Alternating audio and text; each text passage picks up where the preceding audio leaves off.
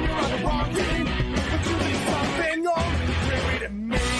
I know you're thinking that by now it should have said him back. I know it all, you've been smart attention.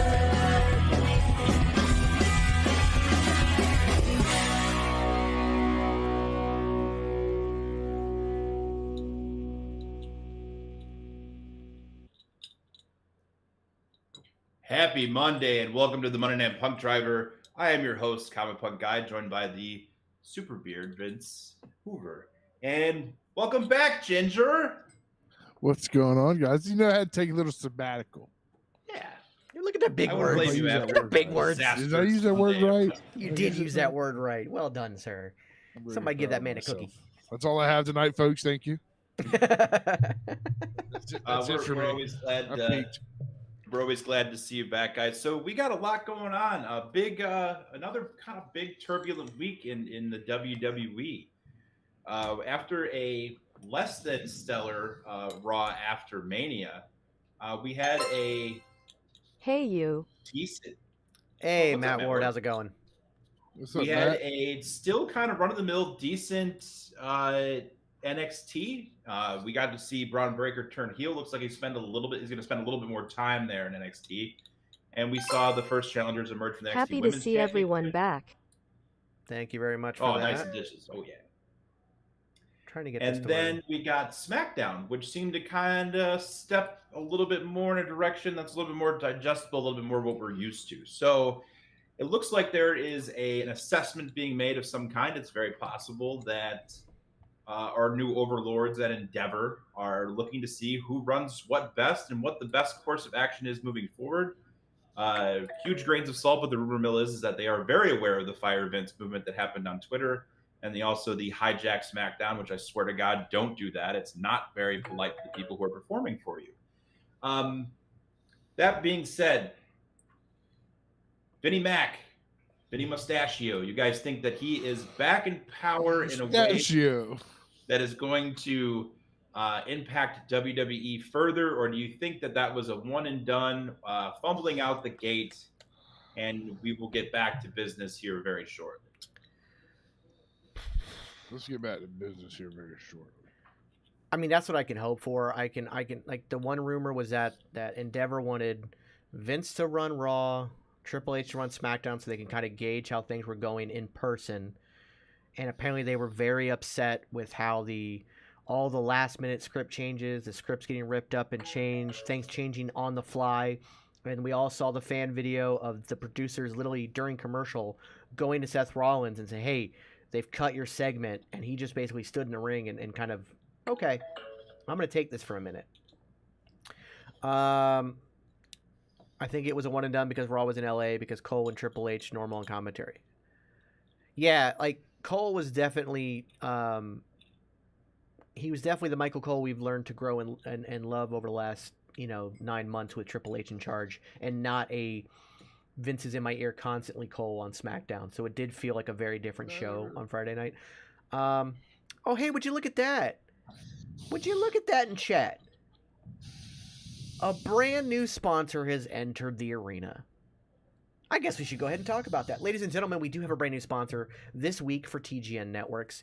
It is called The Call of Dragons. Now, you've probably seen 1,000 ads for this game on TikTok. It is all over that app.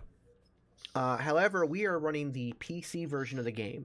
So if you hit !COD in the game, download the game, and get yourself to level 7 and join an alliance, that is all we need you to do.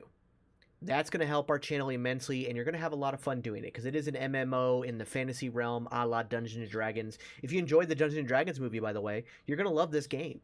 The graphics are insane. Insane, especially on PC. It is insane. This game runs so hot, so awesome. It's a lot of fun. You can build up your army and build up your characters to become a magical warlord. So download Call of Dragons using our link. It's !COD in the chat. Get yourself to level 7 and help the channel grow.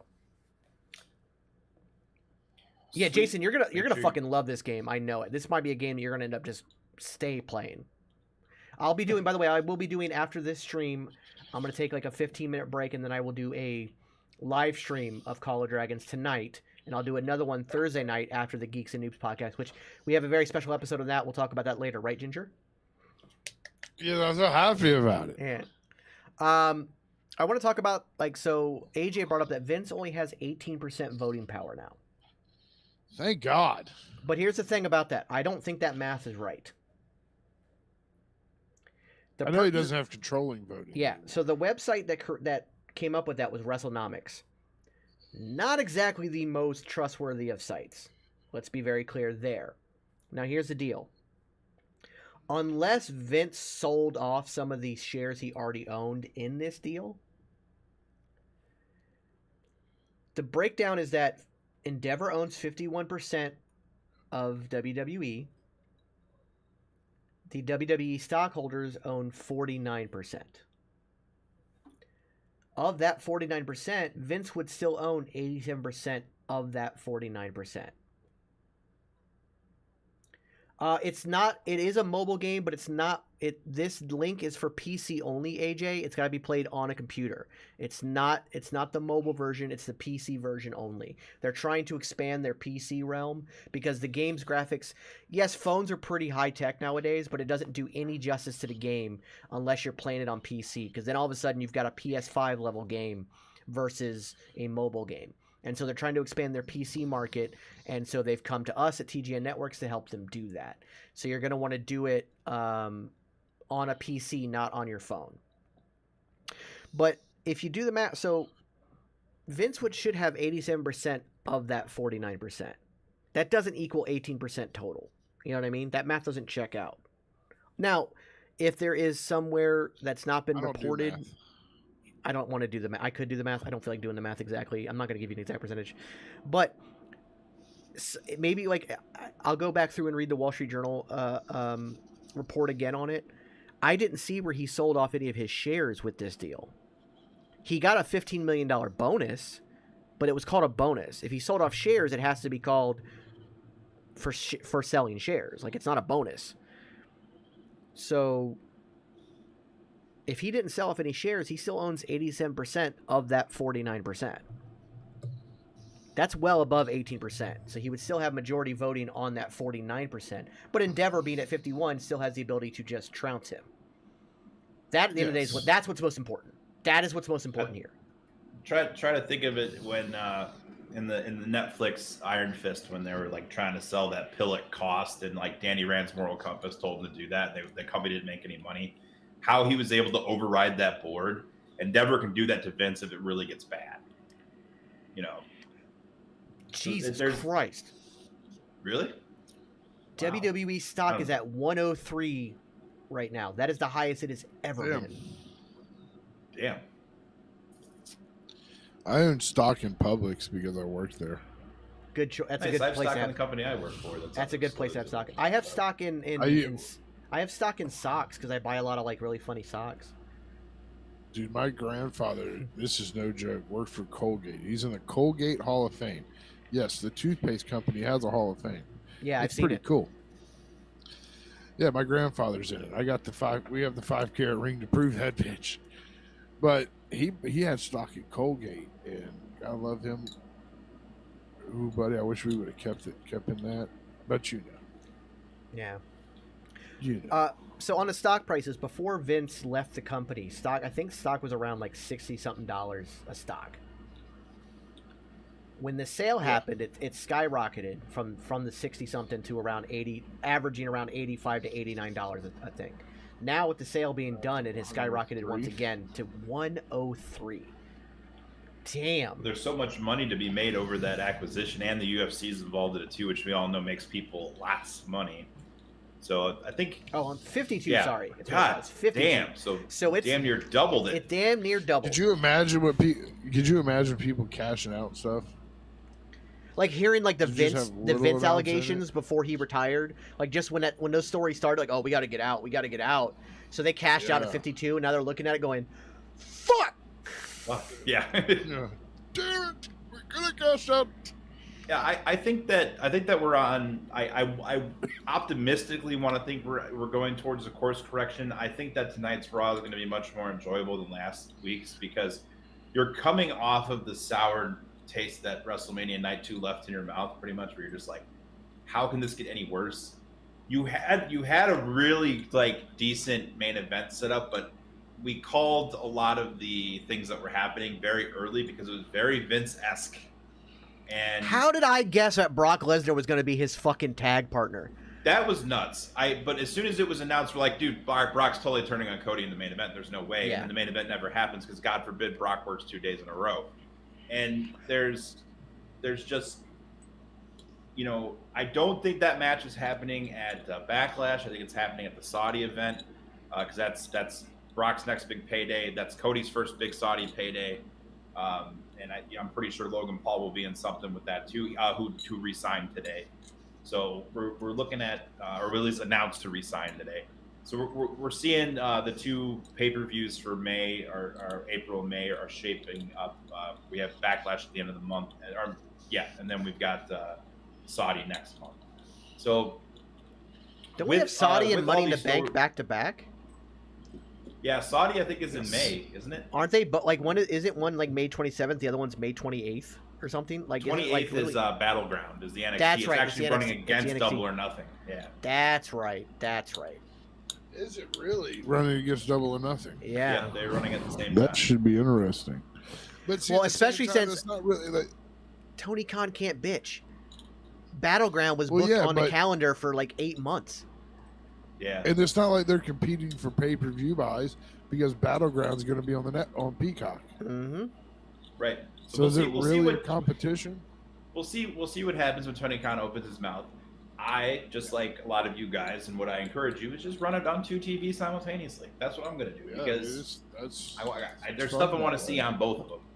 We're gonna have to for way figure out how to different do we're gonna have to figure out how to do a watch along where we're watching both. But then again, Jackson and I are gonna be in Houston, so fuck it. Who cares? I'm not gonna be able to run a watch along. I would not to be able to do this. I will be in the Houston area. Yeah, we're gonna be in But Houston. so then. with everything moving forward, a lot of people were bitching about going into this. The more people who were against Cody's arrival in WWE were saying that other than Seth Rollins, Cody didn't really beat anybody to get into the spot where he is now. He got hurt, pops up at the Royal Rumble, wins the Rumble, gets to WrestleMania, and shits the bed. So the overarching thing here is that those people are now kind of getting what they want or what they wanted. He's going to fight Brock Lesnar and he's going to win, most likely. And you're going to see this momentum for him start to build. I've got a couple buddies in a couple chats that were saying that they did this for the reason of Cody comes in hot from a rival company, basically steamrolls his way through his 2 feuds, gets hurt, and that, hey, we can never plan for those types of things, wins the Rumble, and then goes on. And then you have him lose to break him down, and now they're going to build him back up again within WWE to prolong the satisfaction of him finally beating Roman Reigns. I think that's bullshit because AEW fans were like, see ya, fuck off, bye by that point. I was in Chicago when they threw, I was at the Wintrust in Chicago when they threw his weight belt back into the ring. AEW fans were done with Cody Rhodes. His attempts to get over as this super clean cut good guy who went bad and dyed his hair when things got real hairy. Couldn't compete for the world championship, won a bunch of TNT championships. And even though he didn't go over in a lot of feuds he was in, he still got a positive rub coming out of them. A prime example of that was when he was having the feud with Andrade. What's the thing that everyone remembers from that feud? Cody going through the flaming table. Nothing about Andrade. So Andrade didn't really get much out of that. Yeah. And he kind of did the same thing, as the end result of a lot of the feuds he was in. So I don't believe that was the case, but I do think that there might have been a decision made by Vinnie Mac or someone else that let's break this guy down instead of giving him everything coming into the company, and see him go on this quest where he does have to kind of go through some challenges first before he gets the shot again. That being said, if anyone from WWE Creative is watching me, can I get the screen for this one? Yes, you can. Just a second here. If anybody from WWE Creative is watching me, do not put Cody Rhodes in the Money in the Bank match, and you better not give Cody Rhodes a spot in the Money in the Bank match. Don't have him win it. Don't have him win it off of somebody. Keep him as far away from that event as possible. Maybe give him a singles match in the opening, but do not put him in the match. I don't want him anywhere near a briefcase. You can take me down. If I see Cody Rhodes carrying a briefcase, I'm gonna blow up a building. I'm going full Heard it domestic here terrorism. first, people. It'll be empty. It'll be abandoned, but it's still gonna do it. No, I Because agree. there's no reason. Jesus, No. EG. The moment that you go back to back, with these really big endeavors, when you go back to back with the Royal Rumble and then you follow it up with the Money in the Bank, we'll all turn on them. All of us will. Because Except then for it will Jack. become, that is Vince booking, and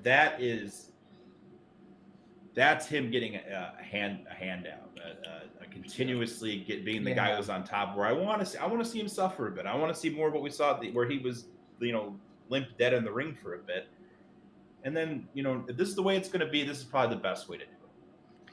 Yeah, so Jason laid out the schedule. King and Queen of the Ring is May 27th. That's the Saudi show. Again, that'll most likely be main evented by Brock versus Cody. And then you got Money in the Bank is Saturday, July 1st.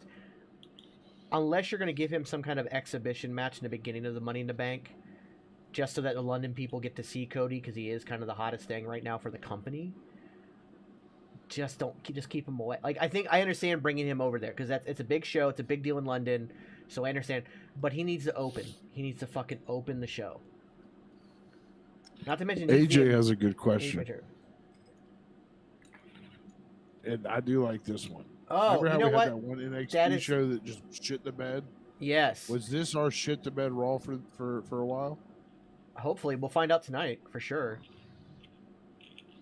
I mean, it sucks it happened after Mania because that's usually the Raw, the whole world, the eyes of the world are on, is what they claim.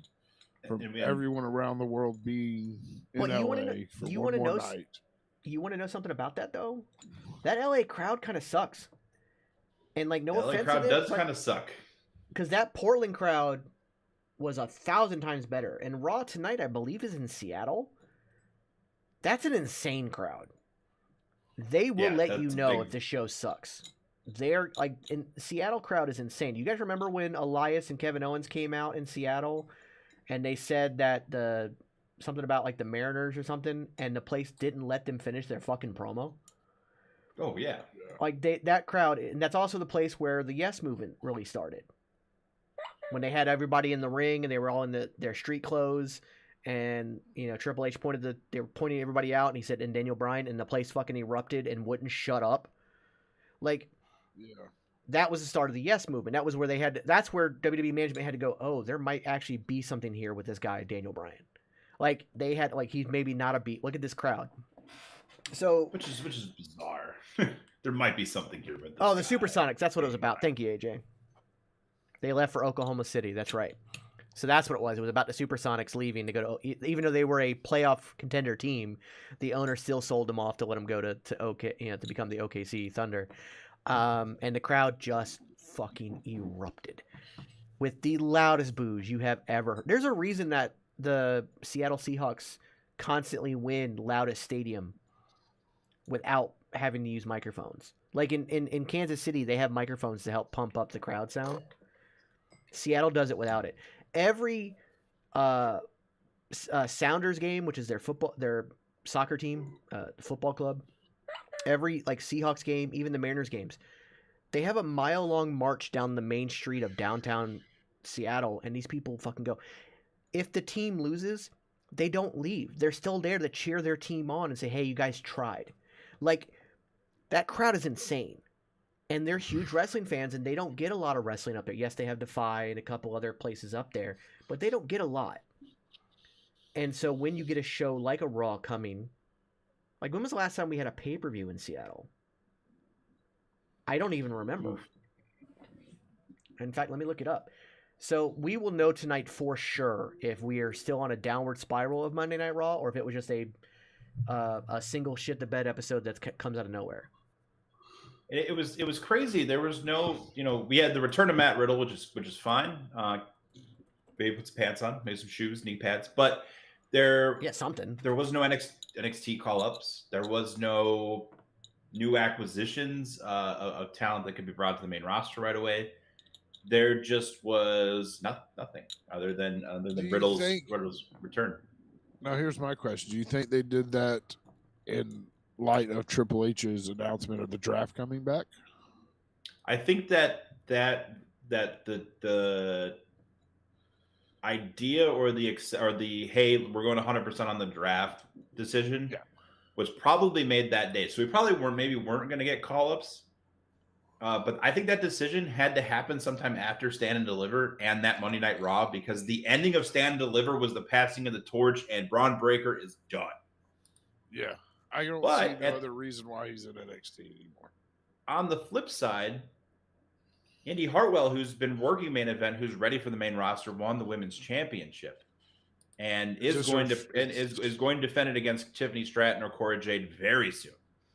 So is Indy Hartwell just a transitional champion, though? I do believe that whoever she goes up against next is probably going to beat her. I really thought that they were going to do an open challenge thing and she dropped the belt then and there if she was going to appear on SmackDown.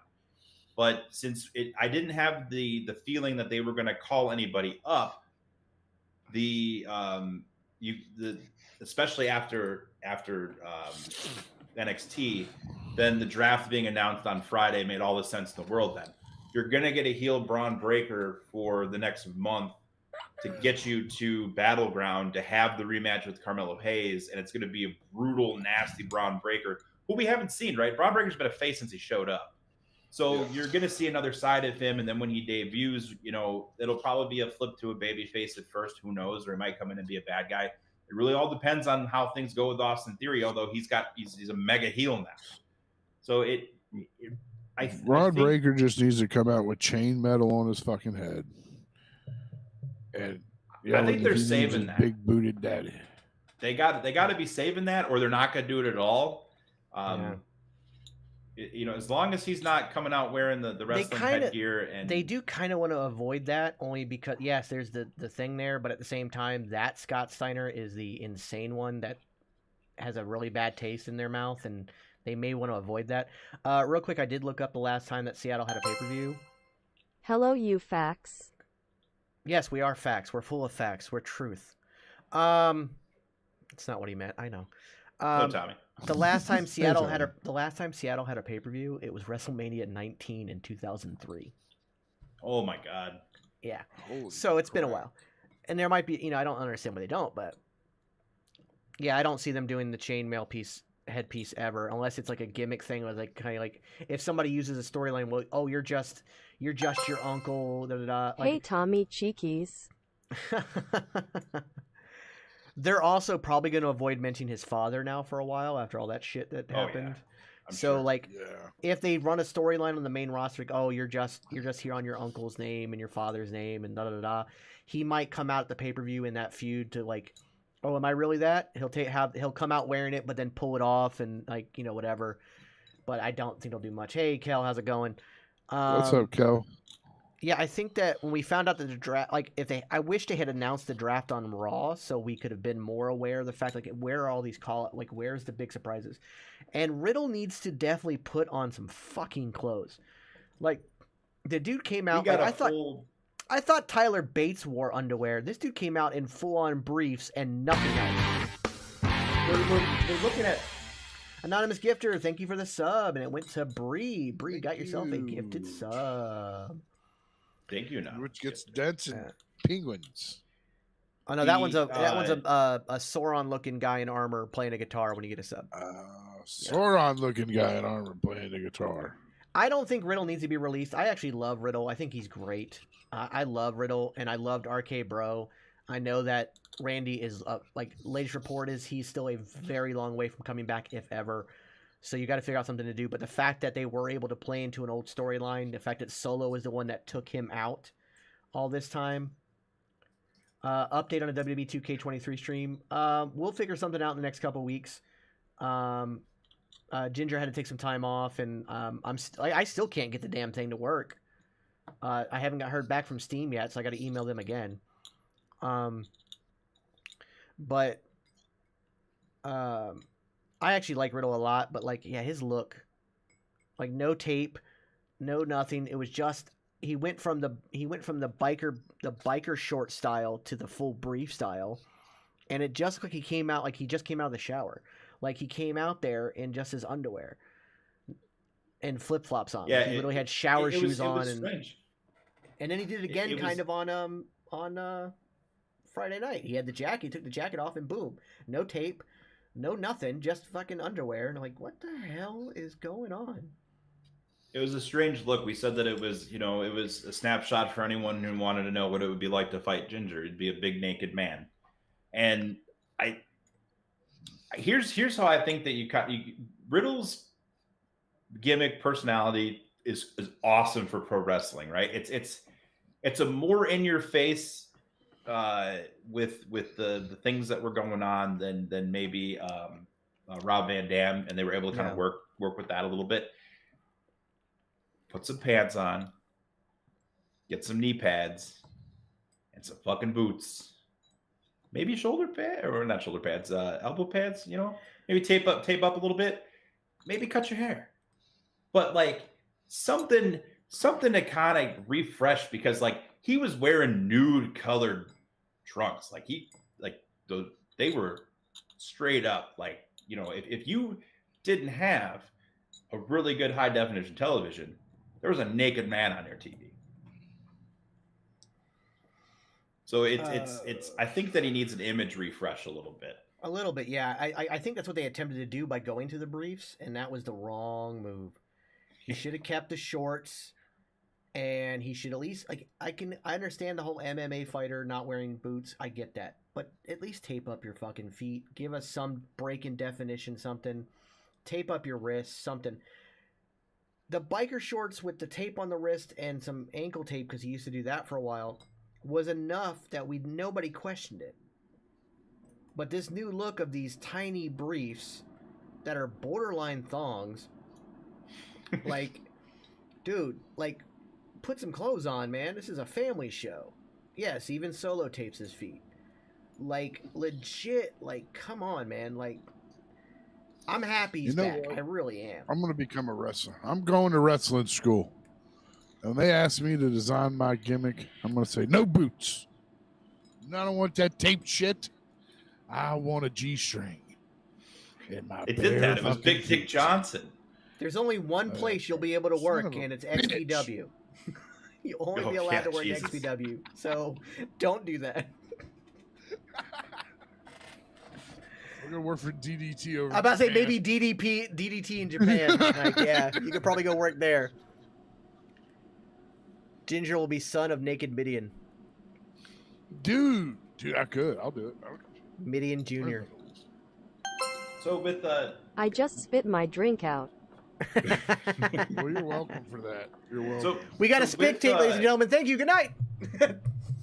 Yeah, I'm done. Cut the feed. We'll never be as over as we are right now. That's it, right there. So we've peaked. I think with everything they had kind of spinning out of Monday at Raw, the most important thing is we're getting the women's tag team championship match tonight between Lita and Becky and Rochelle Rodriguez and Liv Morgan. I'm not really sure where that's going to go. I don't know if they are waiting to see. The rumor, again, huge grains of salt, damage control is broken from Bayley. If that's true, that sucks. Would like to have seen that kind of go a different way, other than to be very quietly dismissed and they start coming out by themselves. Unless something erupts out of that tonight. They are also talking about potential opponents for Bianca Belair, and Dakota Kai and Io Sky were on that graphic, separated from each other. So I'm hoping that wasn't the last hurrah of Damage Control. I've had a lot of fun with them. I get that they lose all the time, but I think it was a cool way to introduce, Io Sky to the main roster and reintroduce Dakota Kai, and kind of just have something a little bit, different. Having the mentorship with Bailey, I think, was a good dynamic. So I hate Thank to you, see AJ. if that's the way that went. Thank you, AJ. What if we get this? What if we get this? And this is just speculation. What if Bailey's out there by their side tonight? Trish is out by Lita and Becky's side. Bailey attempts to interfere. Trish stops her. Damage control loses. Becky slides in the ring, or Bailey slides in the ring afterwards, trying to like console them or whatever, and they turn on her and just beat the shit out of her. Because the latest rumor I've heard is that Bailey may be going back to something similar to her hugger gimmick. That I'd be very. Now, I don't think it'll be a straight up hugger straight up. gimmick, but I think that they're Yeah. going to maybe turn her face. AJ, I'm actually answering that question right now. I'm glad you asked. I think that by having damage control like straight up beat her down, she can go back to being a face, and she'll take a little bit of time off and then come back and like maybe cost them another match, or cost one of them a match or something, and then start a feud with one of them. Because I'm like, Bailey versus either one of them would be huge. Yeah. And then you can start heading towards Bailey for some title. And I think she's technically, they're on SmackDown technically. Yeah. Like, we have the draft coming, so it doesn't fucking matter. But could you imagine a face Bailey versus Rhea? Yeah, that'd be real. That'd be fucking fire. Sign me up. Mhm. That'd be fucking Tommy fire. says, So bring back the inflatables. she murdered them.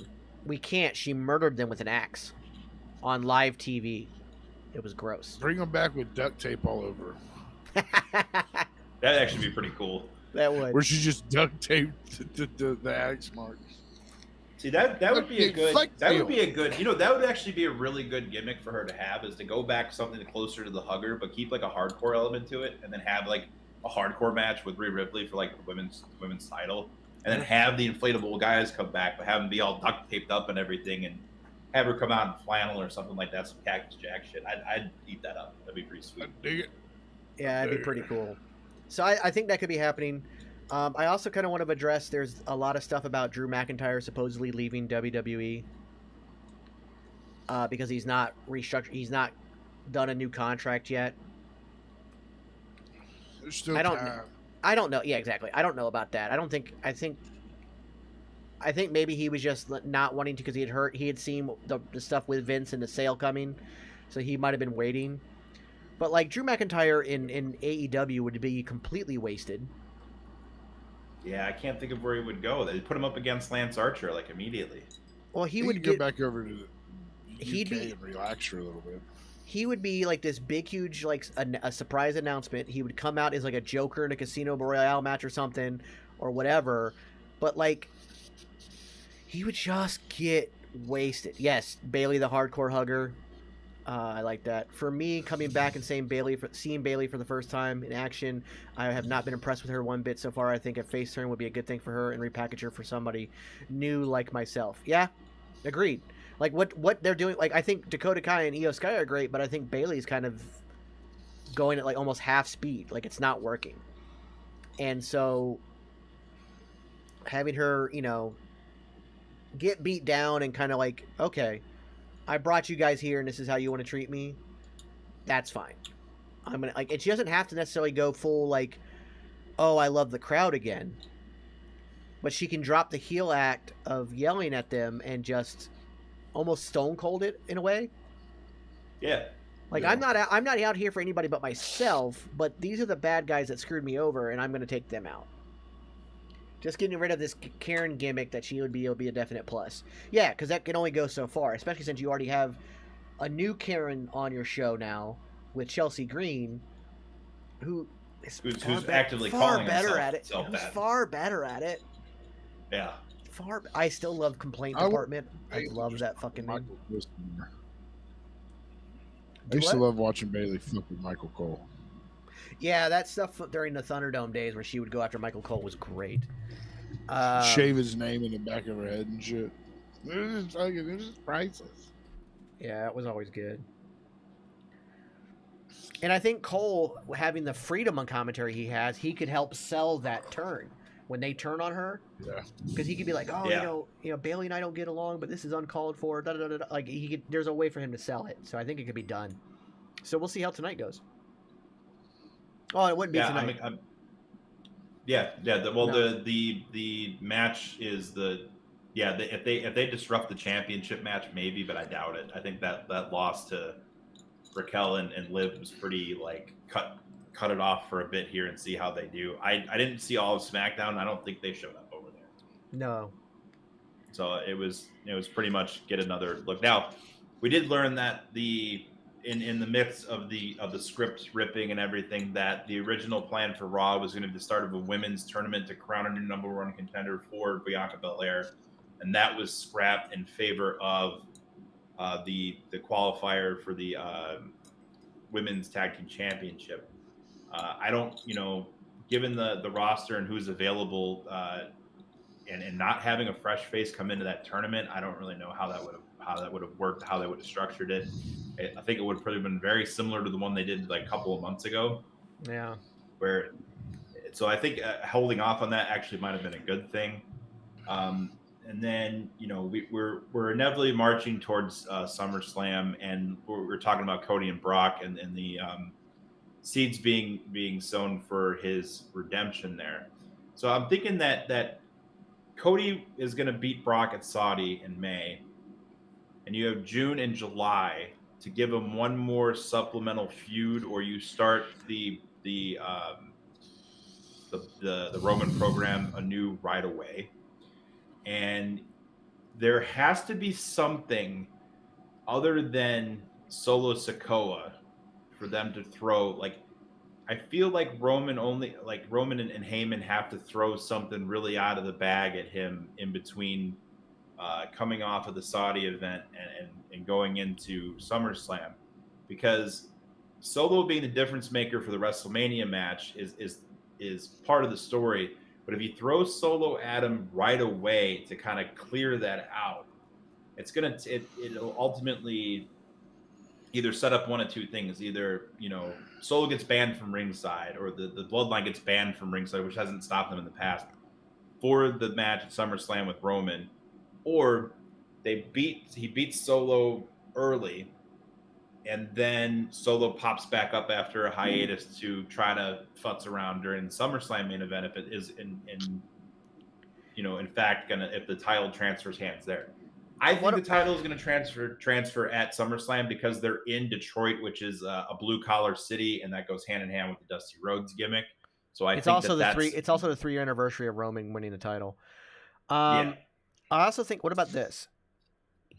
You could have Cody, after the Brock feud is over, he could go through the bloodline one by one, and each win is like, okay, this person is now banned from the arena at SummerSlam. Or you could pull a Daniel Bryan WrestleMania 30 if he beats Solo in the opener. He can then go against Roman, and everybody in the bloodline gets banned from the arena afterwards. Like, if he wins this match, they are banned from the arena, but Cody's still beat up. It's still like, oh, he's still a major underdog here. Roman still has the advantage because they could do like what Triple H did, where after the match he beat the crap out of Daniel Bryan. You could do that, and it could lead to a damaged Cody going against Roman in the main event later that night. And then he conquers and wins. Like, there's a lot you can do. And I don't mind retreading that storyline for this, because I think it works, because you have the bloodline involved, and it's kind of like the Authority. So it feels almost like that. But, like, if he spends June and July, set it up to where, okay, if I beat them all, they are banned from the arena. Like, they can't even show up. Like, they will be arrested, like, and have some, like, we see clips of them trying to get into the arena and they're actually arrested and taken to the, that kind of thing, to really guarantee it is just Roman and Cody. And of course, Paul Heyman will probably still be there, and he could maybe trip Cody at one point or something. But if Cody, like, with how much of a madman Cody can be with some of this stuff, it's like take for instance doing the Hell in the Cell with the torn pectoral muscle. and where he's headed. I could see something as in, yeah, he goes through the bloodline like one by one in the pay-per-views leading up or whatever, and either the last match is a 2-on-1 with the Usos, or at some point the opener for SummerSlam is an ambulance match or something with Solo Sikoa to get him out of the arena. And then subsequently, maybe, you could put the stipulation to ban the rest of the bloodline also, or he survives an encounter with the Usos after, or Jay stops Jimmy from interfering, and then you get Roman's next feud after that. He'll probably take time off until probably the Rumble after SummerSlam. And then you can have Jay go over as a face, feud with Jimmy, goes into the Royal Rumble, and then gets eliminated by Roman and sets up their WrestleMania match perhaps for the following one, however it is that they want to do it. But I think they got to do something big, and Cody's thing is to always go big. So if they do the 2 matches in one night, the double duty, I'm thinking something big with Solo to one, put Solo over even more than he already has been, but it really just skyrocket him at that point as a big monster heel. And then just after going through an absolute brutal barn burner for like an ambulance match or something along the lines of that, now you have to fight Roman, and that's where, because Solo is completely neutralized, whether he's in a shark tank or a shark cage, or he's been arrested, or he's been put in the back of an ambulance, the difference maker's not there. Heyman gets distracted. Heyman isn't where he's supposed to be or whatever, and then Jay stops Jimmy, and then Cody is able to win, get a clean win off of Roman. So yeah, first off, Michael King over on YouTube, that's All Wrestling for Life, said, "Hey, how are y'all? We are doing good. Thank you for popping in on YouTube." What's going on? The other thing we have to remember about SummerSlam is not only is it Roman's 3rd-year anniversary of winning the title, it's Dusty Rhodes' 34th anniversary of entering the WWE. So it's a big deal for both people. And while Cody's wanting to get away from it, being just his father, because that does kind of hold him back a little bit, it's still also about winning this first one for the family and finishing the story. Do it for the family. So I think SummerSlam is where it's going to happen. I'm still really shocked they didn't do it at WrestleMania, but fuck, that was last night. Thank you, AJ. I'm going to watch it tonight as soon as we get off air. Actually, yeah, I'll watch it after. Gotta go. I will. I wouldn't leave you. I'm gonna watch it after I do the 2 hours of gameplay for Call of Dragons tonight after the episode. But yeah, it's immediately following Raw. It's definitely like interesting to see where this is going. I still think it should have happened at WrestleMania. I don't remember the last time we got we tried looking it up. Like, when was the last time we got a really good feel good moment to end WrestleMania? It's been a while, and it feels like they stopped doing it to subvert expectation. But now it's like, hey, guys, this is WrestleMania. Can we get a happy fucking moment? Man. Yeah, it's unfortunate to see, for it to go that way. Whatever their grand scheme of things and the reasoning for it, hopefully it leads to entertainment, and undoubtedly it will if it's run correctly and it doesn't suck. But it was definitely a downer. We were all in shock. That's how that went down. I think we said either WrestleMania 30 or 31. Yeah, I think it was 31 was the one we said was the last one, because we were saying it was 8 years. It was 8 years since the last time we had a good happy moment. And like, for me, like, I would love, like, Cody wins at SummerSlam. He holds it till the next WrestleMania. Seth either wins the Royal Rumble or finds a way to be the number one contender. Seth not only gets his WrestleMania moment back from Cody, he also gets the title. Give me that. In WrestleMania 40. In Philadelphia, where the people will probably be at that point, the Philadelphia crowd might be ready to turn on Cody. But you could also get a heel-ish Cody in that feud by that point, from the Rumble on. You really could. He could just play it up like, dude, I've beaten you. Like, why should I give you a title shot? I've beaten you 3 times in a row. Like, you were the best thing in WWE till I came back. Like, there's ways, so he's not full heel, but he's heel-ish. And then, because Seth Rollins is by far not a baby face, he's just baby face-ish. Yeah, he's a good tweener. So you could just play it up that way. You could also utilize an interaction like that to kind of get the goofy attire off of him. For him to be like, ever since I showed up, I beat you 3 times. I beat you with a torn pectoral. You dress like a goof. Look at in a 3-piece suit and all this other stuff. And then you kind of then we go back to like the burn it down Rollins and the kind of, we get away from the Monday Night Messiah stuff and the drip god and all that. And you kind of get back to a return to form of that, like, the heist of the century Rollins is my favorite Rollins, because it's just like, you weasel, you fucking piece of shit. And then like after that, you're like, oh, this guy's great. Could you imagine he just comes out in that same gear? Oh, that'd be amazing. The heist gear at WrestleMania 40. Because so WrestleMania 30 was where he did the heist of the century, and 31 was, or am I got those backwards? 30 was Bryan Danielson's win, and 31 was the heist of the century. Yeah. No, the heist of the century was before that.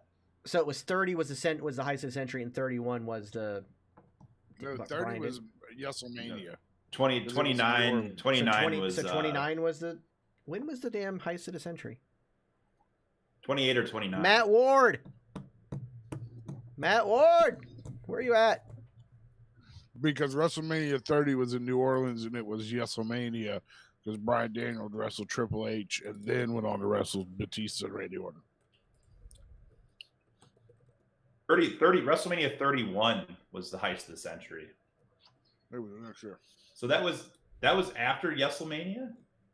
Yep, it was. 31 was the heist of the century. It was after WrestleMania. I remember being pissed after that, though. I don't know. But like I said, I don't consider 31 like, it was kind of happy because we were both tired. The crowd was tired of seeing Brock and Roman in the main event. So Seth winning it was kind of a quasi, but he was full corporate heel at the time. So we were happy in the moment, but immediately come Monday Night Raw, we're like, oh, fuck. The last full happy one was WrestleMania 30 when Bryan Danielson won the title. And then the thing is, that was also a downer of a WrestleMania because that was when the streak ended. But we at least went home happy. Like, so Randy and Seth was the opening match from that one because it was a kick-ass RKO counter of the curve stomp. That's right. I remember watching that. And Daniel Bryan won the IC title ladder match in 31. That's right. Yep. That's right. And the curb stop counter and the RKO, they had been practicing it for weeks and they couldn't time it right, and they just said fuck it and they went for it at WrestleMania and they nailed it. Yeah. So, like, it's been a long time since we got a really happy ending to a WrestleMania, and like 40 has got to be where they reset that, right? You got to.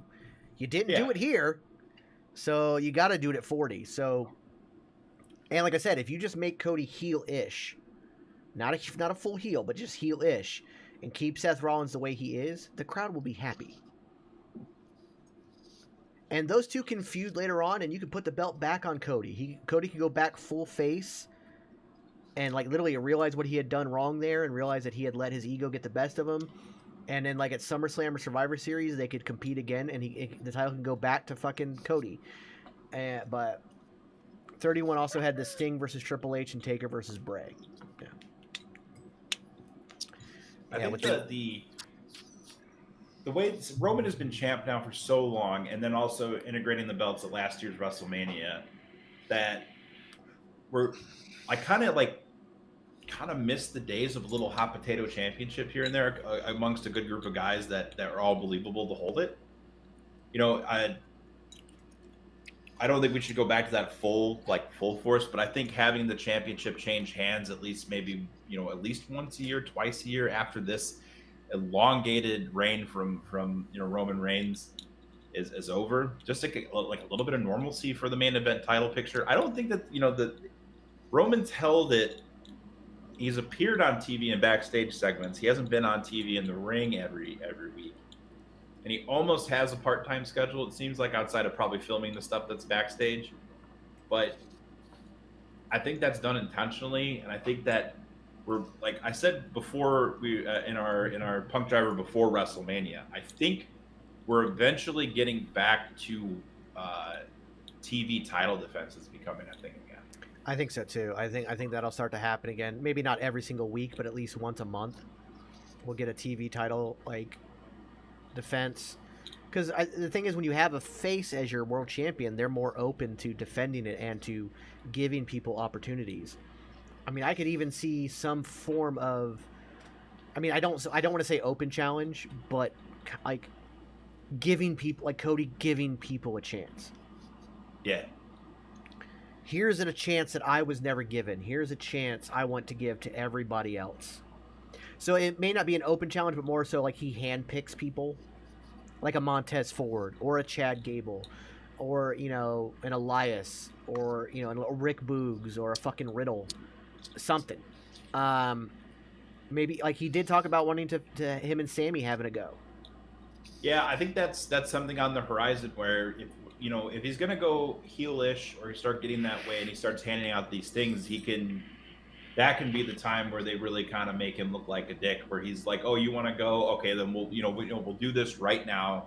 We'll settle this out. And then he just clobbers him, just like unrelentlessly clobbers him. And then, Sammy gets some offense in, but, Cody just completely overwhelms him and it's overkill. You get something along the lines of that. You could also do that like at the Royal Rumble. So that takes Sammy out of the Rumble itself because he's in a title feud with him. Like, all right, you know what? You and me at the Rumble. And so now he doesn't have a chance to win the Rumble to get a shot at WrestleMania, whereas Seth Rollins could win the Rumble and get the shot.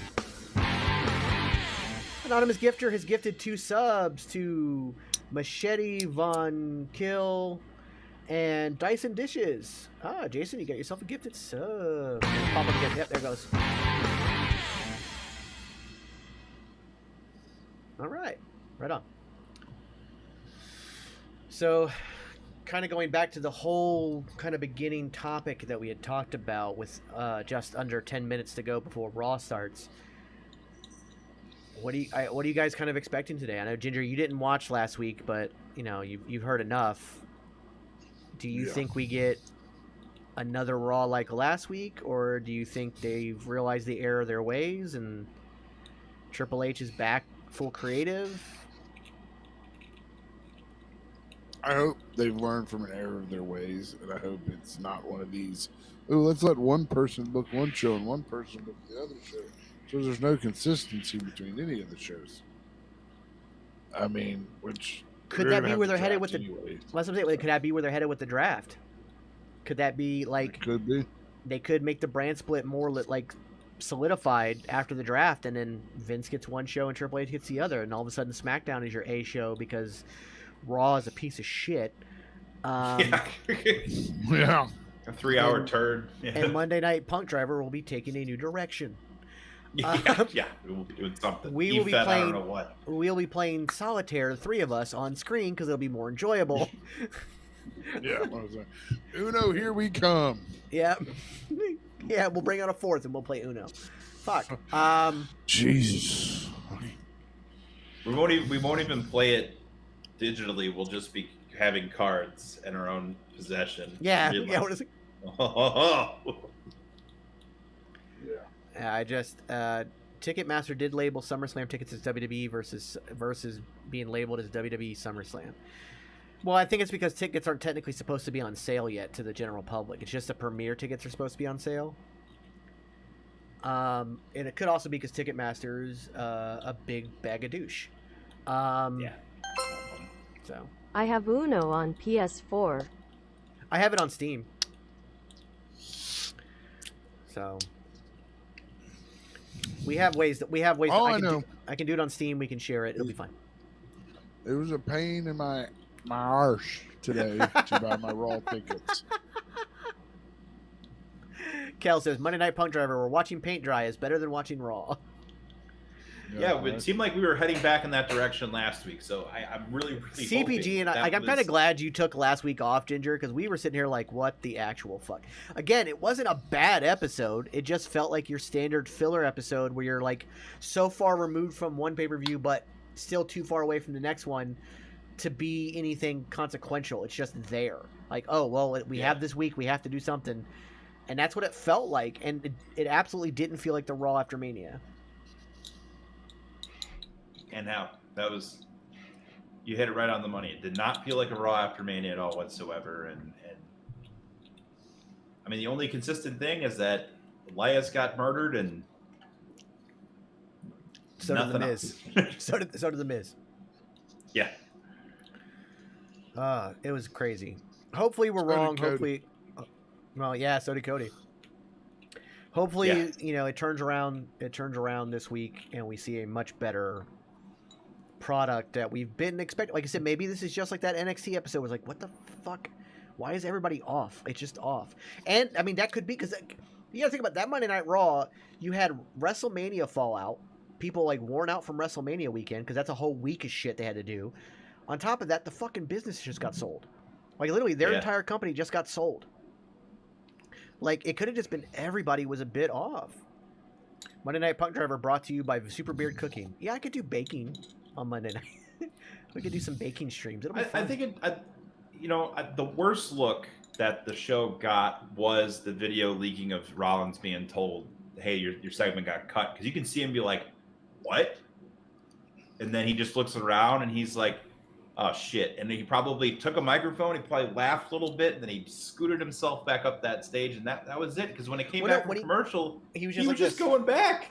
No, when he came back from commercial, he was just standing there like this in the middle of the ring, letting them sing. Yeah. I think he was told to leave, and I think he stood there for a minute. Because that look in his face is like, I might get fired, but fuck it. Like it was like that kind of feeling. Like, so I can make a mean enchilada. Why don't you make a nice one? There's enough hate in this world, sir. I like my enchiladas to be nice. I don't want a mean one. I go to put a fork in it and he cusses me out, flips me off. Fuck that. I got you, Kel. Yeah, it was. I remember when we came back from commercial, you and I were like, "Well, what the fuck was that?" And then you see what the hell's going on? You see the video later on. You get on social media, like, "Oh, they cut his fucking segment." Yeah. There seemed to be a lot of that, and now I understand like the change for the tag team, like the tag team qualifier, because Shayna Baszler did hurt her ankle. So obviously Ronda and Shayna, like that tag team cannot be your immediate ones to compete, but they can come back and be like, "Hey, we won at WrestleMania, beating these other tag teams. Where's our spot?" Why? Like, because the fact that they're not disclosing that she's been injured on TV, you can just play that up like, "Well, hey, what the hell? We won the showcase. Why are we not number one contenders?" Right. Yeah. That's what I thought. I think that's what they're going to wind up doing. If it's not a bad, it's obviously bad enough where she can't wrestle, but if she recovers from the sprain in time, I mean, SummerSlam is more the better place to do that too. Also, could you imagine Shayna and Ronda versus Lita and Becky at the Saudi show from King and Queen of the Ring? That too. Also, that's definitely a really good possibility. So if it's just like if it's just an ankle sprain, she'll need a couple weeks, like 2 or 3 weeks off. That falls perfectly into the King and Queen of the Ring. Mm-hmm. And honestly, like the Saudi crowd would pop if Shayna and Ronda win. Oh yeah, they'd pop for Ronda. Say what you want about the politics behind the whole Saudi deal. That crowd is fucking hot, and they just the fuck. Hold on. Wow. Like somebody trying to break into Cat's CPG's house. now. He might come back wearing a new fur hat because he skinned the fucking cat. Yeah, looking like Davy Crockett. Yeah. Check out our new merch for Monday Night Punk Driver. It's a fur-covered hat. It's a 101, people. Yeah, It's one choice. I just feel like tonight's Raw is gonna set. It's gonna answer a lot of questions, I think. UFC action figure 2-pack, Rousey and Holly Holm. Holly Holm is. You want to talk about the epitome of getting lucky? Like, I'm not saying Holly Holm's not a good fighter and didn't deserve that win, but the fact that she got lucky because she got dominated by multiple fighters afterwards, and has since retired. Ronda got in that same place that Anderson Silva did, where your ego gets so big that you feel like you're almost invincible, and then you get caught with a shot, and it kind of ends your career. Like, and then like Ronda also has such anxiety that she never got back out of it, and then her next fight she got taken out because she just couldn't get out of her own head. So yeah. On that note, it looks like it's going to be Raw starting in just a minute. So we'll see. Hopefully there's not going to be more like WrestleMania recap videos. I think 1 week of that is enough. Oh, sorry. I mean, it would have been I can understand the 2-pack. Let's be honest. That's a huge moment in UFC. I'm waiting for Holly Holm to show up to WWE. I'm here to whoop your ass again. Well, you know, Conor McGregor's been teasing it already. Yeah. And Dana White's already said he's All right, open here to we more. go. He's open to more people like crossing over from UFC. He talked about that. So maybe guys that are like their fight careers kind of wrapped up. What'd she break? It didn't break. It was a tequila bottle.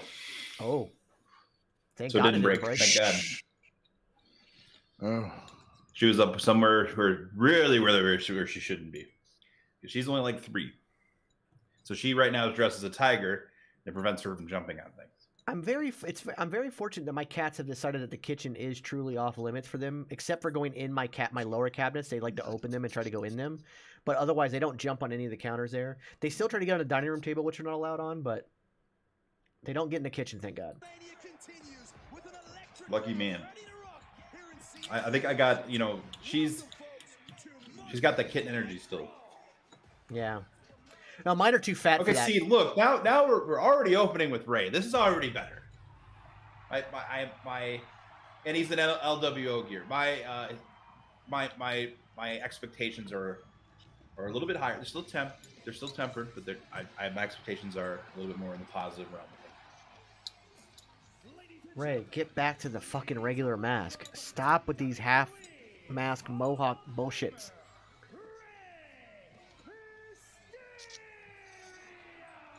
Defy Wrestling just posted Nick Wayne first championship match. It's a fatal 4-way with Gringo Rico, Commander, and Ariz. Nice. I heard something Him that and Commander could go at it, and that would be kind of cool. McGregor was going to be Vince's illegitimate son. Yeah, I saw that troll post too. There's no legitimacy to that at all. I really hope they don't like. I know there's no. I know the account that the account I saw it on is a full-on troll account. Like that's what they do. Like they don't hide it, so they just say the stupidest shit. And sometimes it gets picked up and people think it's real. But God, if they did that, that'd be.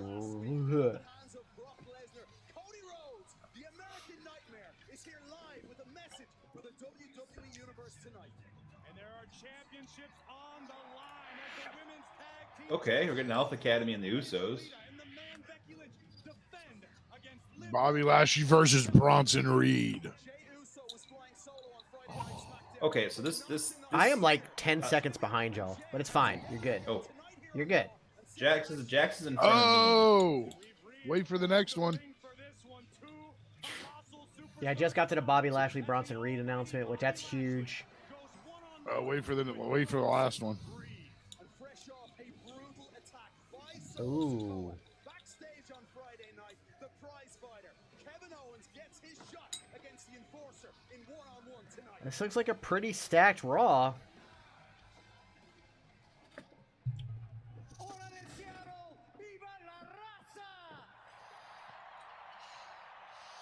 Yeah, the lineup looks way better, Kel.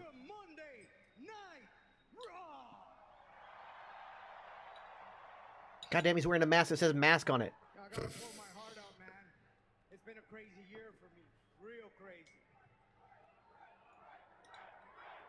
In case you didn't know, the thing covering his face was a mask. In massive 2-inch fucking letters, it says mask. Ray, it's not even a full I've never mask. understood that. It's not, he had the goat mask, like he had that, but this doesn't even have that. It just says mask. Last week, it should have been a dream come true going into the WWE Hall of Fame.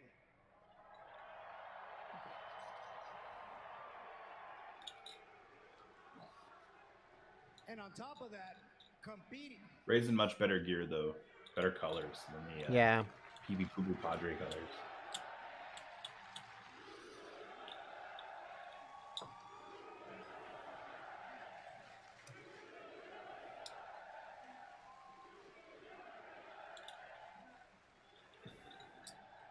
On top of that, competing at Oh, the biggest WrestleMania of all boo. time. Yeah, but instead, I ended up facing my own son.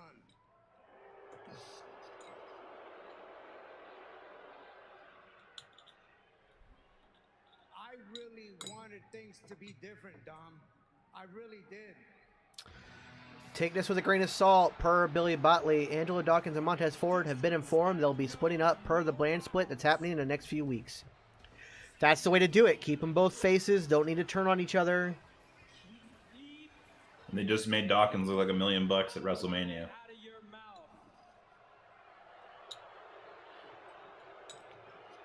I was talking to someone at work about it, and they went back and we were looking at some of the bigger wins that the prime time or the Street Profits have had, and damn near all of them have been off of spots that Montez Ford was heavily involved in or set up, except for this WrestleMania.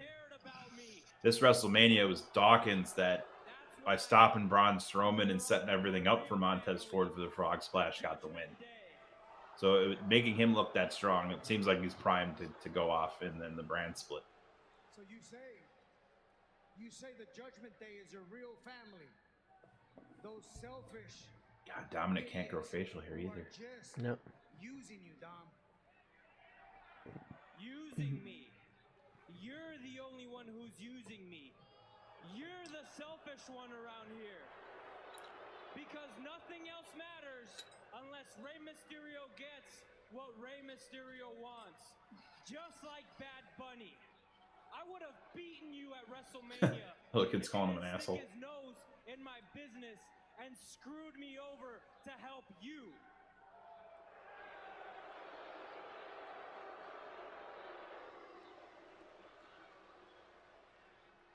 You're using him just like you used me.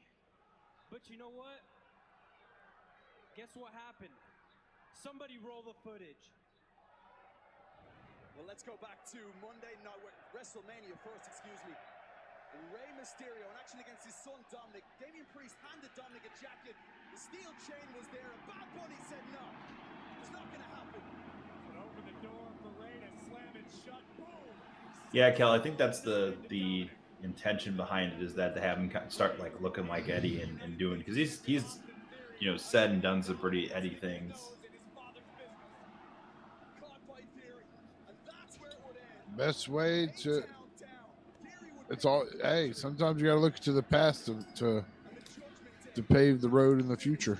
Yeah. Dominic viciously assaulted his fallen father and disrespected the Judgment Day would catch the attention of Bad Bunny, who was here as a spectator. Bunny would beat Dominic to the punch and flatten Dominic, which would draw the ire of the punishment of the Judgment Day. Damian Priest, The hottest recording artist on the planet today, Bad Bunny. Let me just tell you how much I love Bad Bunny. He ain't afraid to take a bump. No. No, not at all. I remember when they announced him, and I was like, "Oh boy!" And then all the credible, were like, "Hey, this guy's the real deal." And I'm like, "No way!" And then when he had his set of matches in the Rumble appearance, I was like, "Damn!" Yeah.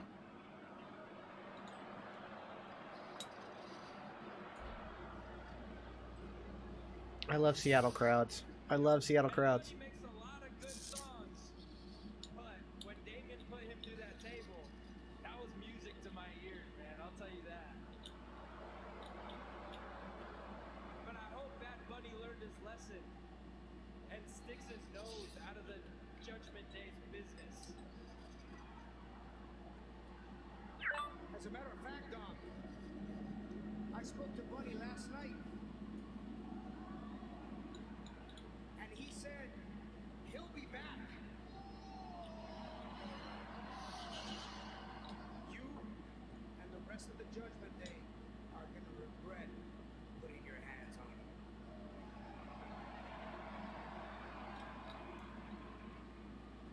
More empty words from a deadbeat dad. Big game.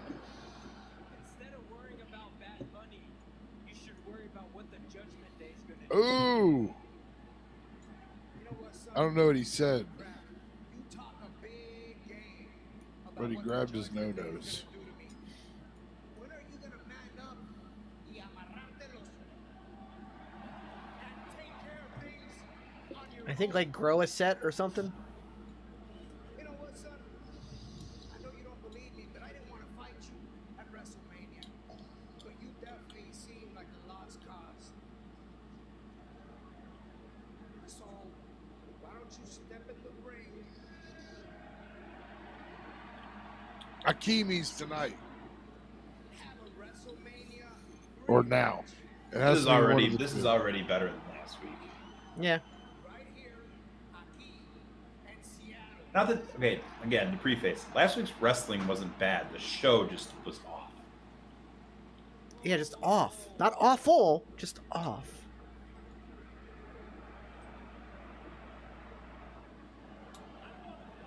Ooh, Ray just called his son a chicken shit. But I know who will. Oh, he's got a grade 2 calf tear. No, he was fine going. He got cleared for the Hell in a Cell. He had one before it, got cleared, but he does have 14 staples in his fucking head. In a match with Edge at WrestleMania now, prepared to go back in action to take on the Hall of Famer, Rey Mysterio. Balor. Well, we're already off to a somewhat better start. That crowd is hot. Crowd's very Yeah. hot tonight, so that'll help out. Yeah. Yeah, a bunch.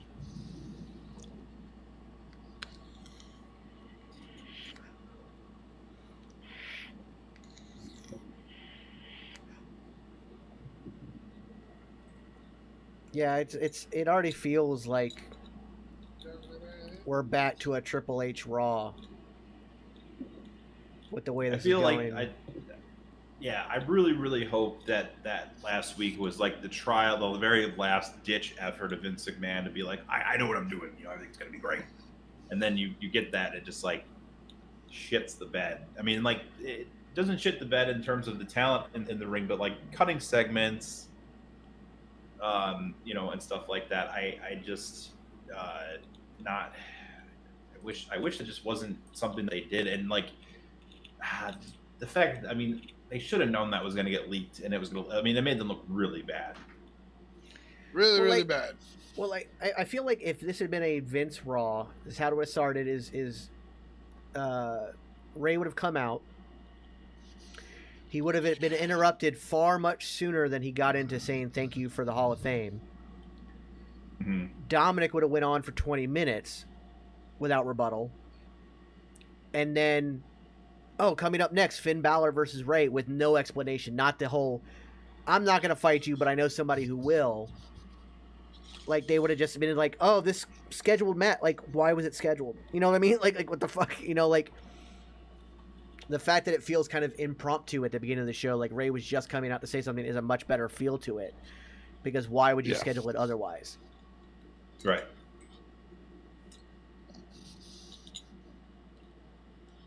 AJ, it feels that way. Yeah, But it we will really never does. know. We will never know. We I don't think I probably- want to know. I think I just want to blame Triple H. I think That's that what I'm going to do. there will be something said probably in the next 5 years about it. Probably. I did see one of the worst takes ever, but the person who was giving the take is one of those people who's like 18, maybe 19 years old, and again thinks that a certain former president walks on water. Oh, well, And they were saying that FDR fights werewolves. yes, yes. FDR, not FTR. FTR is the formerly the FDR. Reviver. So FDR fights. But anyways, they were saying that because he took a clip of the media scrum from Night 2, where he was saying that Triple H said that Roman Reigns is just on a whole different level, and he was basically saying that Triple H is flat out lying because it's an objective truth, his exact words, that Roman is the worst wrestler in the world. And I was like, first off, that's not an objective truth. Second, he is on a whole different level. The man comes in and he's at that level where he can just do very little and still get over. Yeah, I think Cody would have to said say Roman is a bad wrestler or that Roman is not over that's just there's nothing farther from the truth. I mean, yeah, we love to hate him. That's the point. He's a very good. I don't think either of those things. Yeah, and in ring, he can run with anybody. He was also saying that it was Can just he proof run that Triple with the fat naked guy. He was also saying that it was proof that by Triple H saying that and lying to everybody, his words again, it's proof that Triple H is an even worse booker than Vince. And I'm like, I hope to God you grow. First off, I hope they start teaching history in school again because they're obviously not. But second, I hope to God you grow up and mature at some point because you are so far removed from reality. It's insane. Yeah, there's a difference between not liking a wrestler and them not being good in the ring. There are wrestlers that all of us don't like that are really over, that have people that massive, massive followings. Okay. And I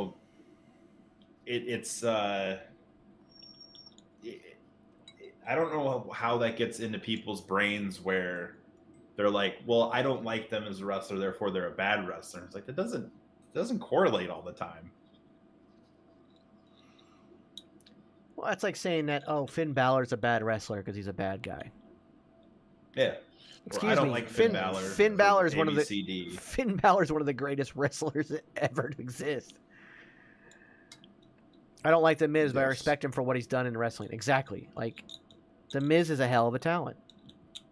And more so than most because he's had to overcome a lot. Yeah. They need to do one of those biography documentaries on The Miz.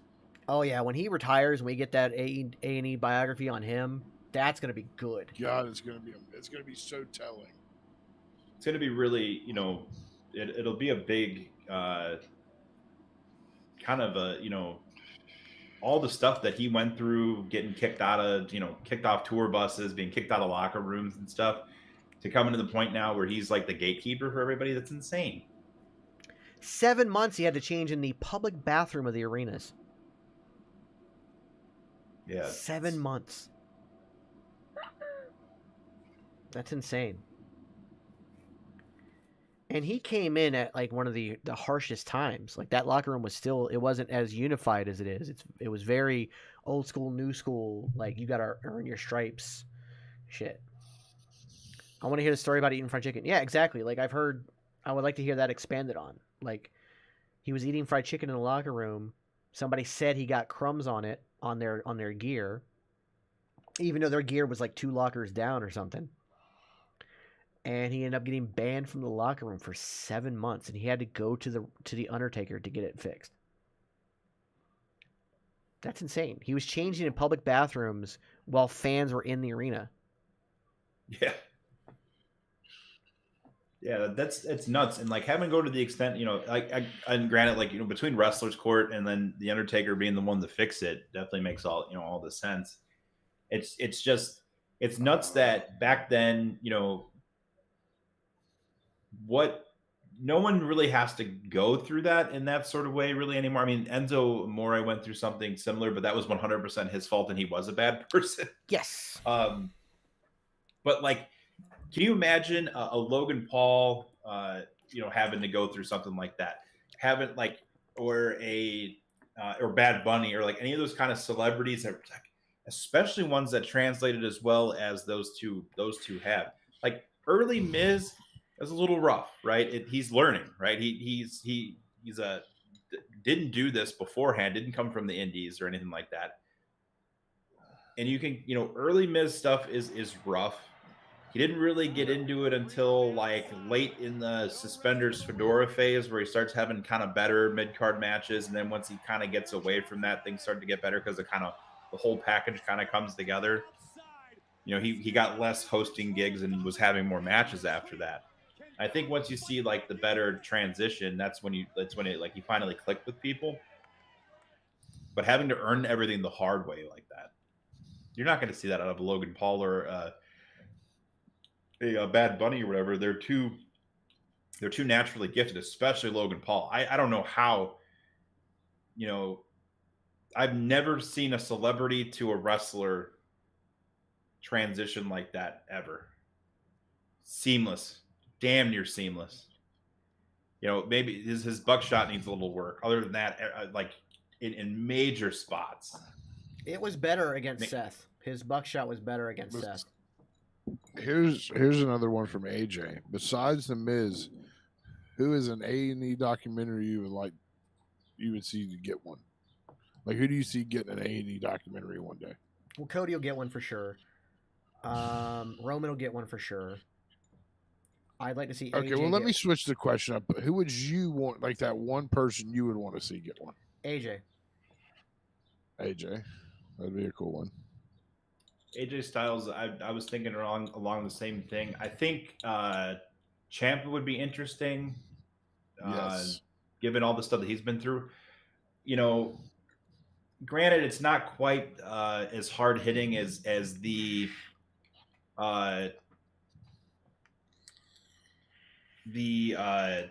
not as hard hitting as like the Percocet Kurt Angle stuff, but like Matt Riddle too, like where his headspace was before he kind of took his getting kind of caught up in the getting swept up in the speaking out movement and things not quite being 100% true and all this stuff going kind of back and forth. So it's nuts that like it'd be nuts to see what his like kind of how that actually mentally taxed him, because like going to rehab for what he went to rehab for is kind of not looked on as a very serious reason to go to rehab, right? There's a joke in Half Baked with and it always seems that something that's kind of is not really taken very seriously. But unfortunately, sometimes something as simple as that can be a really big deal. I remember a couple interviews with Becky Lynch where she was saying, hey, before WWE, that was my life every day.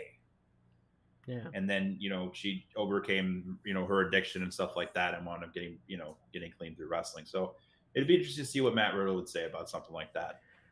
AJ says Orton, Matt says Matt Cardona, Kel says RVD, which RVD just shut down his CBD company.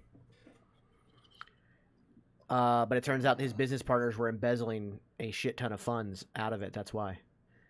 Oh shit. Yeah. There's a lot of guys like I'd like to see. Like I think Triple H would be a good one. Shawn Michaels. I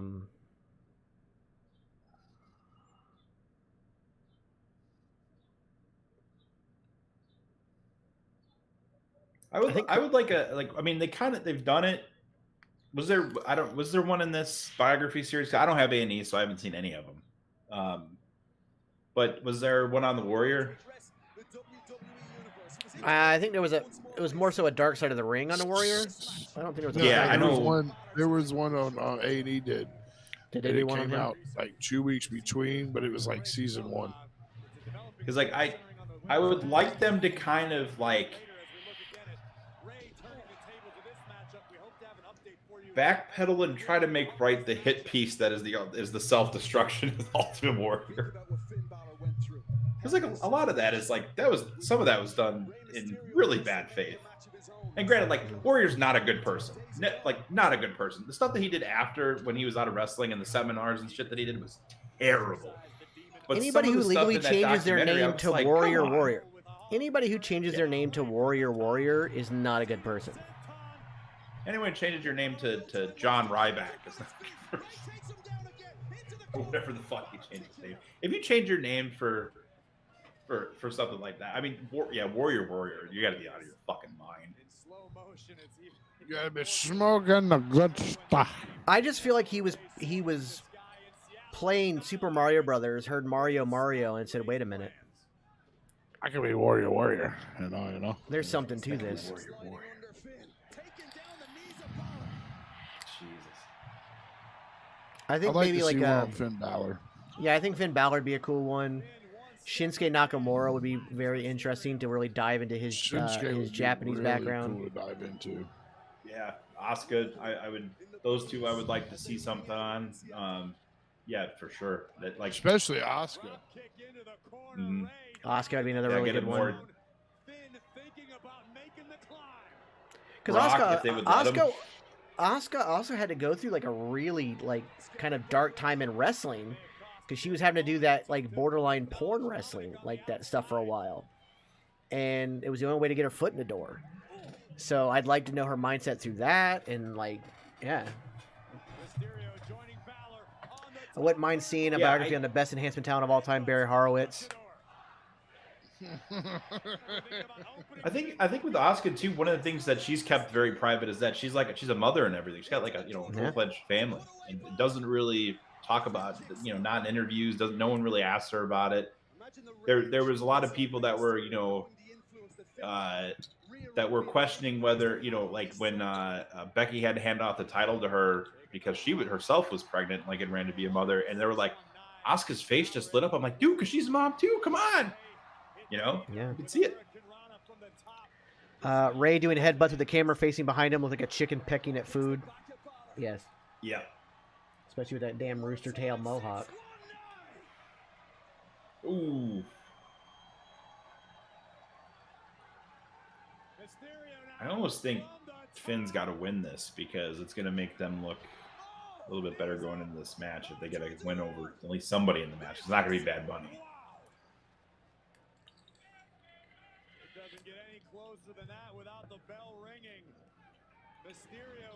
Sewer back. What's going on, Nate? Nate, how's it going? What's up, bud?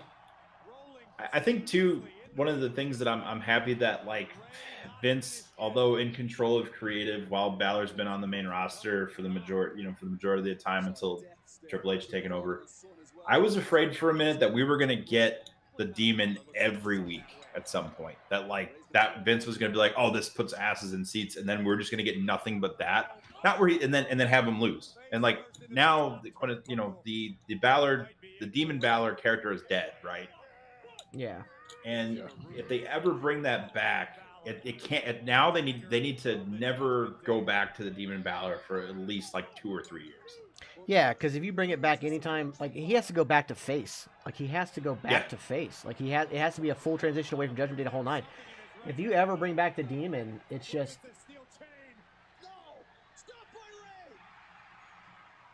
Nice. Yeah, you have to completely redefine his character and then have him a reason to bring it out. And it just, that's another head scratcher of a finish. Edge doesn't need the win. Like he's going on vacation right now. Yeah, I just don't get it. Nothing. Raw's actually watchable, or doesn't. I shouldn't say watchable. Feels more on point than it did last week. I'll say that. Yeah. Much. I'm really enjoying this match. Come on, Dom. Attack Ray.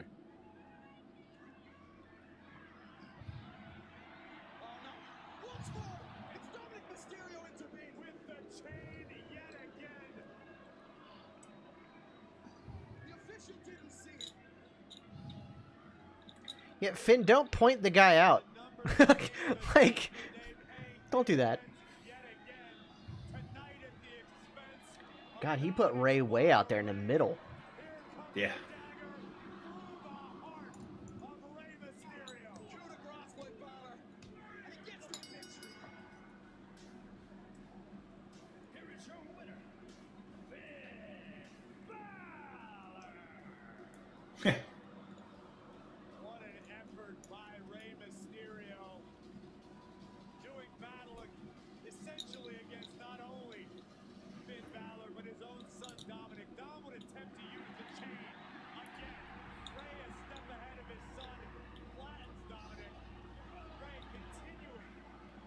Yep, man.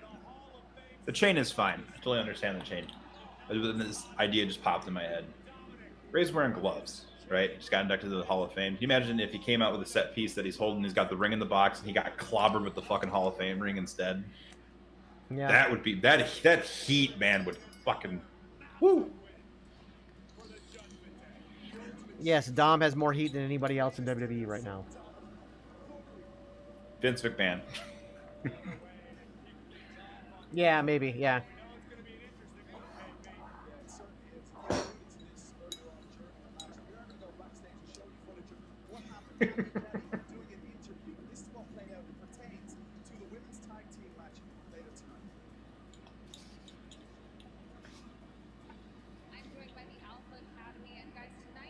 Fucking Otis, man. Otis.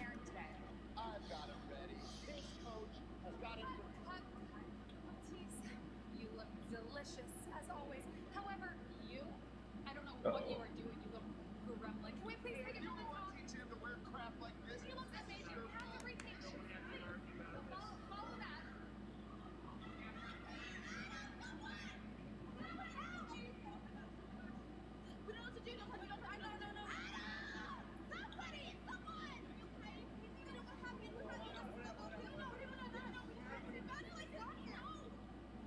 happened? Are they going to turn Raquel and Liv heel? Liv's been sitting on it for a minute, so I wonder.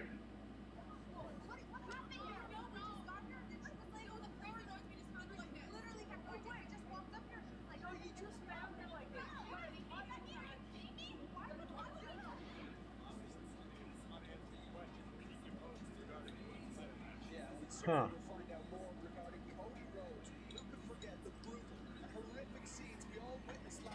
Well, I mean, I guess it also gives you, because you have two face teams, it now gives you tension between the teams because Becky thinks they did it. So maybe.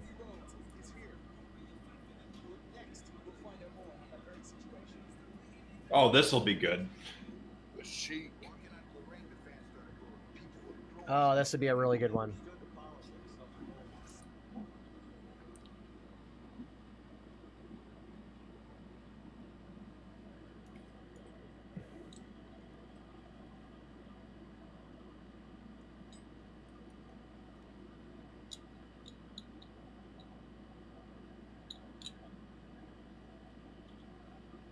There's somebody that never won the world title that could have carried the company but never needed it. Yeah, Piper. Roddy Piper. Yeah. Never needed it, but damn, he could have carried that company.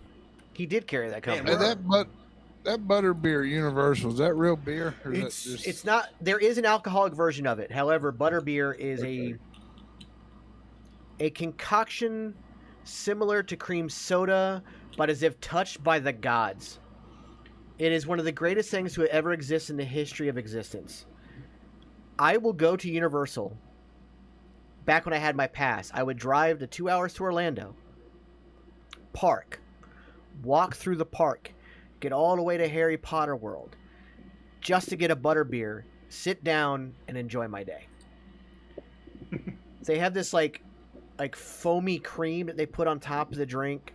It's like a vanilla cream, like an actual cream. It floats on top of the drink. It's so good. And then the drink itself is like a artisanal cream soda, like a handcrafted, like gourmet version of cream soda, and it's so good. Speaking of good, this movie looks great. Yeah, it is a crime that Renfield, the Pope's Exorcist, and Nefarious come out this weekend, because my brother and I can probably only swing two of them.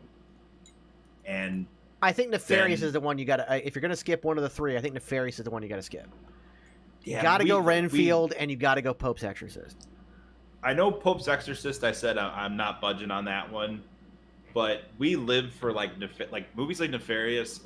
I know that it probably conventionally is not going to be great, but him and we live for that, especially when we're together.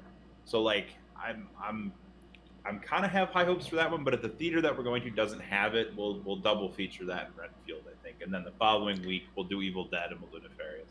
Yeah, I'm probably gonna go see Renfield probably Saturday. Unless I get up early or don't go to bed on Friday morning. And then I'll My go like my dummy self bought tickets for Guardians, and it's the day that I leave for Cincinnati. whoops.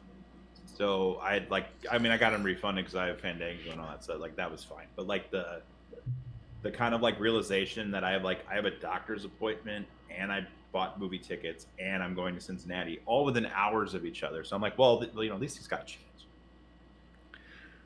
Tommy, what you've missed on Raw thus far was a very good and with plenty of time match between Rey Mysterio and Finn Balor, where Dominic got involved and cost Rey the win. We also saw that Lita was attacked by some mysterious person backstage, and Becky is blaming Raquel and Liv, who found her. Ever since Renfield started sponsoring y'all, I keep seeing the trailer. Well, yeah, it's just like if you ever like, you know what? I haven't Sponsored Raw tonight too. Yep, they're sponsoring Raw tonight too. We got sponsored by the same people that sponsored Raw. Speaking of sponsors, though, Call of Dragons hit ! COD in the chat. It is a PC game to be played. Download it now for your PC. Get yourself to level 7, and it helps us amazingly. And you're also going to really love the game. It's a fantasy-derived MMO. If you like Dungeons and Dragons or even enjoyed the movie, I think you get a big kick out of the game. So download that game, get yourself to level 7. It'll help us out big time. And For PC only. Yeah, it's for PC only. It is available on mobile, but this is to help branch out their PC realm, which the graphics are insane. It's such a cool looking game, and it's a lot of fun. So it's City Level 5 is the first goal, and City Level 7 is the second, as well as join an alliance. I will start tonight by playing the game, and I will make a TGN Networks alliance, so we have one to join. Sweet.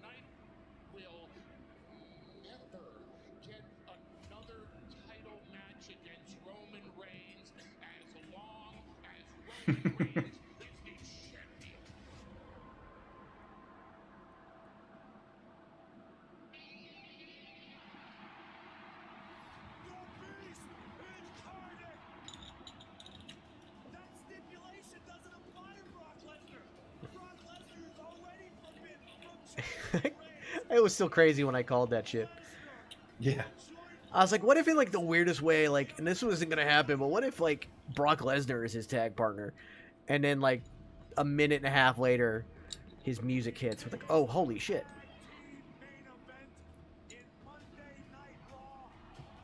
Something's going on out there. I'll be right back.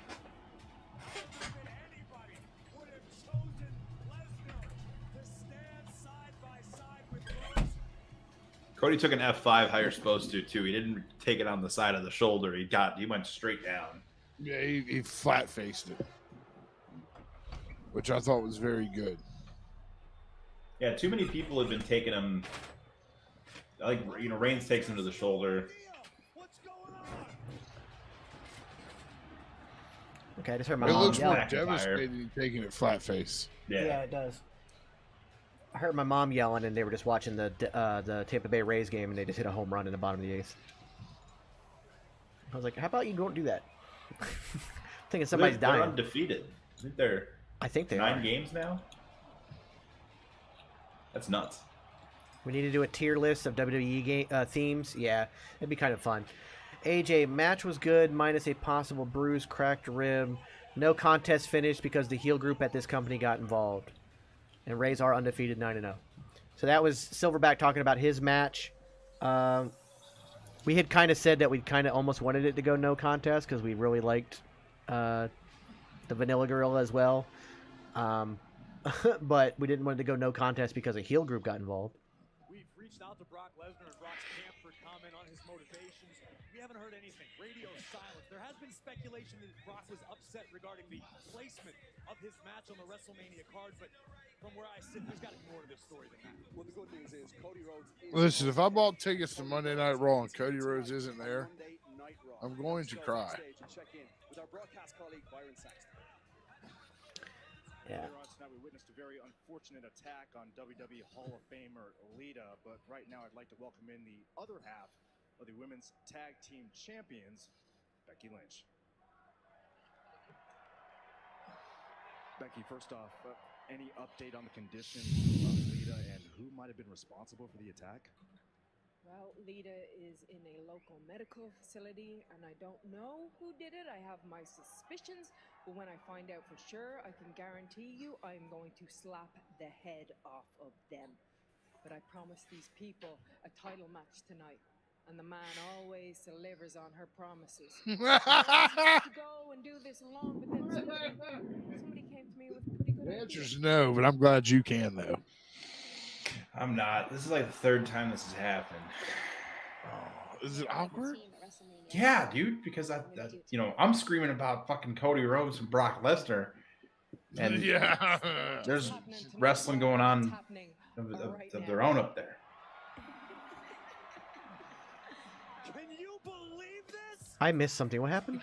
What a replacement. read private chat. Let's go!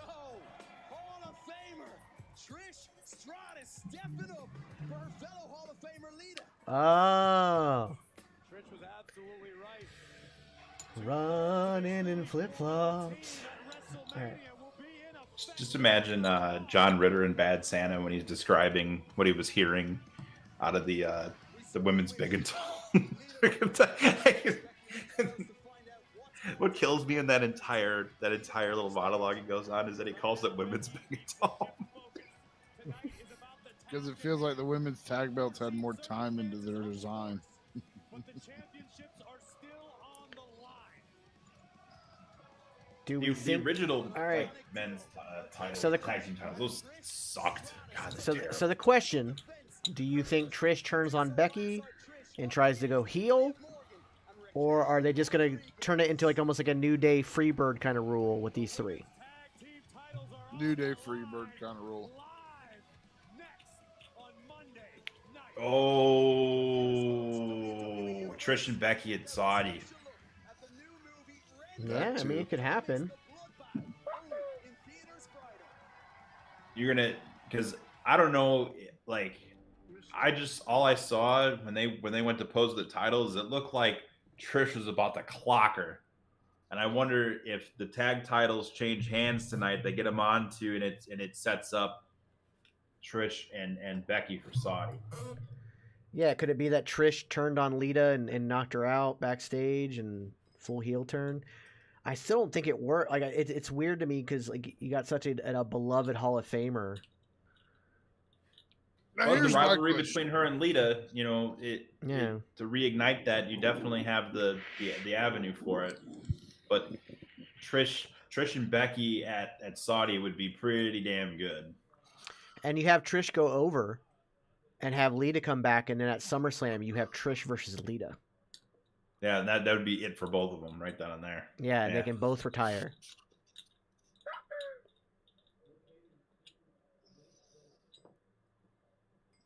It's a Mickey James. Look at the hardcore country.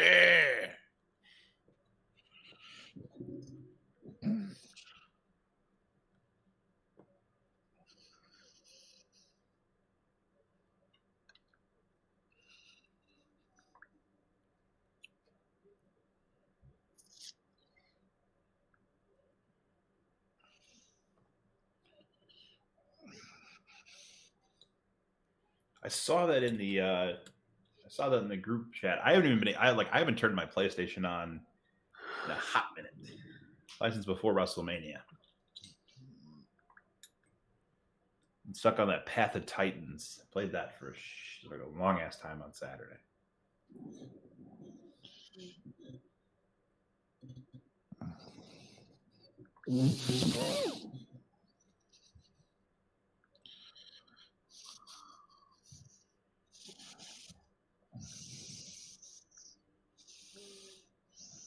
Pope's Exorcist came out when I was 17, like 16, 17, I would have worn a big puffy coat that I had cut holes into and stuffed an entire 30 rack of beer into and then walked in with it.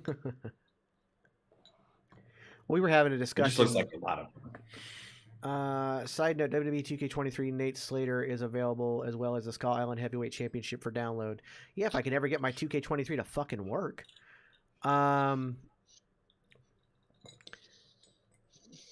We were having a discussion last night about movie theaters, and I was like, you guys do realize that there's a Dollar Tree next to just about every theater in the world, right? And this is why I don't pay full price for snacks.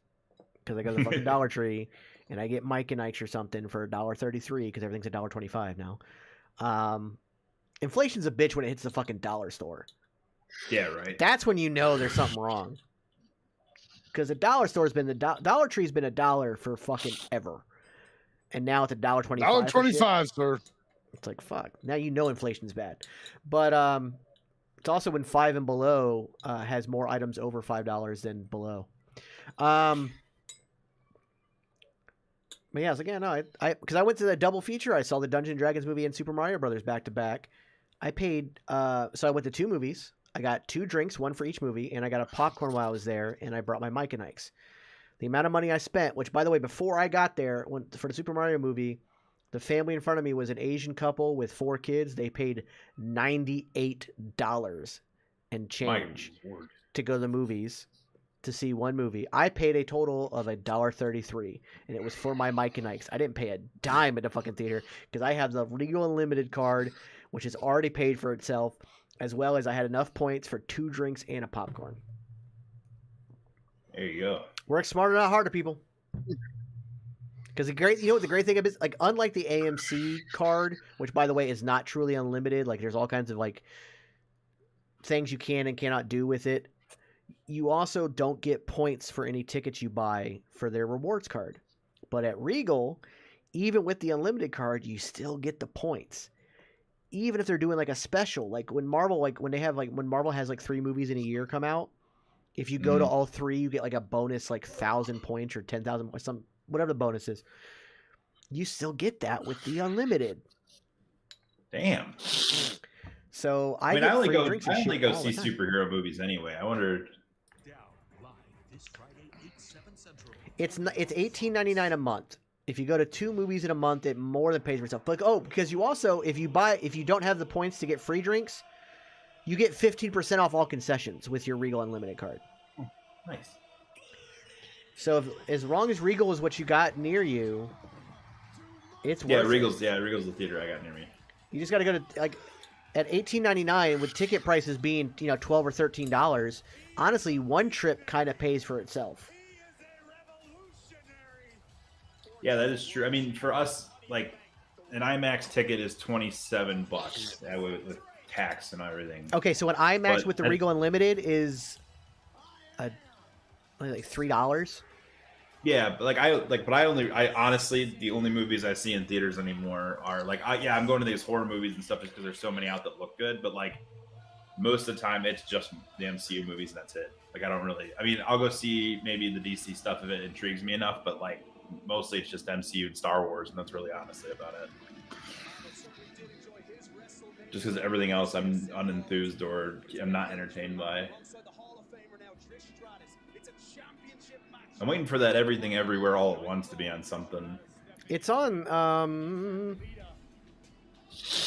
Hold on.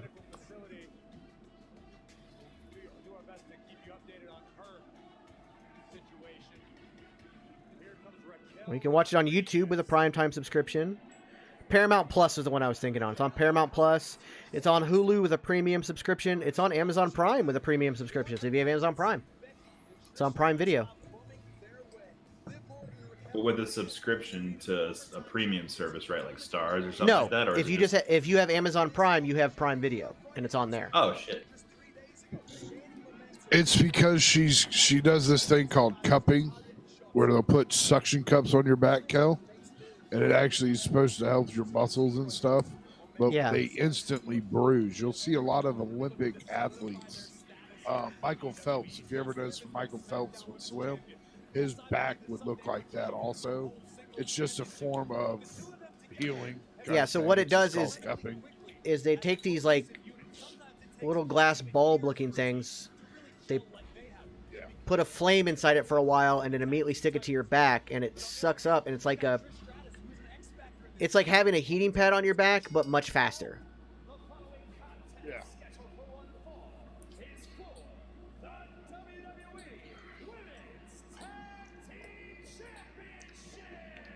I mean, Trish could turn. I think that's what's going to happen. Yeah, the look on her face. Yeah, that's what just got me. Like, that's all her face, I'm thinking. Because you could say, like, Becky, why would you choose Lita over me to help? You know, like, I know that kind of shit. They can go anyway with it.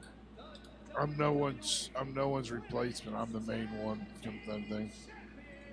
But it's also the fact that like it makes sense why Becky picked Lita and not Trish, because Lita's the one she Right. had a match with. Trish fought Charlotte.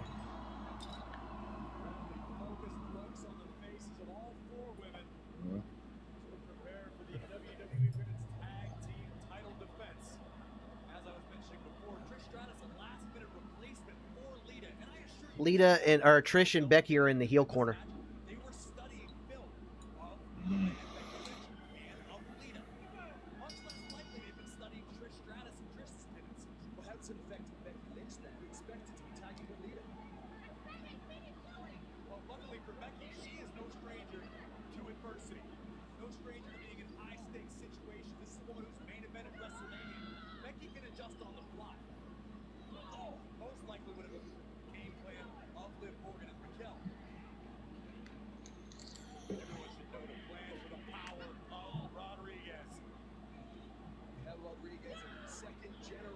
Rodriguez is a second generation wrestler? Yep. I never knew that. Yeah. I believe her father was a huge Lucha Libre star. Father or uncle.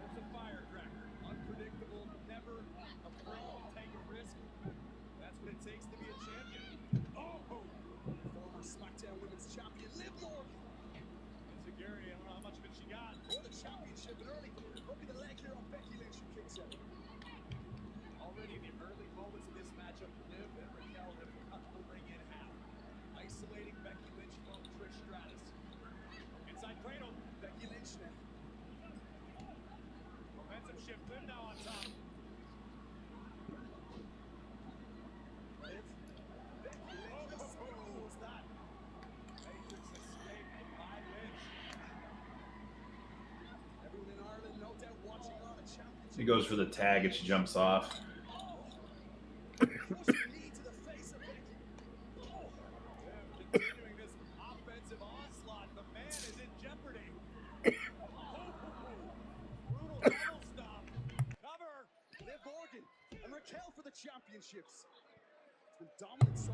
Becky's grabbing her ankle.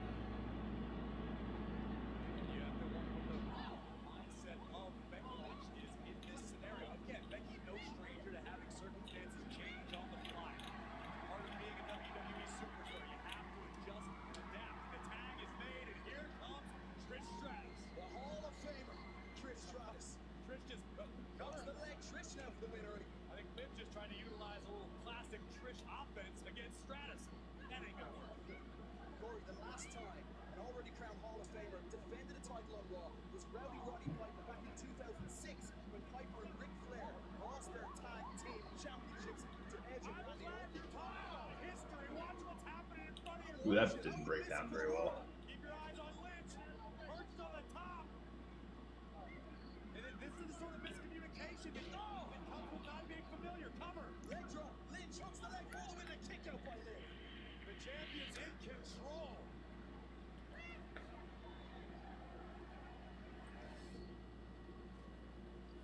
Yes. Trish did forget that Becky was legal. That was weird because you paused for a second in the middle of that sentence right as I clicked mute on my TV for Spectrum. And I'm like, did I mute the whole fucking thing? Oh no. I was like, oh no. The timing was like little. It was impeccable. I was like, oh no, what did I do?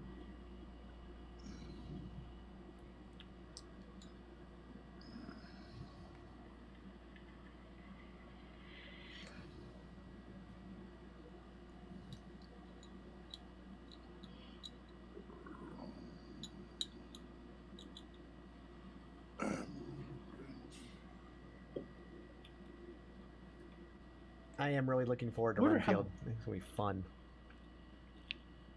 I wonder how this is going to break down, because if they're turning Trish, that's got to be at the end of this match. If Becky winds up getting pinned, because they had the opportunity for the dropping off the apron and they didn't do it. They went through the cycle, and then they're definitely Trish forgot that Becky was legal. I'm like, I wonder how this is going to go. I don't know. I think Becky versus Trish at Saudi is money growing on trees. Would you Yeah, say it's money in the bank?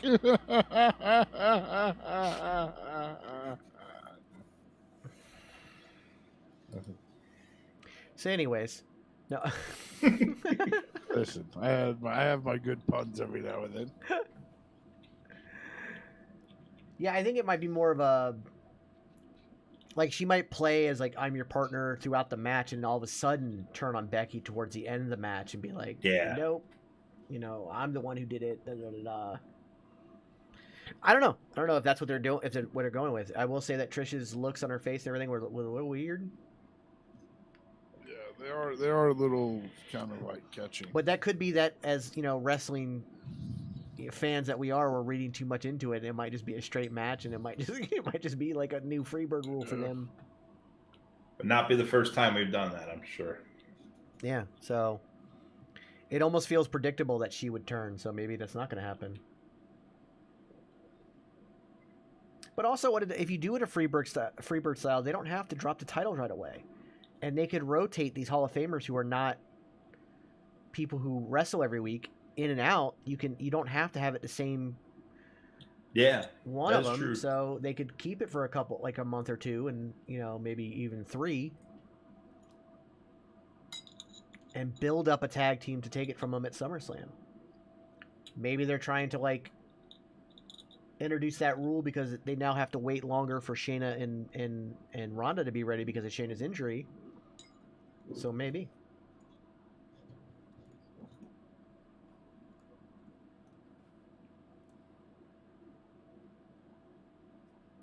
Tagging alongside Trish Stratus after an attack ruled out Lita earlier on tonight in action against Raquel Rodriguez and Liv Morgan. Just popped my elbow. I think it was loud. I'm surprised y'all didn't hear it. Turn the tides and wrestle control of this match away. Stratus now in control of Liv Morgan. I wonder if Chamillionaire went to Raw tonight. I don't know if Mike went to Raw tonight. Not skipping a beat, but Liv Morgan's Chamillionaire? That's what he calls MJ. No. Oh, okay, gotcha. Oh, both women with the same idea. Driving one another face first. Who can make the Yeah, I can't remember if he said he was or he was about to. I can't remember. No. There was no Friday Night Fight Night last week, so I think the last time we talked to him was probably the Friday Night Fight Night beforehand, or something in the sub chat at least. No. It was either going to be that or Tokyo Drift.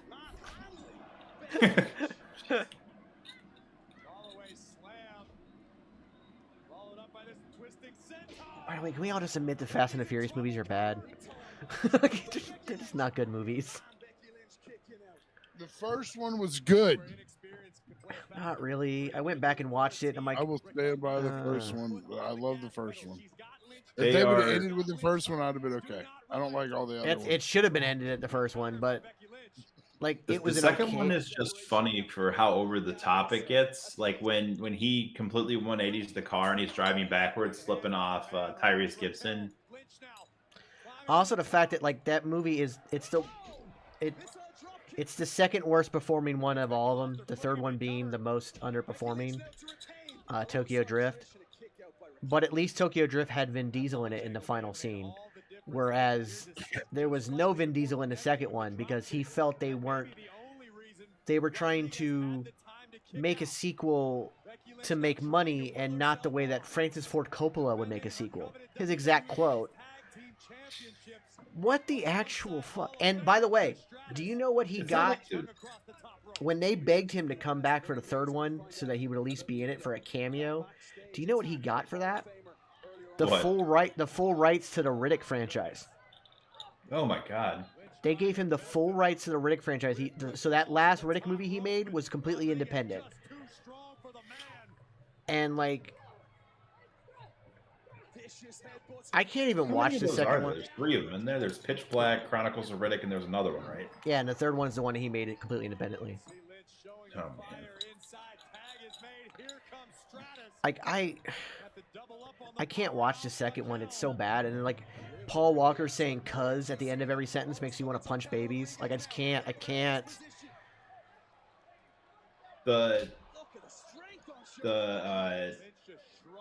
In one of the Riddick movies, he's holding a knife. What is Trish doing? He starts kind of fluttering it around in his fingers, and then the knife goes completely CGI, and it's literally just Vin Diesel holding his hand out like this, and a CGI knife is spinning around it. Yeah. It's all I don't know where Vin Diesel gets this whole "I am the modern Daniel Day-Lewis" ego from, but he is not even close. You want to talk about guys that are like muscle-bound action dudes that end up being amazing actors? Look at fucking Batista. Yeah. Again, if you have not watched Knock on the Cabin, dude, Batista is amazing. What's the other the thing with Vin Diesel is I remember there was a skit that David Spade did on SNL that was he was in a movie with Vin Diesel, and I believe Horatio Sands in a bald cap was Vin Diesel. And the joke that they made was that he had to switch out with a stunt double, and his stunt double was Amy Poehler. And he was like, why is a stunt double a woman? And it was like kind of the focus point of the skit. But the best thing was right before he switches, Horatio Sands has introduced, I think he introduces himself to him multiple times as Vin Diesel. He's like, hi, I'm Vin Diesel. And if he's like, hi, I'm Vin Diesel, you know, I do all of my own stunts. He's like, yeah, and you do none of your acting. That's always like stuck because that describes it to a T, because every movie that dude's in sucks. like with the exception of Guardians of the Galaxy, because you never see him and all he does is say it stuff through a voice modulator. Yeah, all he says is "I am Groot." Yeah, I mean, when The Rock refused to come back, apparently they brought back John Cena, who, by the way, is somehow his brother in all of this. Right. Because they look so much alike. He's now on the good side. Every villain in that series gets brought back as a good guy unless they get killed off. And even then, when they get killed off, like Han in the third one, he's back. Like, it's just like, we're family. That dude tried to kill you for 2.5 hours. Why is he your family? Jason Statham, and then he wound up becoming a good guy. Yeah, he's a good guy. Way too long to pick up or to set up. There's a little bit of a chemistry issue in this match, but it's still decent. Yeah, it's a decent match. His chemistry just not fully there. Trish is gonna take. Oh, you God, Trish. The tower has fallen. Who got the worst of the exchange? Who can get up quickest? The championships are on the line. And the fact that, like, the only way to tell the final story of Fast and the Furious is in a 2-part series. No, stop it. You guys shot a car into fucking space. Are you fucking kidding me? I will tell you, my way back before the Paul Walker tragedy happened, I wrote the last Fast and the Furious movie. I wrote the final scene.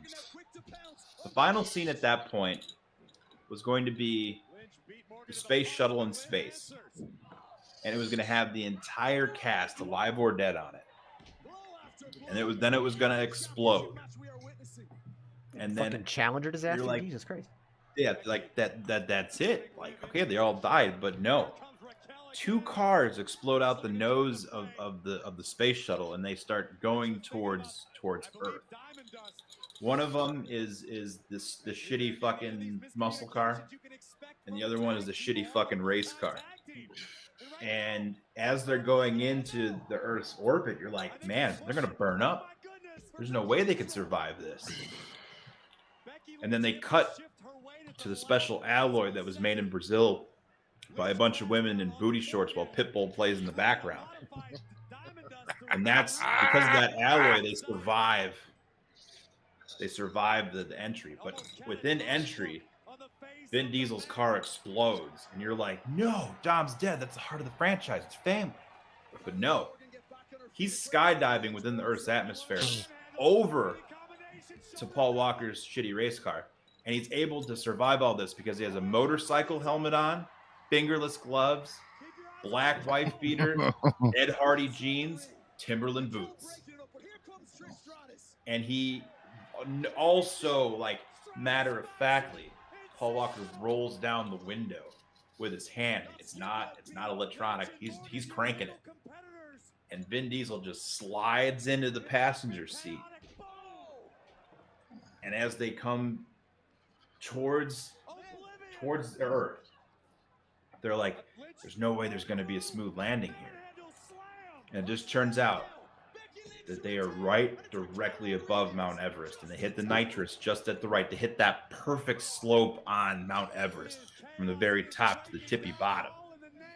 And then as they drive off, Vin Diesel looks at Paul Walker, and Paul Walker says, ride or die, right? And then Vin Diesel says, you're goddamn right. And they ride off in the sunset kissing. Holy shit. Oh, wow. God damn. Wow, I didn't expect that. No. Now Becky can get in the ring and start pushing on Trish. And that Yeah, can but I set don't- up them It and could, spotting.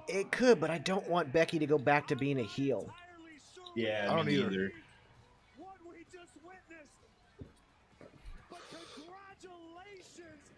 There was definitely some chemistry issues in the match, but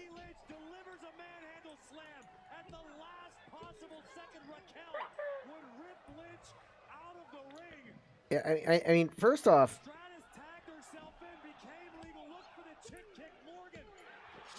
I mean, one thing about it is you basically described what's happening in the next movie, minus Paul Walker. Second, like, I don't. They jumped the shark. Like this, it was. You know what? The first 3 movies aren't great, but you know what? Have a trilogy. It's fine.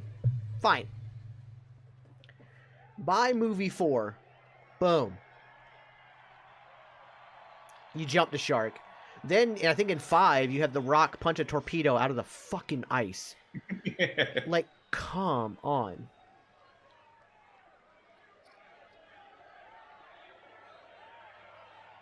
Yeah. Man. All right. Yeah. Okay. Alright. I will say this. Trish has got to get some ring rust off a bit there. Yeah.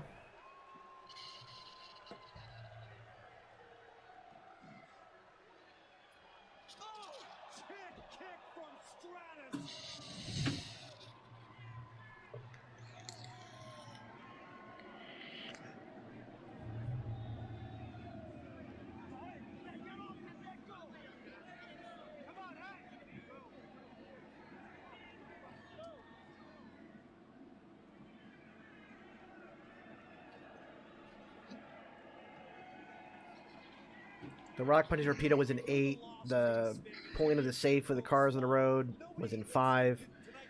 When did a car Tarzan swing from one coast to another?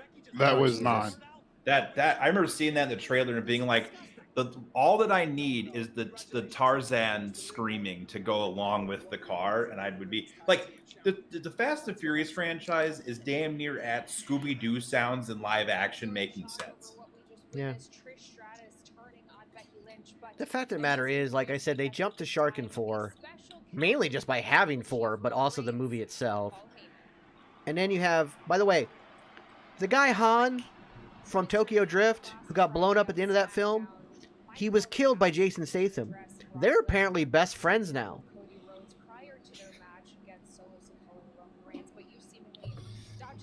That whole series is just the fucking worst. Didn't they make Vin Diesel a bad guy in one of them? He made out with Charlize Theron and made him a bad guy or something like that. Yeah, like he was having to be a bad guy to save his family or some shit. Which, by the way, she's back too. Again. Oh, by the way, Michelle Rodriguez's character also died in the franchise and yet is back. Rays just won again, 10-0 to start the season. Damn. Go Rays. I might actually go to a baseball game this year. It was such a shame. They did it. The next season, my nephew's team won't be called the Devil Rays. They're going to just be the Rays? Yep. Yeah. It was just a shame the year that the Bucks won the Super Bowl and the Lightning had won back-to-back Stanley Cups. The Rays went to the World Series but couldn't pull it off. It's like, God damn it. To get like a full year of championships out of Tampa would have been amazing. But that was also the year they went to WrestleMania in Tampa, and so I got a Champa Bay WrestleMania home at Champa Bay, or whatever. I got that shirt. So. Yeah, Jason Momoa's the new bad guy. He's the son of one of the other bad guys they already killed. I think he's the one they killed in 5.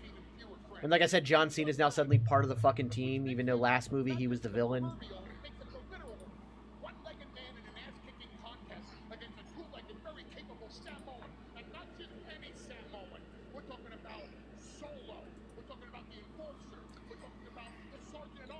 I could do a whole TGN episode on that fucking franchise and how terrible it is. Jesus. I like watching the Caravan of Garbage from Mr. Sunday Movies, where they did the first 3 Fast and Furious. But it was weird. They had each bought their own separate copy through Amazon to watch the second one again. And for some reason, they got this like incredibly oversaturated version. So everything was like blood red in it. And they're like, is this... Like, I remember the movie being neon looking, but was it this? Like, what the hell? It's the Too Fast, Too Furious, or the 2 edition. That's the other thing. The fucking names. The fucking names of these movies. Yeah, it's the Fast and the Furious, Too Fast, Too Furious, Fast and Furious Tokyo Drift, Fast 4, I believe was that it? Or was it Fury? The Fate of the Furious? Was that the 4th one? I don't fucking know. So you got The Fast and the Furious, Too Fast, Too Furious, Fast and the Furious Tokyo Drift, and then the 4th one is just Fast and Furious. Then you have Fast 5, Fast and Furious 6. So apparently the word "the" became too much for these franchises, so they took it out. Then you have Fast and Furious 6, Furious 7, The Fate of the Furious, which was 8, F9, and Fast X. And I don't know what Fast 11's going to be, but fuck, man. God damn it, these are terrible. Wait, when did Vin Diesel... It says that... So in the list of the... On the Wikipedia... on Wikipedia, it lists all the directors. So Louis Leterrier is one of them. That's the guy who directed the first... Or he directed The Incredible Hulk with Edward Norton. Justin Lin did the first... I think the first one and the third one. James Wan, who we know from Aquaman and Saw. Insidious, Robert Cohen, F. Gary, John Singleton, who I know did the second one, and Philip Atwell. Which ones did Vin Diesel direct? That's going to tell us a lot. Let me tell y'all this right now, not to get off the Fast and Furious track, but if you have not watched this new season of Mandalorian, get off your ass and go watch it. Yeah, it's super fun. I need to watch it. I caught it Friday. I heard one description of it though. It was more of a it was like a choose your own adventure each week versus like a more like the last ones have been very like a methodical season played out, and this one's been more like each week's just a new adventure. There's a loose connection to the whole story. Yeah, that's fair. Yeah, I can say that's a fair. There's nothing. assessment of There it. is nothing wrong with that. No, I think they're setting. I think like the next season is going to be pretty huge if these things are all kind of converging all at once. But I do like it. I also have never watched any of the Clone Wars stuff at all. Like Clone Wars, Rebels. I haven't watched any of it. I tried, and I just can't with the animation. It just like I can't. It doesn't hold my attention. I got scolded by MacGruber for saying that, but I was like, I can't do it. Like it's the animation is so shitty, and then I'm taken out of like. I'm just taken out of it by it. It ruins it for me for some reason. I think the reason why is that a lot of the stuff that happens during that time I know about because I've read it in books versus this show. Yeah. So back to the Fast and Furious thing. So Vin Diesel apparently. So the nine movies we gotten thus far, and we're getting the 10th one and 11th one, aren't the only media. There have been 2 short films they've also made for kind of in between adventures. Oh, and Hobbs and Shaw. And then you had Hobbs and Shaw as well. But apparently he directed the Los Banderos short film where they went to, where'd they go? To the Dominican Republic to break Leo Tego out of prison and hijack gas shipments. Which, by the way, when did they go from stealing DVDs off a semi truck to being secret agents? When did that fucking happen? It was about street racing, and then it was about stealing DVDs. Then it was stealing weapons, and then it was family, and then it was secret agents that. Oh, but every single time that Dom walks into a room with something, you know what would really blow that franchise up? Steven Seagal. I'm surprised he hasn't already been in it, to be honest. As a bad guy. Oh, that fucking rule, because it'd be so bad. You only ever see him sitting, like he never stands. He's just always sitting. Yeah. Anytime that Steven Seagal goes down a flight of stairs in a movie, especially in the later end of whatever he calls his career, it's a body double walking down the stairs. The man will not walk down 4 fucking stairs. Like, I love how I'm picking one of those for Circle Cinema because, like, yeah, Full Circle Cinema definitely. We have to have at least one Seagal movie. Like, Under Siege 2. No, we might as well stick with the first one then, because it's. That's the one where he legit. Isn't the first one where he legit stabbed Tommy Lee Jones? Yeah. Yeah. We have to do the first one. Now, you want to know something? Y'all can't judge Pops over this, but Pops for the longest time was the biggest Steven Seagal fan. Oh, my mother loves him, or loved him. Pops loves Steven Seagal. But, like, I He love doesn't how, like his new stuff. He likes his old stuff. They've apparently heard the fans talk about how it used to be about street racing, because we're getting a new street race in this. And I'm like, it looks right straight out of the first movie. Like, everybody's dressed like it's the 90s, early 2000s in the street race and everything, and the cars all look like they're from 2000, and there's neon everywhere, and I'm like, what the fuck? Kel says Steven Seagal is a paraplegic that kicks everyone's ass in his wheelchair.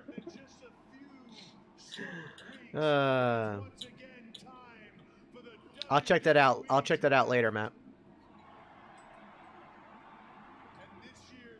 No, that whole franchise, it's so terrible.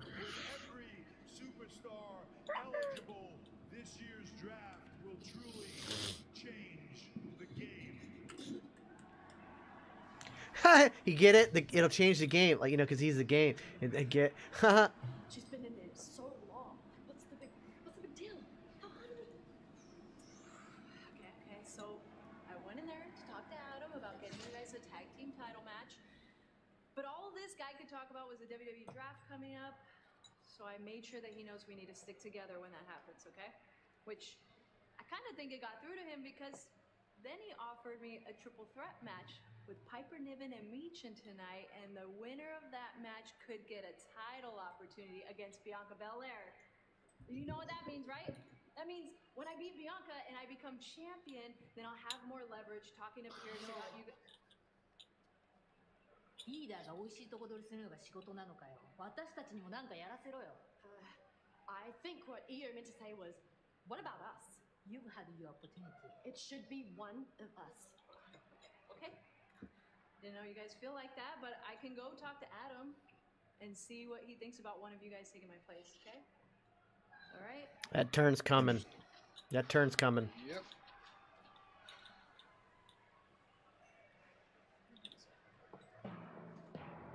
I'm gonna go throw food in because I haven't. I wonder if I have any of my. I'm still hungry.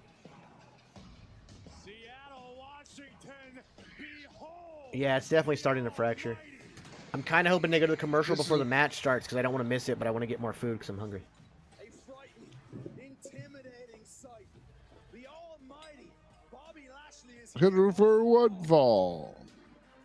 See, it's kind of got me worried because Triple H said in a few short weeks the draft. Yeah. So I don't know if it'll happen before Backlash or after. Well, I think a few weeks puts it right after Backlash. Because you also don't want to go into a pay-per-view right after a draft. You want the draft to be right after a pay-per-view. Yeah. Because you got to set up feuds, especially since your next pay-per-views are King of the Ring and Money in the Bank. King and Queen of the Ring and Money in the Bank. So feuds don't... like Backlash, you have to pay off stuff from... Like, stuff that wasn't answered at WrestleMania has to be paid off at Backlash. So... Ooh, chicken Let me just put it this way. I didn't buy tickets just because of the draft rumor. Oh, I yeah. bought tickets I wanted to see Raw. I just think seeing the draft live would be kind of fucking cool. Yeah. Where's SmackDown going to be that week? Do we know? Commercial break. Okay, cool. Savannah. Oh, I can't make that drive. The If I'm not fuck was that? mistaken. Oh, somebody just reached City Level 5.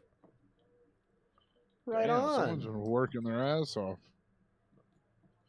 I mean, it only took them an hour or 2 hours from when I announced the sponsorship. Yeah, That's a good call. That's not bad. I might be. So able maybe to. maybe tonight we'll see how fast I get to level 5. Jason, I figured that It was was you. Dyson dishes. It was his brother. I figured it was Jason. He downloaded it pretty quickly. But that what took you 2 hours? And that's with you also watching the show and watching Raw? All right, I'll be right back. Yeah. All right, take your time. Thank you, Jason, for doing that. Really, really helps. Thank you for supporting the stream. Yes, Tommy's still in the chat. I got the Tommy's going to Raw with me, everyone. I'm dragging him along to Monday Night Raw with me and my pops. Look at the RV and smile.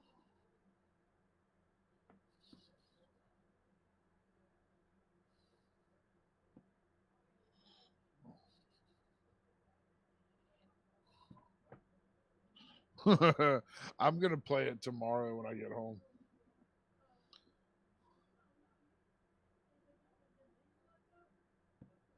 I downloaded it tonight before the show, so I'm going to play it tomorrow when I get back from running all my errands. The last time me and Tommy went to Raw together, we sat in 2 different sections, which was a pain in the ass, and it was, like, pointless. So, like, I'm excited we're all going to be sitting together this time around. And I think, if I'm not mistaken, no. Yeah, that's 2 weeks after my indie show. I'm going to an indie show on the 22nd. Oh, SmackDown that weekend's in Knoxville, Tennessee, baby. Where Glenn Jacobs is your mayor. That's a true fact, by the way. Glenn Jacobs is the mayor of Knoxville County, Tennessee.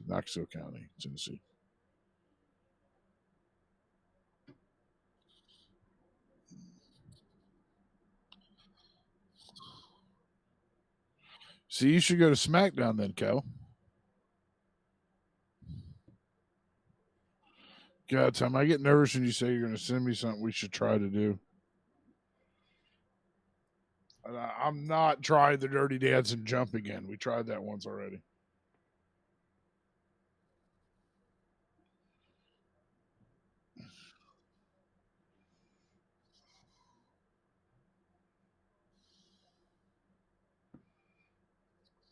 All right, we're back for commercial break. Renfield.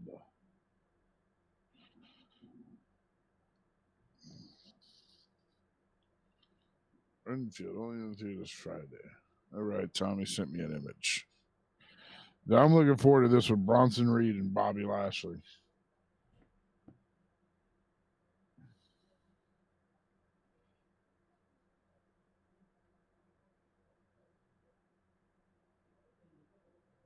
Holy shit, that's a big boy.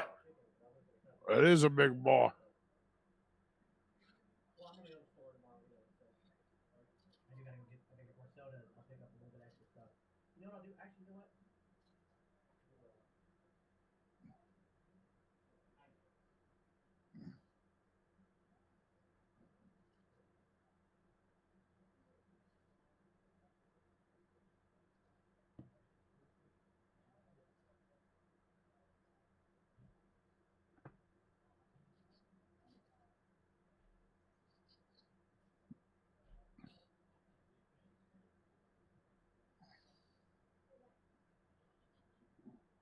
All right, here we go. Bronson Reed versus Bobby Lashley. Here we go. Here we go.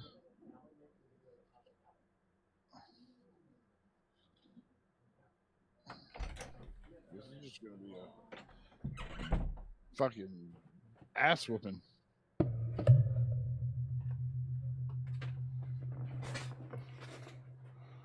Okay, back.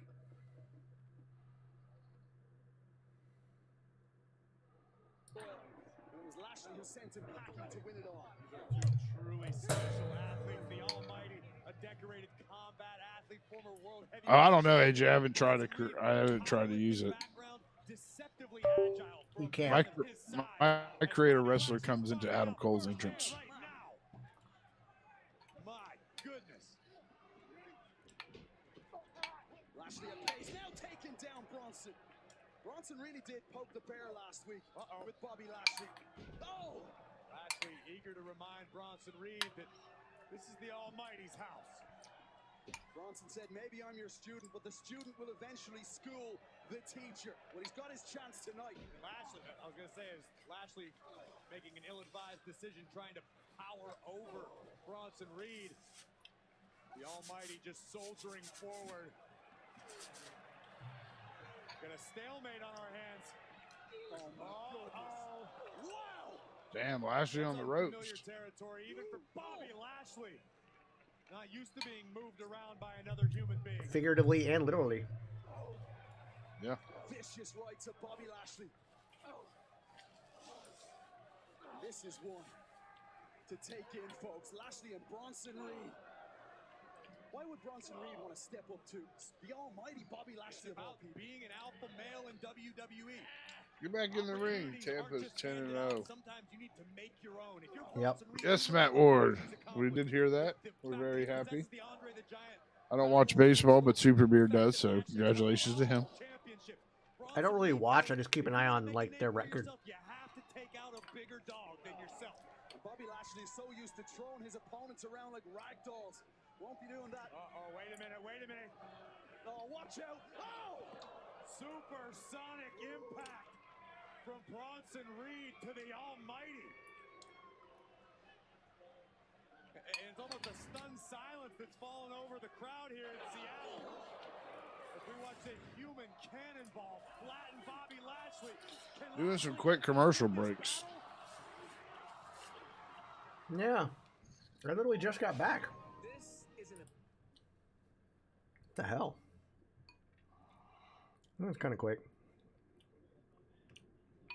Hope CPG didn't fall in. Oh, we might have. Oh, he said he was going to get some food, so he might have to be like heating it up and stuff. That is a good point.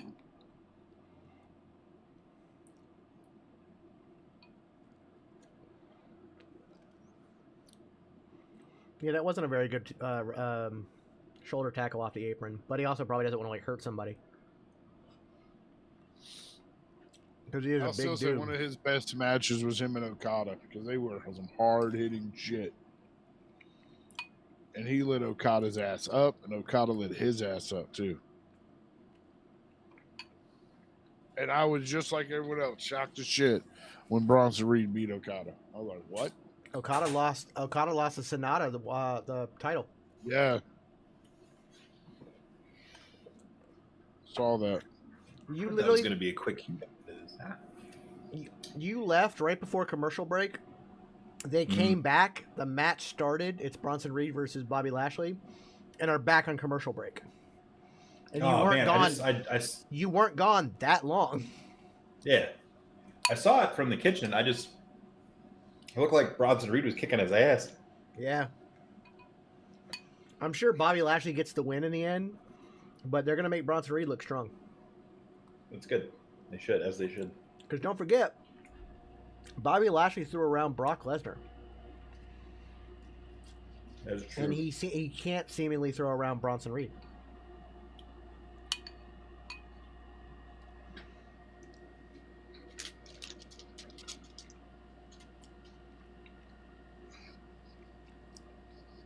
Ooh. I might have went a little heavy on the cayenne in this. Ooh. Got a little bit more kick than I remember.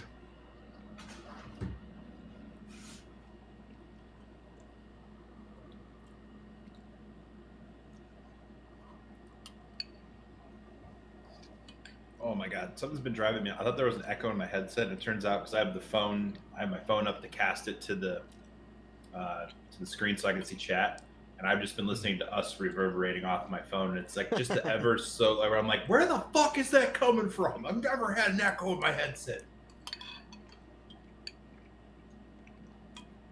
That's funny. I've done that before. Like, because I have so many tabs open with it running all the different places that were open. And sometimes, for some reason, Kick will just decide to go ahead and unmute itself. Oh.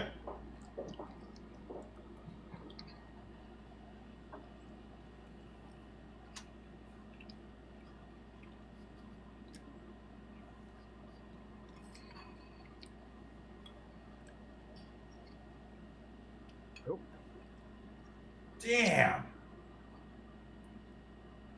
Bronson Reed, Lashley a pace down a big boot by Bronson.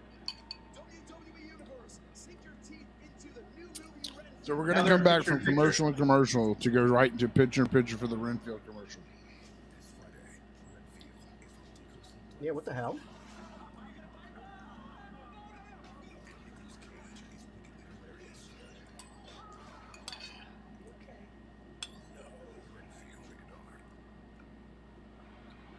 Bronson Reed just battering the Almighty in the turnbuckle. Lashley's been overwhelmed for these last several I can't imagine him winning with the master lock. It's got to be the spear, right? Because he's not gonna. Can he put a full Nelson on fucking Bronson Reed? Probably not. I do love, going back to Renfield for a second, that we have come out of the Nicolas Cage hate era into the Nicolas Cage understands who he is and just is era. I've always liked Nick Cage. Yeah, but he had like a bit of an almost Nickelback run where everybody hated him just because of who he was. Like, he wasn't putting out fantastic films by any stretch, like Ghost Rider, Spirit of Vengeance. Good. Ghost Rider was bad, and that was kind of the start of it. And then when he got robbed, and he lost a shit ton of money and stuff, and then like he was essentially broke, so they started taking whatever they would give him. And his saving grace was fucking Mandy, which is a great movie. It's a fucking insane movie. Can't do it. You like Tusk, Ginger? You'll love fucking I love Mandy. Tusk. You'll love fucking Mandy then. Mandy's awesome. Mandy makes Tusk look like a kid's movie. Smells like the pizza and death.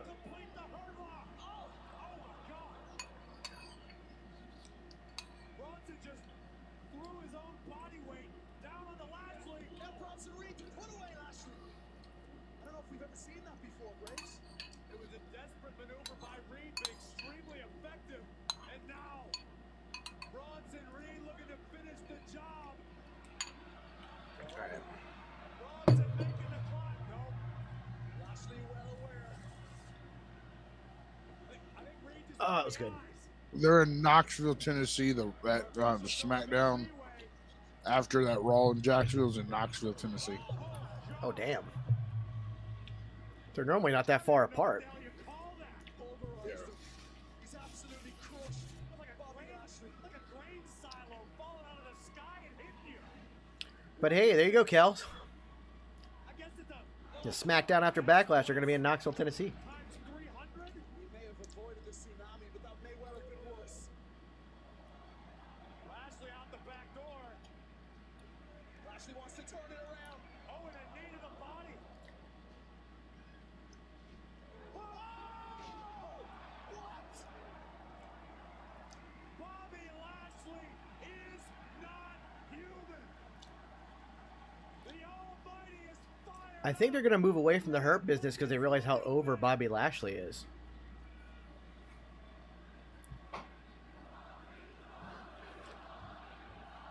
Get to the ropes, Bronson. Let's go.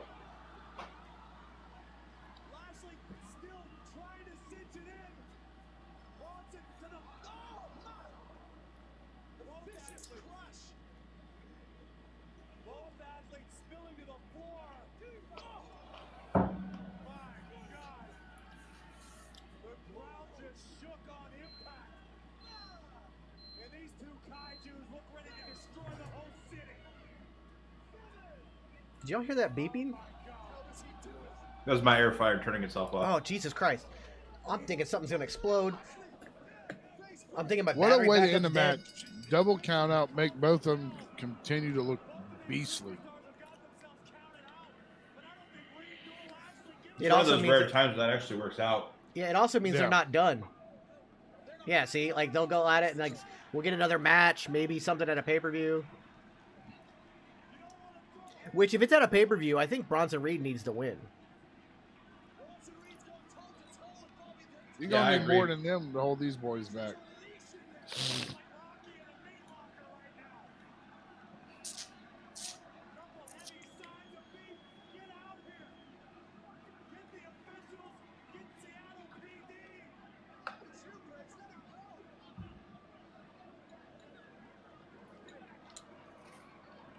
Hey, boys and girls, it's Kenny Dykstra trying to hold back Bronson Reed.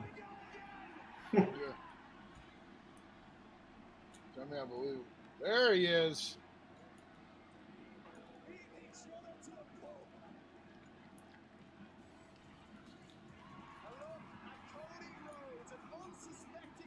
All right, we're 20 minutes out from being 2 hours into Raw. I would say a Way turnaround better. from last week. Way better than last week. Thank you for everyone who stuck with us after last week. I thought we would lose all of you. Except for like the fact that in the last 30 minutes we've had 17 commercial breaks. What the shit is that? For this Wonder rematch, were what kind we of speculation commercial-free would you in have the them in? I don't think the first rematch needs a speculation, except for maybe either no Stipulation? DQ or just no count out. And then if it goes like, you still have to do some kind of contested finish. So you do that next week, you know? Hey, it's a no DQ or a lumberjack match or something like.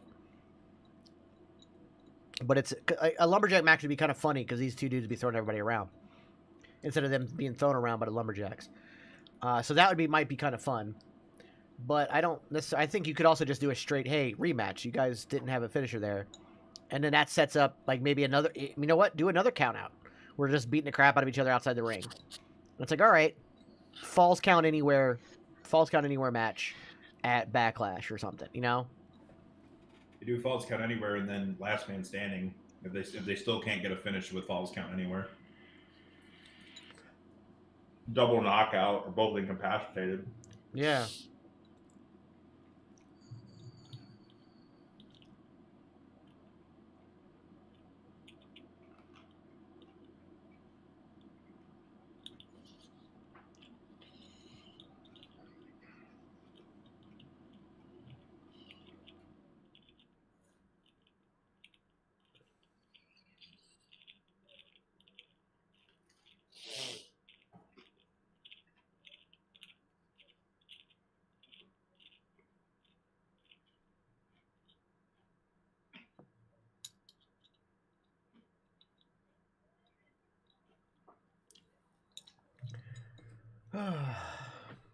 Yeah, it's definitely been a much better episode this week. It really has. I'm also happy that the only good thing about this whole new hubbub at work is that I don't have to go in tomorrow till 6. That's good. An extra hour of sleep. Yeah. 6 sounds so early to me. Like, I'm usually going to bed around then. If I'm lucky enough to get sleep. When I work nights, I usually clocked out sometime at like 10 o'clock in the morning. I wake up at like 3:30 in the afternoon, get to work, do the 4:30 to 4 o'clock in the morning, and be up to 10.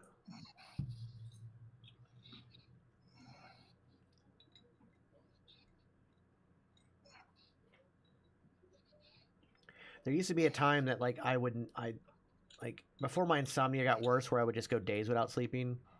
Like my schedule was so inverted that I would not go to sleep till 9 a.m. and then I'd wake up around like 4 in the afternoon, and then go from 4 to 9 a.m., 4 p.m. to 9 a.m.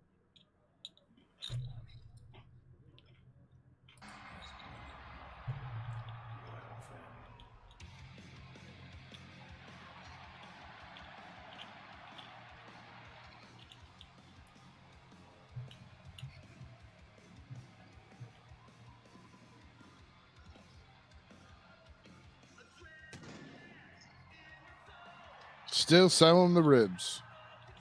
Yeah. It's because he fucking gets it, man. He just fucking gets it.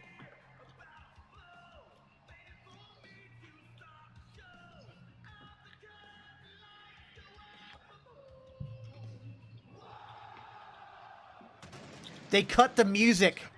Did you hear that? They cut the music so the crowd could do the whoa part, and it was loud as fuck. I love Seattle crowds. Cody, where's your sexy one?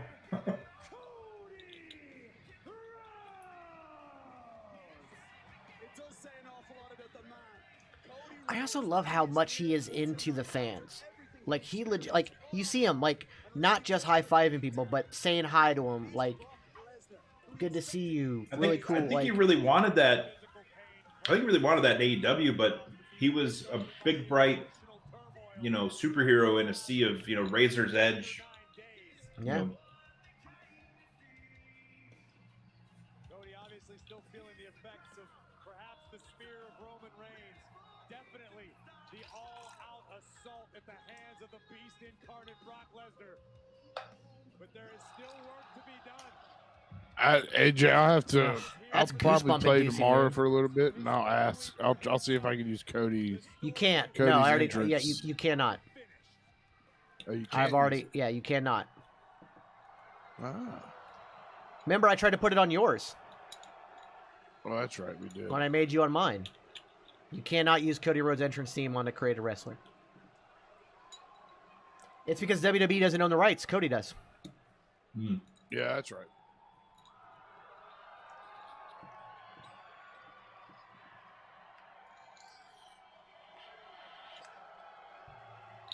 I fucking love this. This is how every wrestling crowd should be.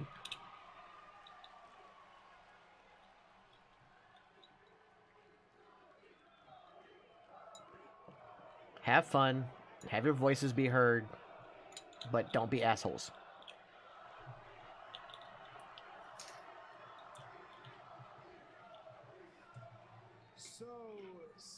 battle. I also love that this has become a catchphrase. What do you want to talk about? Typically, a bit of a redundant question. I usually have a singular focus. When I first came back, I was talking about Seth Rollins. After that, I was talking about my torn pec and the rehabilitation. After that, I was talking about the Royal Rumble. And of course, after that, I was talking about WrestleMania and finishing the story. After last week, it feels a bit cloudy, though, so let's unzip this dress. Let's navigate this fog together, shall we? At WrestleMania 39, under the brightest lights in the main event, I lost. I lost to the Wonder if he's gonna tribal quote chief Kung to Fu our Panda again. champion, It's been a minute. Roman Reigns.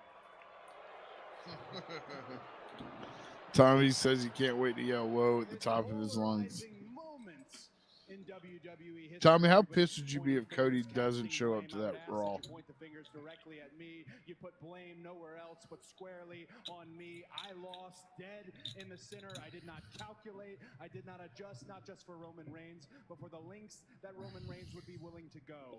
You would walk out of Raw just because Cody doesn't show up?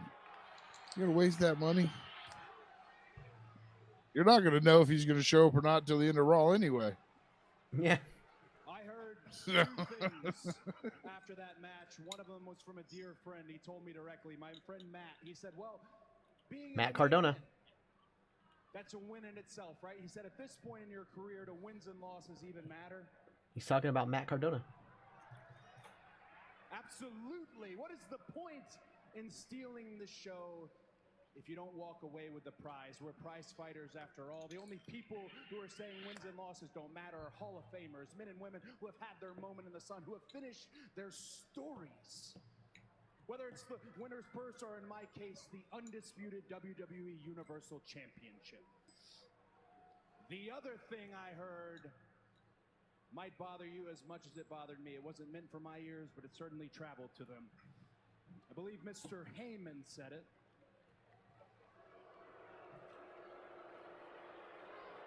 He said if he is ever to challenge for the championship ever again, he's got to earn it. Earn it. That basically refutes. You know what? Just let Cody cut a promo for an hour. Just my whole career, my whole life.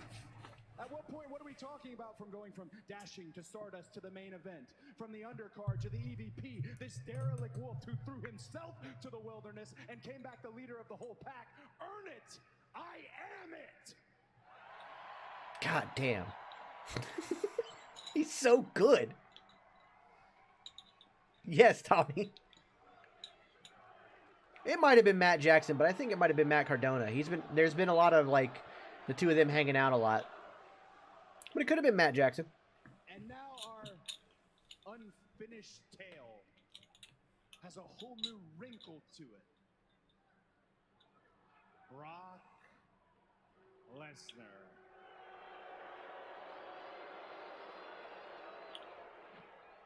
You want to know what's more embarrassing than laying How is that? I take that as an offensive. How is that embarrassing to have a rubber chicken next to your head?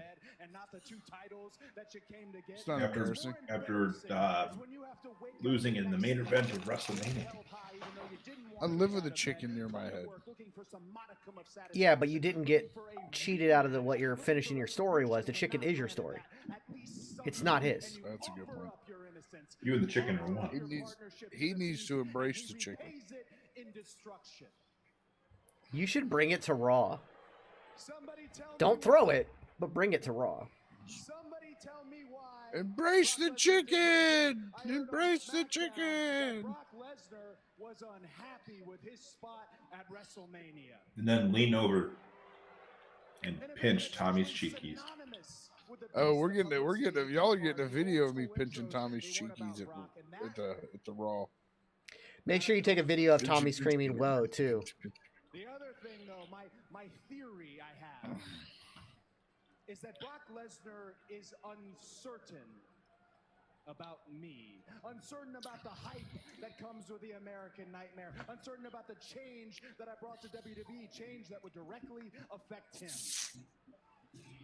Why else would Brock Lesnar wait to get the drop on me? Why else would Brock Lesnar wait until Embrace the chicken. Embrace the chicken. Embrace the chicken.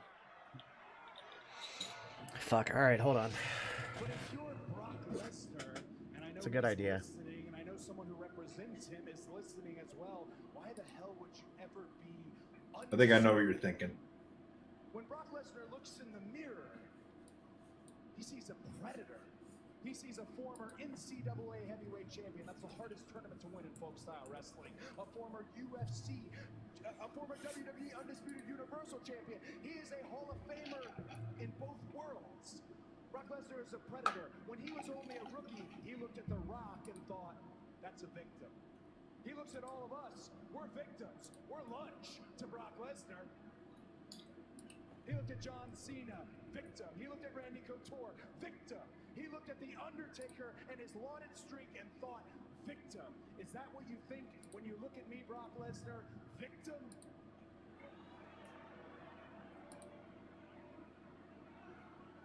So go ahead.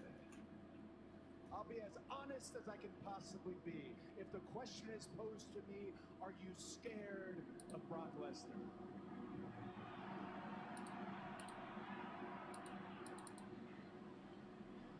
Yes. Yes. I'd be crazy not to be scared of Brock Lesnar. But I still want to fight Brock Lesnar. I'm so scared of Brock Lesnar and what happened to me last week that when he blinks, I'm gonna strike. When he breathes, I'm gonna kick. When he stumbles, I'm gonna pounce. I want to make sure, leave no stone unturned, no opportunity behind. That when Brock Lesnar looks in the mirror the next time, he doesn't see predator. For the first time in his life, he sees prey. For the first time in his life, he sees a victim, my victim.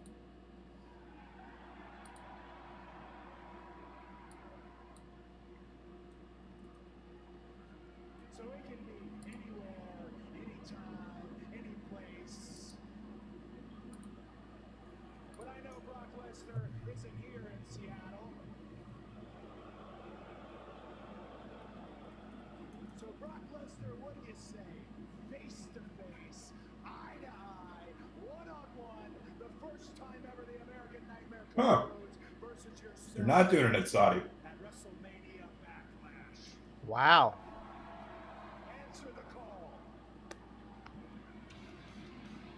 I wonder if Saudi's going to be purely the King of the Ring tournaments, or the King and Queen of the Ring tournaments. Then Yeah, it might be the full tournament. like they get an exhibition of the roster or something like that, you know.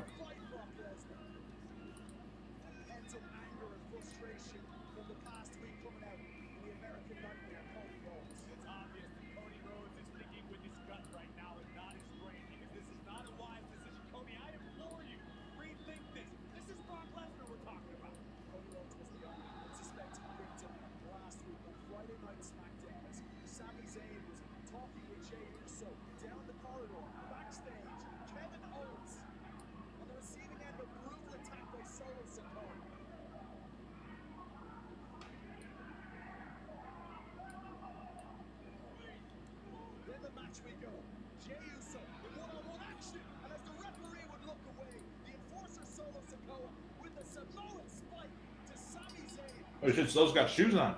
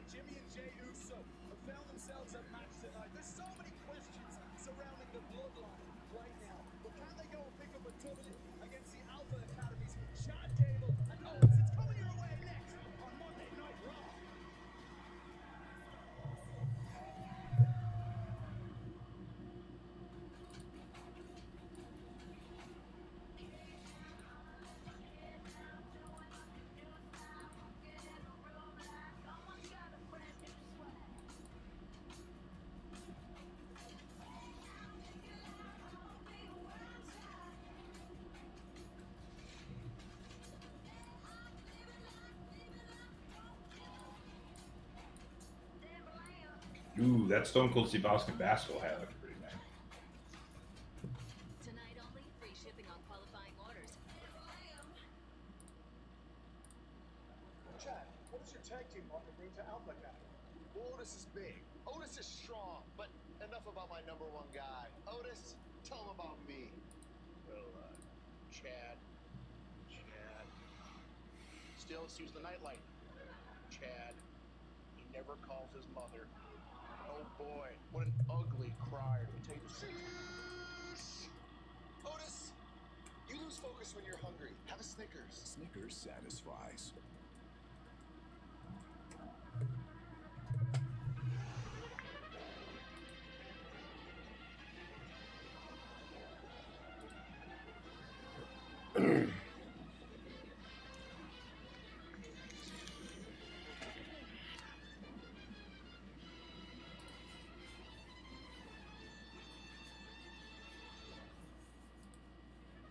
The all-new Prius. Toyota. Let's go places. We love our pets, but we don't always love their hair, which is why we made Bell's Pet Hair and Lint Guard. With 3 times the pet hair fighting ingredients, just one sheet comes with a pet hair from your clothes. Looking good starts in the dryer with Bounce Pet. We're making Italian beef sandwiches. All right. First, let's prep the meat. No beef. Perfect. First, we're gonna get the ingredients. You can order it with your fingertips. You got Tim, right? We get groceries. DoorDash.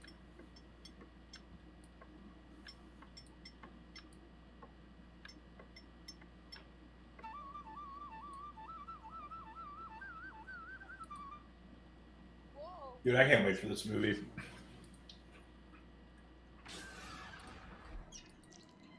Yeah, it's gonna be really, really good.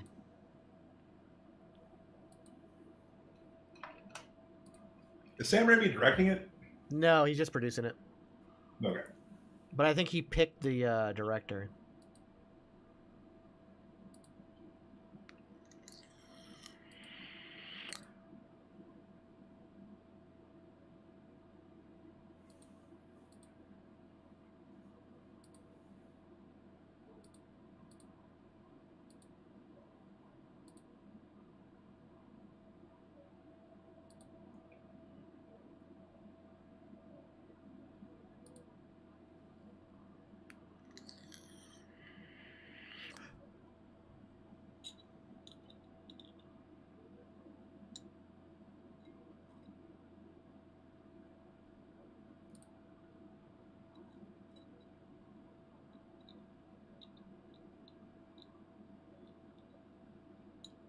Did you see this rumor? Fightful and Andrew Zarian are reporting that 50% of the Raw roster has still not arrived to Seattle due to travel issues, and there has been major rewrites for the show this evening.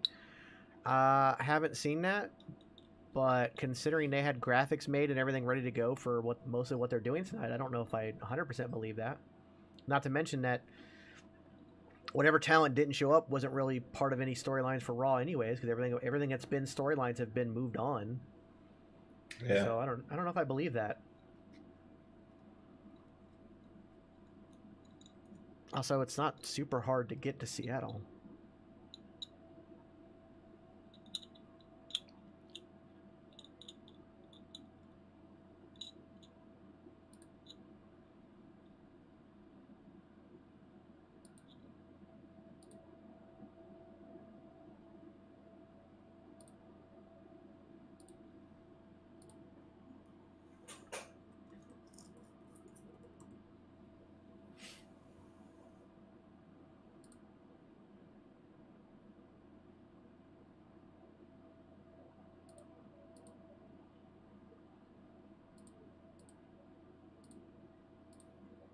I like that the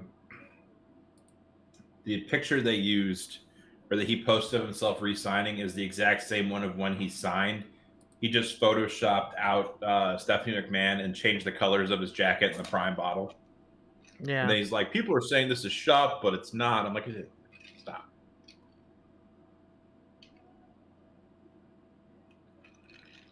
But it got attention.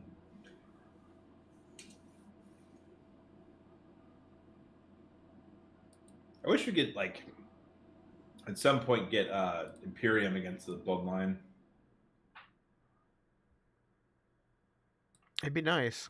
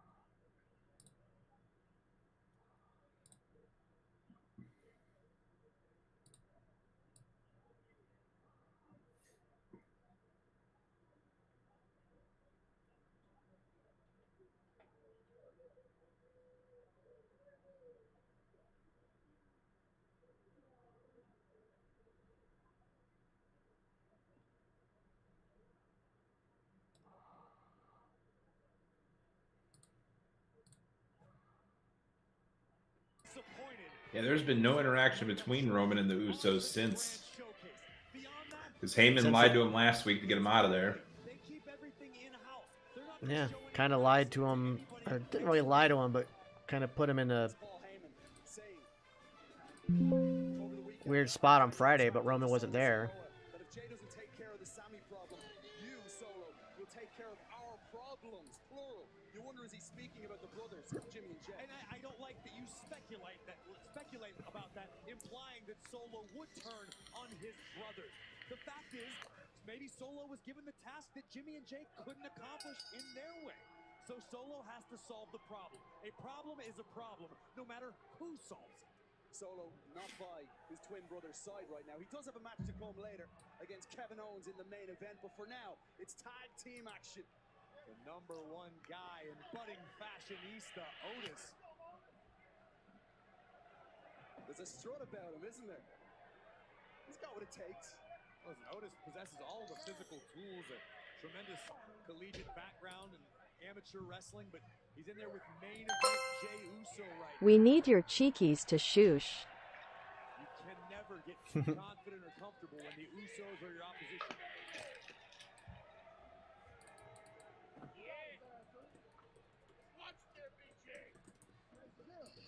How does Jey Uso approach a physical specimen like Otis? Otis is like, what are you doing? Rely on his speed, yet that can't always be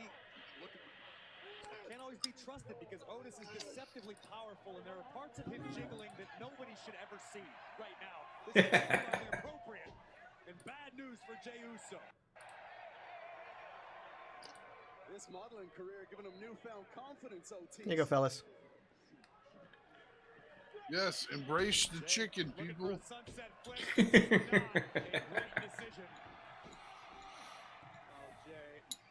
All right, going up on the shop. It's going up on going up on the shop right now. Well, hang on. Let's do this. Oh God. Hang on. Let's do this. That's funny. Ginger, why don't you go ahead and pull up the merch store in like 30 seconds or so. Let's be honest, disrespected by Otis. Oh, man. You're absolutely right. With so much going on within the bloodline. It's actually available in 5 shirt colors too. Ooh. I usually am, KP. Black, red, olive green, purple, and blue. Here comes Jimmy Uso. This is not where Gable wants to be. Big right hand. The Olympian Chad Gable.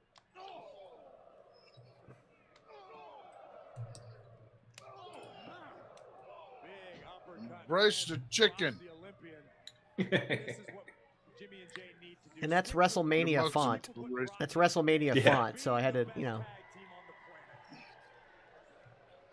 You have to embrace the chicken, ladies and gentlemen. Do me a favor. You see at the bottom right-hand side, there's different colors there. Go ahead and show them each color. Get you a red one. Get you a green one. Get you a purple one. I'm thinking I might get the Get you purple a one. blue one. The purple one looks nice. Yeah.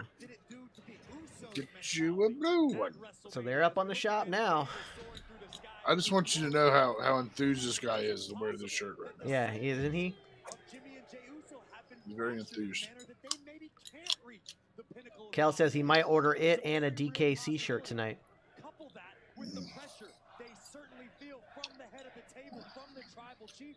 This could be the first string in the unraveling of the Usos. I hate to say it out loud, but Tommy got the Ginger Ninja Mall cop, right? Yep. Yeah, and I have a feeling he's going to wear it to Raw. No, Like, what you need as to you're do, walking no. around together. Both of y'all need to order the TGN Brothers shirt and wear those to Raw. Jesus. a few weeks ago, you would never see anyone do that to the Usos and live to tell the tale. The Usos need to get their heads back in the game. What do they have to do to remember who they are? That's a great question. Oh, backbreaker, and here comes Jay. That certainly won't hurt. There we go. Remember what brought you to the dance, what took you to the mountain, who you are. The Usos dominated. Means bad news for the Alpha Academy. Can they get back in it? There's nothing that besties do better than pranking each other. And that's why we created Celebrity Prank Wars. Thursdays on E! Kevin Hart. Oh, and Nick Cannon. Take you Behind the scenes. and we're gonna get them good. As famous friends face off. I'm coming for you. This means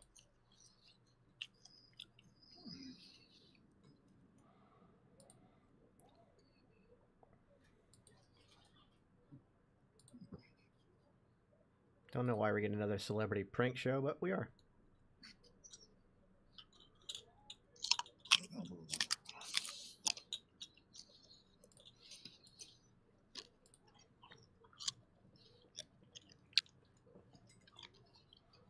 Ginger, don't chew into your mic.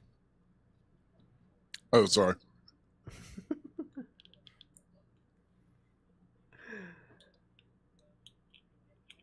It's an ASMR channel. Yeah, all of a sudden we're now an ASMR channel. Hey, we could probably get more followers on Twitch that way. There's a guy that he's from Toronto and he does all that shit. Like he gets like food and just like he's like and like on his fingers in the microphone. And my brother cannot stand the sound. Like I can't really like that's a personal hell. Like if I had like duct taped earphones on and it was just someone like and I would send him these videos like all the time. And then finally he's like, hey, are you still sending me videos of that guy from Toronto? He goes, yeah. He goes, I blocked that guy like a year ago. And I was like, oh. Like, man, I've seen all this sweet satisfaction. Now I just get videos of the guy with the gas can and he's like it'll open and it'll be Where like he blows everything up. Like, how's how you fix it? There's fucking gas on it. No, that's like Uncle Ron or something like that. Like this guy, he's like, this is my gas can. My cousin blew himself up and his family, and we're like, what the? And then of course the video cuts. And then the other one is he's like combing a Ernie like from Sesame Street doll's hair, and he's talking about like electrolytes and nutrients and brain power and traumatic brain injuries and all kinds of crazy ass shit. There are definitely some TikTok weird is people. great. There are definitely some weird people out there.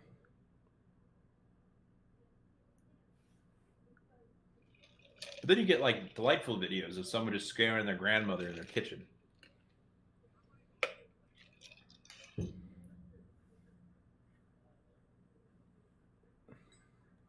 Or I sent you guys the one of the guy that was doing the impressions of all the WWF guys from the 90s. And like the Owen Hart one was like spot on.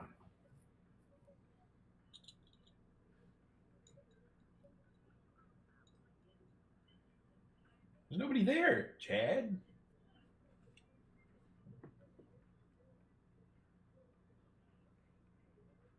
Open the door for the Usos to shine.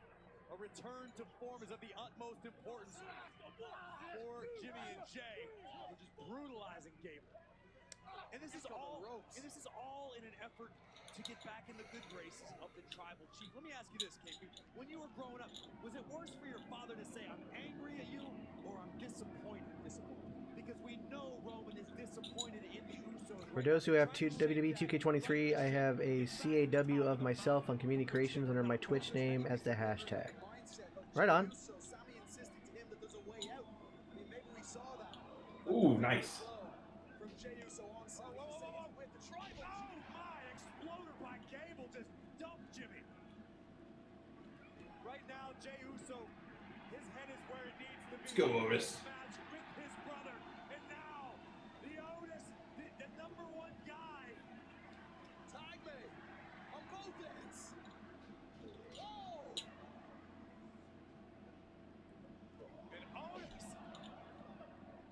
Eating breakfast, lunch, and dinner here at the expense of the Usos. Maybe moving at a pace, but remember, a glacier took out the Titanic. It's exactly what Otis is doing right now. He's revving something up. Good Lord. Like a bowling ball, just knocking them down. Otis and by extension Chad Gable have gotten over with the crowd as faces. Oh, yeah. Fashion plate. Oh, I know it. Some circles, Otis is already being talked God. about. Next year's big collection. Oh my God! What a slam! Plans main event Jay. Jimmy from the second. Caught by the big man. What a victory this would be for Otis and Chad Gable. Oh, to kick you. 2.5. I almost kind of want to see the Usos start a losing streak to keep up the disappointment with Roman. I was just gonna say that. Like I think that like a win here for the Alpha Academy would be huge. Yeah. Or if the Usos do win, it's because of Maximum Male Models. What's up, Lord Mannix?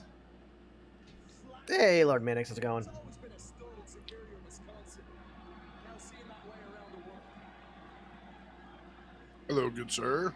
Otis now spending a lot of time basking in the adulation here in Seattle.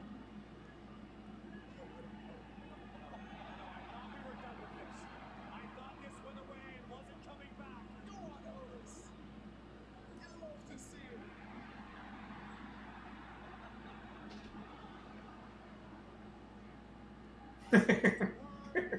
Fucking love Otis. I Corey fucking Graves. love Otis.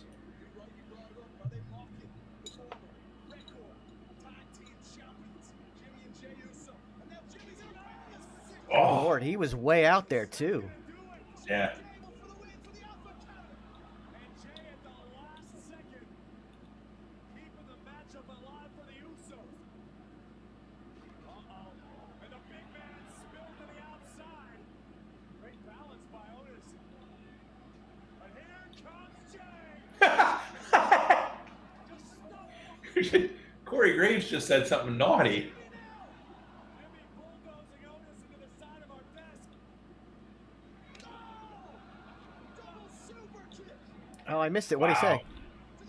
I think he said like something along the lines of like he just like caught the shit out of that guy or like something like that because they blurred out everything he just said. I didn't have a blur. I didn't have a. Oh, stop doing that, Chad. Dude. Oh no! Yeah, the headbutt. Don't do it.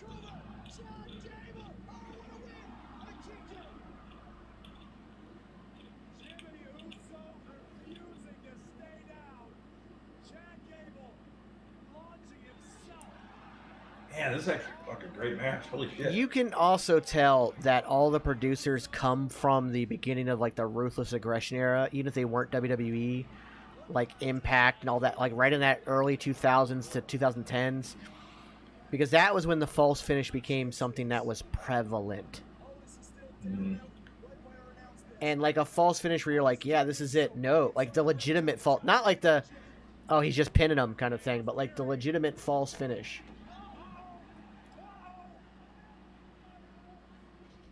Great escape by Jimmy Uso. Tag is made. Watch the rolling German of Gable. Stopped by Jay. That's it. And I know Matt Ward brought it up earlier, but you can see it now. Friday night, Jay Uso was in his babyface gear. Yeah. Not the heel gear he's in right now. And that could have been to throw. It could have just been for that moment to throw crowds off when you thought he was stopping Solo, and then he turned on Sammy again. But it could have also been because, hey, my brother's not here. I'm gonna do my own thing, kind of thing. I wish Alpha had won this, just like we said, to continue the disappointment storyline. Mm-hmm.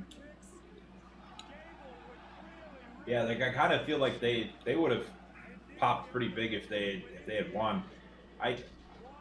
I'm really kind of surprised there's no Maximum Male Model shit in the crowd though. No. Yeah.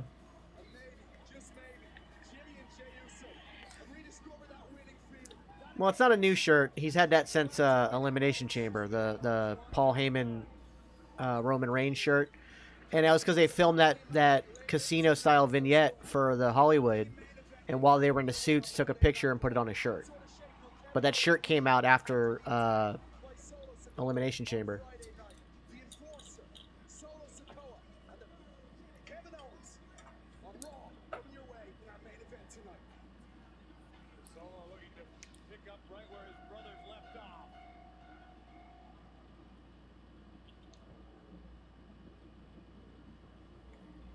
It looks like Io got the match.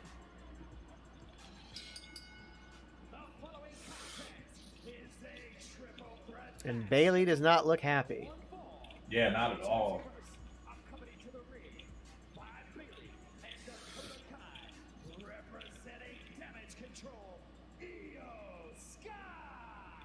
She's not yelling at the crowd. She's not nothing. She's just kind of walking with it.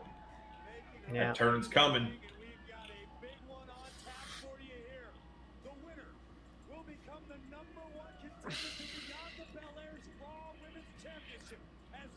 So who do you think wins this? Because, I mean, let's be honest, it's kind of weird that those three are the ones that are in this in the first place. Either it doesn't go anywhere, or it's got to be Mia Yim or Io Sky, because neither one of them have faced Bianca Belair one-on-one yet for the final. Yeah, Piper has already faced Bianca one-on-one. Yeah.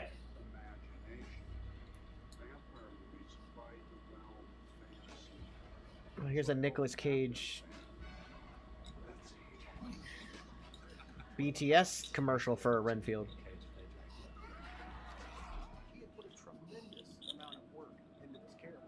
Oh, no wonder I'm going to like this movie. It's written by Robert Kirkland. You know, the guy who wrote Invincible and the Walking Dead comics when they were good.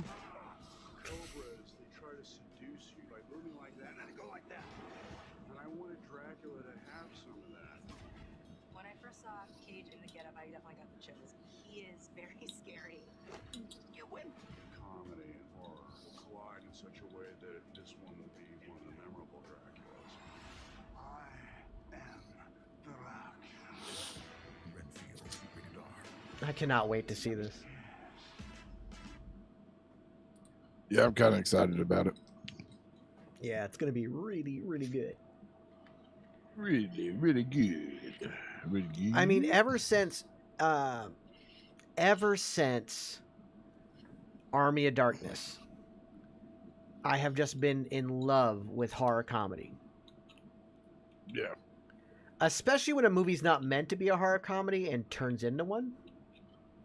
Yes. Like some of those really bad horror films that just become horror comedies.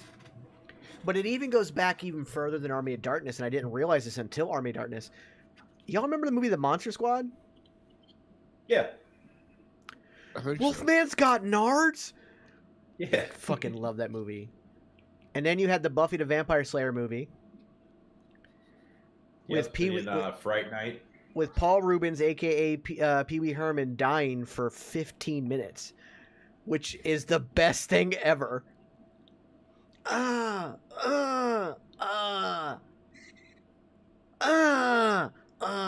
Then post-credit scene. It was so fucking good. There was a comedian that had a special on Netflix for that Characters series, and he did the entire his entire skit was in one take, and he played multiple characters in different scenarios all throughout. So he'd switch on and off. And when he at the very end, he's like sits down at a table, and they're like, "Do you want the chicken or the fish?" And he starts doing that, and he just turns into a werewolf. No, that's And awesome. I think that's the end of it. See, that's a great one, Lord Mannix. Critters. Critters was never meant to be a horror comedy.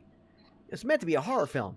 It's a fucking horror comedy. It's hilarious. The dude gets his junk bit off in the toilet. It's fucking awesome. Tremors. Tremors might have been another Tremors. one, yeah. The first one was meant to be pure horror. They realized very quickly, oh, this is horror comedy, and they just went full shtick with it, which is great. They're all great. They're all terrible, but they're all great. What was another one? Grabbers was another one that Grabbers was was one. Being really funny. Well, I mean, Killer Clowns from Outer Space, I think, was meant to kind of become like horror comedy, but that was before horror comedy was a thing. Troll 2. Troll 2. I think the Leprechaun movies. Yeah. Oh, yeah, for sure. Including the first one, which was meant to be pure horror. Trolls. Chucky movies at one point were just I think funny. those went. Child's Play, the first one was not, I don't think, funny. That one's just pure horror, but they very quickly. But I mean, even like the Freddy and Jason movies went to horror comedy very quickly. What did you think about the post-credit scene for Super Mario Brothers? I thought it was a cool little tease. That's all I'll say for now. I don't want to ruin it for anybody, but I thought it was a cool little tease. It's on Reddit if you want to see it. Any Rob Zombie movie. I don't think with the Rob Zombie ones that they're horror comedies. There are funny quips in them, but I don't think... Like House of a Thousand Corpses has some funny quips, but it's not a horror comedy by any stretch. Or Devil's Rejects or any of them. Like, yeah, Devil's Rejects. The closest to horror comedy for Rob Zombie is the new Monsters movie. Oh, which is dog shit. Which is a acid trip, if anything. But in the worst way, unfortunately. Yeah, like Captain Spaulding was great, but again, that was more about quips and like jokes for the sake of fear. Like when he joked, it was like, oh, this guy's gonna fucking kill me. Like it was not like a ha-ha joke. It was more like, I don't care that I'm about to bleed you dry. I think it's especially by Devil's Rejects, the whole clown shtick was like it was done, and he was just God, I fucking love that movie. 3 from Hell, like I think it took too long to get out, and I think that it lost a lot of luster because of it. But that 31 was kind of a horror comedy because it was so fucking stupid. Well, like Studio 666 is a horror comedy. There's definitely like I'm trying to remember what movie it was that they kind of said and kind of like created the horror comedy genre. Wasn't that the Foo Fighters movie? Yeah, it's the Foo Fighters movie. It's actually pretty damn good, and the album that goes along with it. It's really good, but I have a hard time watching it because Taylor died like not long after the movie came out, and like I love that man. He was my favorite drummer. It's like, god damn it. And it was all because he couldn't battle his demons, and fuck, man, that sucks. I also cut like 90% of that movie into GIFs of when Dave Grohl's got like the demon makeup on, and all I did was spam every Morbius thing on Twitter with GIFs of that. Like, this is my favorite part of Morbius. And they're like, some people would be like, yeah, dude, I love that. And then we'd be like, wait, is that Dave Grohl? Yeah. Where he's all like,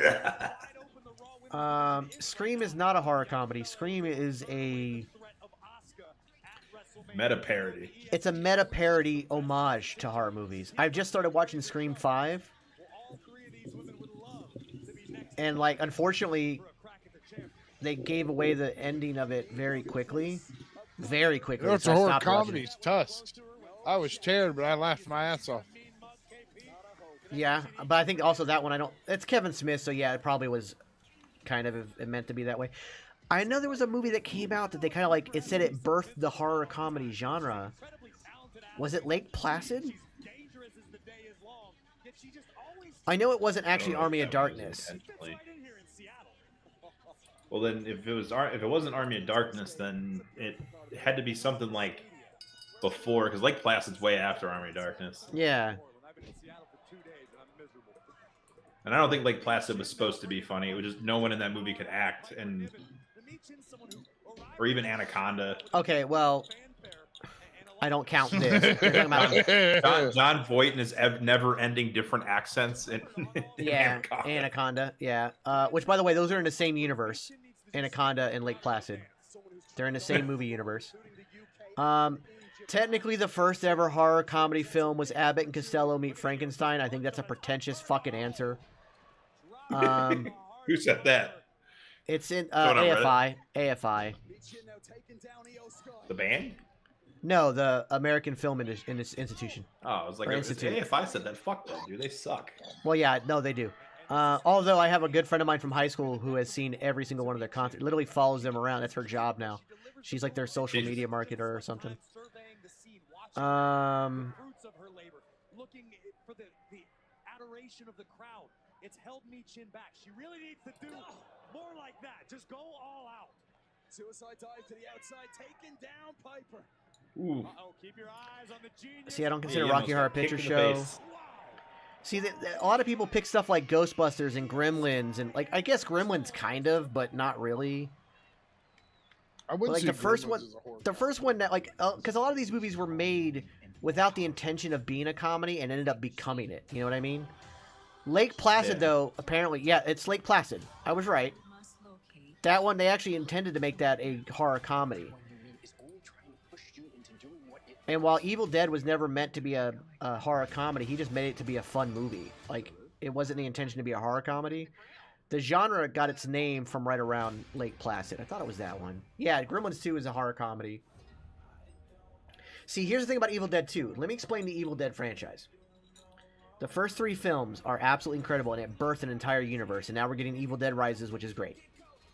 The first movie is just straight up fucking horror. By the way, it made for $4,000. Or no, it might have been $7,000. I know he raised money. It was less than $7,000, and he made some of the scariest horror. Most of it was just holding the camera down to the ground and zooming around. It was so fucking terrifying. He then got a big budget version of it, which big budget in terms of bigger than $7,000. And they kind of remade Evil Dead with Evil Dead 2. But Evil Dead 2 leans a little bit more into the quips and comedy of Bruce Campbell and the cheekiness and campness of horror, but it's still mostly just a horror film. And then you get Army of Darkness, which is the full tilt to comedy. Because it's barely a horror film. Yeah. It's barely a horror, it's just a comedy. It's just so self-aware and makes fun of itself. Yeah. It's But because you were able to have this 3-movie growth and evolution, you created a universe. And then you have Ash vs. the Evil Dead on Starz. That was phenomenally good. And that was pure horror comedy because it was very funny but very fucking scary at times. Yeah. And now I think that Evil Dead Rises, you're going full circle with it and you're going back to full horror. And I don't talk about the Evil Dead remake because fuck that movie. There's buckets of blood. I didn't really like. I remember sitting in the movie theater and being like, "This is pretty much the premise of it's the same thing, but the obnoxious amount of blood, like, I mean, it's Evil Dead, but like the obnoxious amount of like shock, horror, gore. Where I was like, yeah." I'm desensitized to all this because of like Hostel and a bunch of other movies, Saw and all that stuff. But yeah. what I wished was that for some of it, if they had gone practical instead of CGI and some of the other kind of computer enhanced stuff they did in that, I'm like, this movie would have fucking ruled. And that's why I'm hoping that Evil Dead Rises kind of goes back to not having so much CGI and being closer to like practical. I think that's what think it's it shown will. so far in the Yeah, I think it will. I'm really looking forward to it. You know what movie was an accidental horror comedy, but still a classic? And I know some people shit on it because of its era and the budget because it was made for TV. It was a TV movie in the 90s, and that's It. Oh, yeah. You watch it now, it's a fucking comedy. Like, it's a When he's on that comedy. banister and he's got that fucking noisemaker. Yeah. And he's in the library. Oh, dude, that kills me every time I watch it. But Tim Curry's still fucking terrifying. Terrifying. as that clown. Very, very wisely with the sleeper applied, trying to take. And There's a couple of those Stephen King adaptations for TV that weren't terrible. Tommy Like, Knockers. Tommy Knockers. Okay, Tommy Knockers is bad. It's so bad it's good though. I watch it all the Jimmy time. Smith and it's basically got half the cast of CSI and NYPD Blue in it, and it's. Oh no, I'm not thinking Tommy Knockers. I'm thinking Langoliers, the one in the airport. Okay, Langoliers is awesome. Yeah, Langoliers is great, and it's got Cousin Balky. Fucking great. Like, it's got Serge. It's got Serge from Beverly Hills Cop. It's Serge. It's Surge. Sounds like the a other one? Rose Red. I like that one. I thought that one was pretty good. The Steven Weber star-driven Shining adaptation that's closer to the book than the Stanley Kubrick movie is. Yeah. Is really funny because it's not supposed to be funny. Yeah. But the movie itself is very watchable and very fun because you see where like Stanley Kubrick took something and made it way fucking worse. But it's I still like that one. I think Mario Van Peebles was yeah, anything he's in. It's an accidental horror comedy. Like, I don't care. I think Jaws 4. No, Jaws 4 had his dad in it. Jaws 4 had his dad in it. And yeah, that's another one that went full fucking comedy by the time it was over. Yeah. I think no, he's Dick Halloran. That's who he was. What was that one? Is it Deep Blue Sea? The one where Samuel L. Jackson's in mid monologue and gets eaten? Yeah. Yeah, that was one's Deep Blue Sea. I think there are Thomas far more Jane with blonde hair. Yes, I think they're in LL Cool J, and he actually lives to the end. It's fucking great. I think that there are far more accidental horror comedies than actual horror comedies. I think for every horror comedy that's like legit done on purpose, there are probably 100 accidental horror comedies. Because again, Critters was never meant. Oh God, yeah. But like, again, Critters was not meant to be a comedy. The first Tremors, all that stuff. Gingerbread Man with Gary Busey as the Gingerbread Man. I think by casting Gary Busey, you had to know what you were doing, right? This is a horror comedy. That's another one that's a horror comedy. That one was originally listed as a comedy and not a horror comedy, and that's a great horror comedy because it's fucking scared the bejesus out of people. Yeah, that's a Peter Jackson movie, wasn't it? Yep. And it's fucking Michael J. Fox doing something unique and out of his wheelhouse, and it was great. House is another one that in a ton like a horror comedy that was supposed to be a legit horror movie. Then House 2 is even fucking worse. And it's trying to be funny the whole time. What was Evil Bong, Gingerbread Man versus Evil Bong, starring Gary Busey as the Gingerbread Man. 13 Ghosts and House on the Hill. Wow, no fucking way. Yep. I figured that. And look at Bailey's face.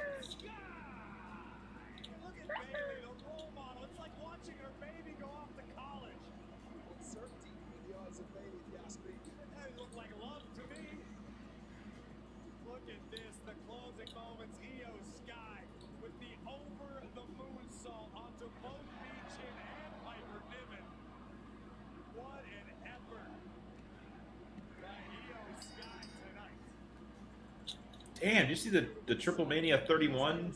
Yeah, I just saw that. Holy shit. It's gonna be pretty good.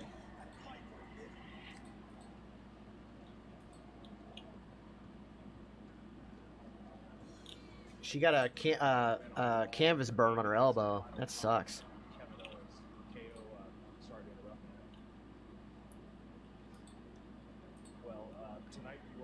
Yeah, there's a lot of horror comedies that are accidental horror comedies.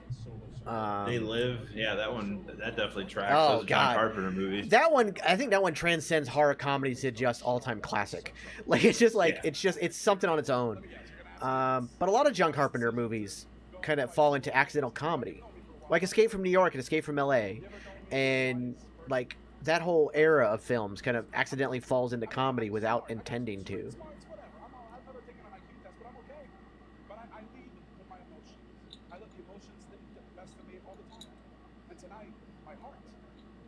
Tells me I have to beat the hell out of Solo Sikoa for what he did to me on Friday night. look, Sami Zayn not here.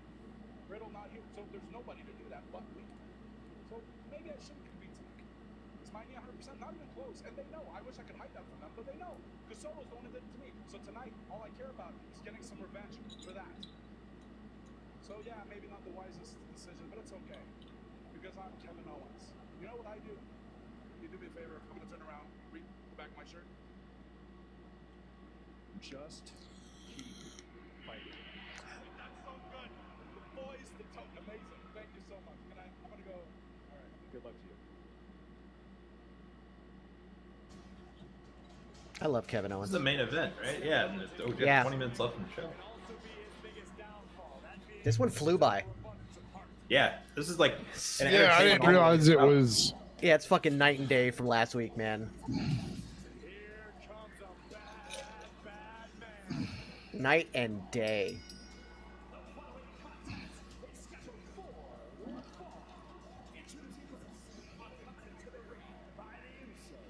Who do you guys think Kevin and Sammy will defend their titles against first? Well, they technically just didn't they defend it? No, it wasn't. The title wasn't on the line Monday night, was it? Against the Street Profits. No. Oh yeah, no, they were not. I don't know. The Street Profits kind of lost their number one spot after they won that. I know, but that's probably because someone else was booking the show last week. Good point. So maybe the Street Profits. I don't know. Damn, no Heyman. Yeah, he was around earlier, but he's not out there now.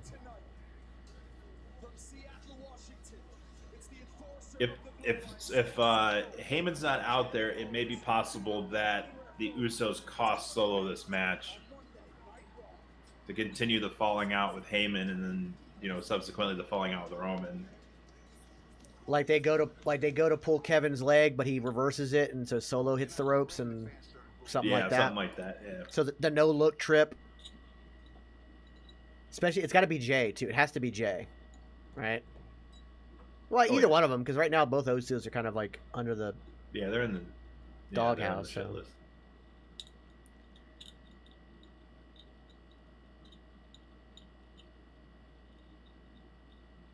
I could do a whole TGN episode on fucking accidental horror comedies. Yeah, right. We'll probably end up doing that after we talk about Renfield for the first bit of that episode.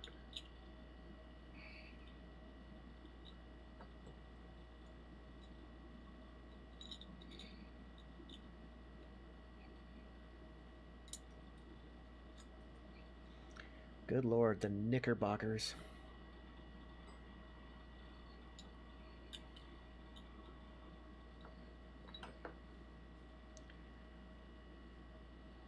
Trying to think if there's any other ones that I can think of that are like actual horror comedies off the top of my head. So I remember Gremlins is like Gremlins was actually like kind of advertised as a Christmas movie in the 80s, like the first one. And it gets super dark when you realize that woman's father died in the chimney dressed as Santa Claus. It is a straight up horror film. Not a horror comedy. It is a straight up horror film. The second one, very much a horror comedy. Yeah.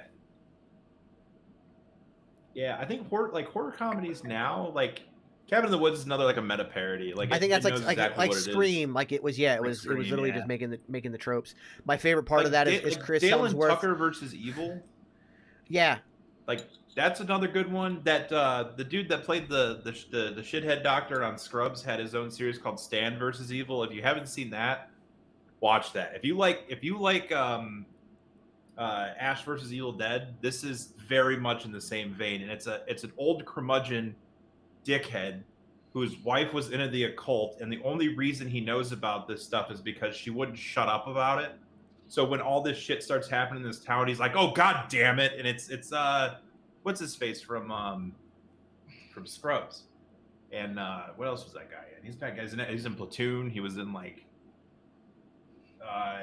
the fuck is that guy's name? Oh God, he's been in a lot of stuff. Yeah, like I know him from I think it's Platoon. Cocaine Bear, I could see was most likely a horror comedy. Yeah, that makes sense. Cocaine Bear's just nuts. That's on Peacock on Friday.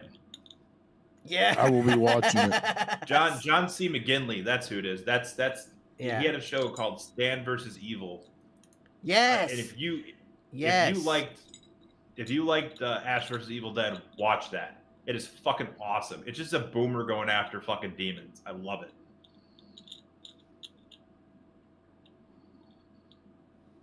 Because they had like a banshee running around. They're like, what's that noise? He's like, it's a fucking banshee. God damn it. I gotta deal with this 3 o'clock in the morning. All I want to do is watch my stories. And like, Did you beats ever see this that? banshee to death with a fucking lawn rake. Did you ever see that show? I think it was on.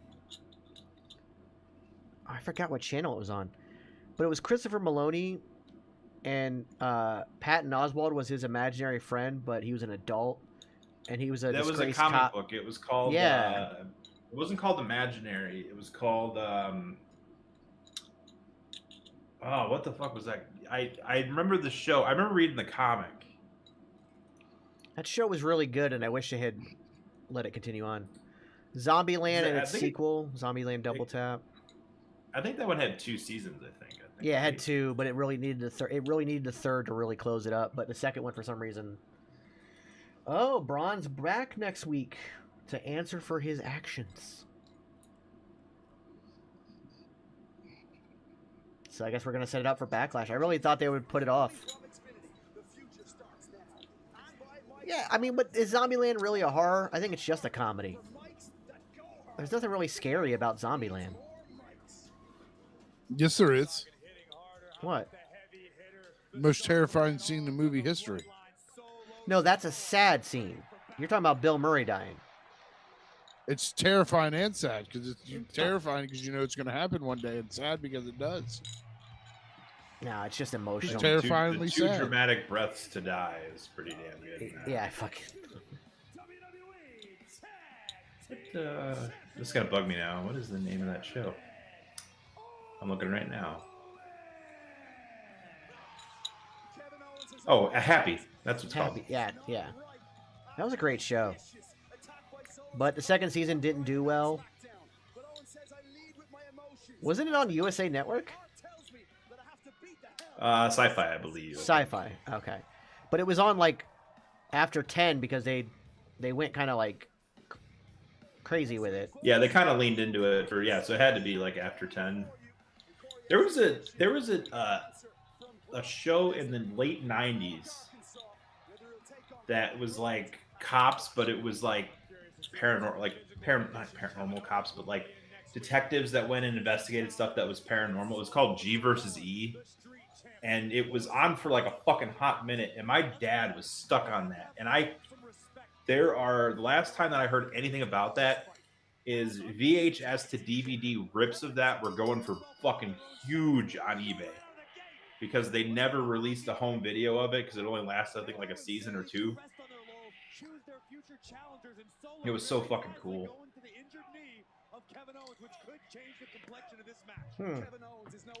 Let's see if I can find it somewhere. There's a lot of stuff like that, Probably around the time X-Files was like real big. It's like shows like that started kind of yeah. coming out. I was like, oh, this is hot. We got to try it, but yeah, for all I know, G versus E could be fucking awful. But I remember when I was a kid, I was like, fuck yeah, because it was just like, it was a typical detective thing where they pick up the working girl or whatever, and then she turns into a fucking demon in the car next to him. And he's like, what the fuck? It's my second day on the job. What the fuck?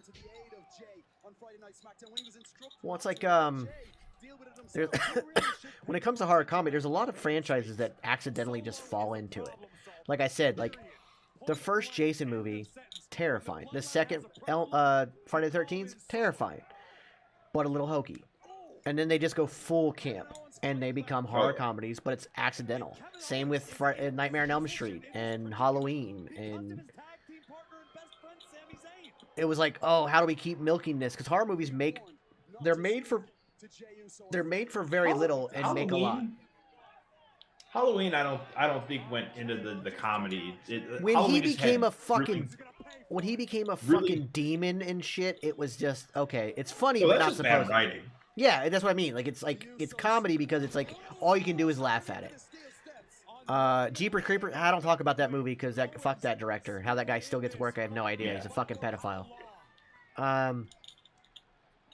They took all the emulators off of Xbox. Oh, that sucks. That has got to be the third dozen fucking crotch chop we've gotten since fucking WrestleMania. Rhea, fucking Montez, like everybody and their mother is fucking doing them.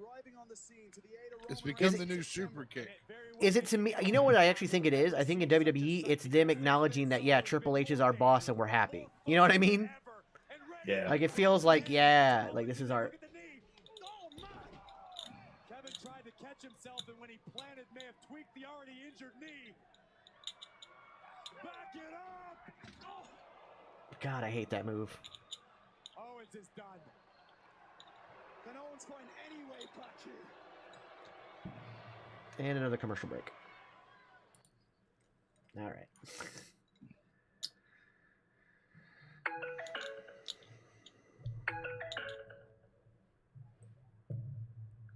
Trying to think, what other funny Puppet Master? Those went pretty. Yeah, I mean, even like Puppet Master went that route. These fucking commercials. WTF. Yeah, no, I Dude, agree. you're right, Cheekies. That's like the fucking 19th one that we've had in this fucking hour, and we got 12 minutes left to 15 minutes left or 17 minutes left to Raw. But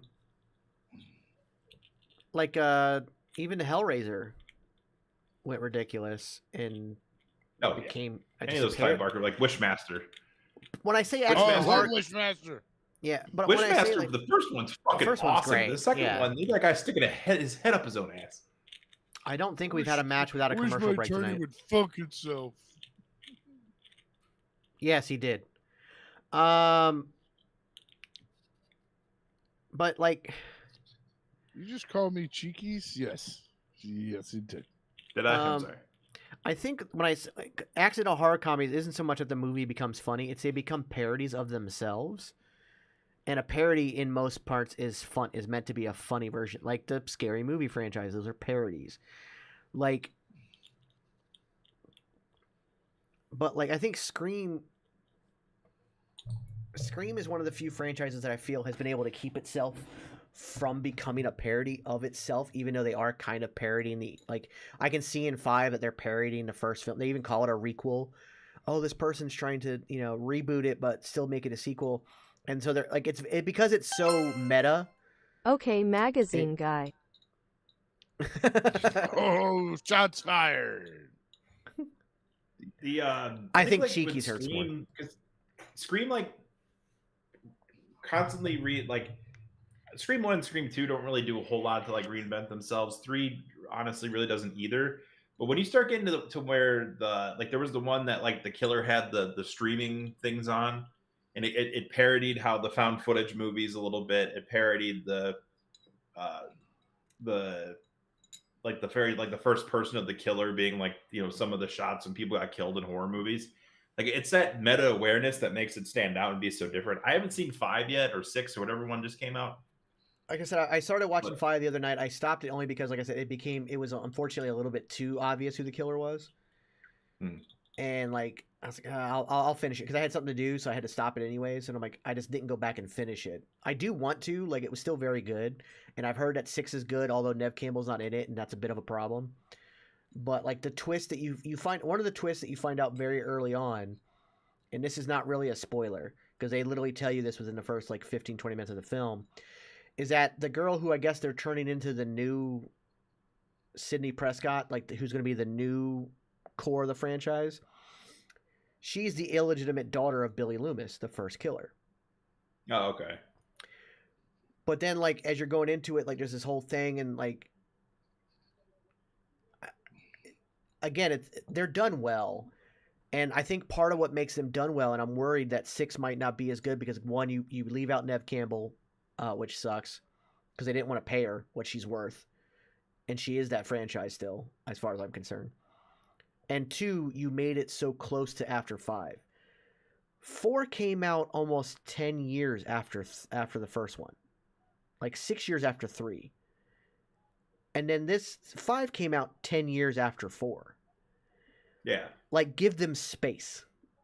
This is something you can keep going. And they actually talk about that kind of in the movie, where it's like people just want to keep doing it. And they talk about this, you know, they of course, there's the whole meta thing of the stab movies is what led to continued killings, because people made movies about the actual events of what's the name of that town? I forgot the name of the town.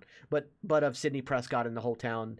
And then that became the Stab franchise. And then they talk about how the Stab franchise had jumped the shark and done this stuff. And they, again, being very meta. And I think it's done really well. And I think that keeps them from falling into the accidental horror comedy. Even though they have funny moments. I think every horror movie should have moments of levity to help break the tension. Unless it's something like Saw.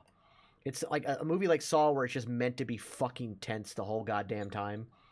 But like anything that's not of that caliber, anything that's like especially like when there's like a faceless killer or like a dream demon like Freddy Krueger, you have to have some levity to help break the tension, because that tension will become disbelief very quickly. God damn, man.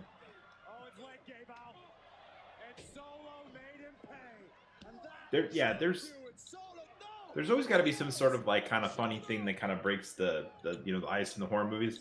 I always found like I like Insidious a lot. The first 2 I like a lot. I didn't like any ones after that, but the first 2, they were at the time very refreshing when they came out, because horror movies had become nothing but gore fests, had been nothing but Saw, and like especially I don't know how we found ourselves where like the top horror movie everyone couldn't stop talking about was Hostel.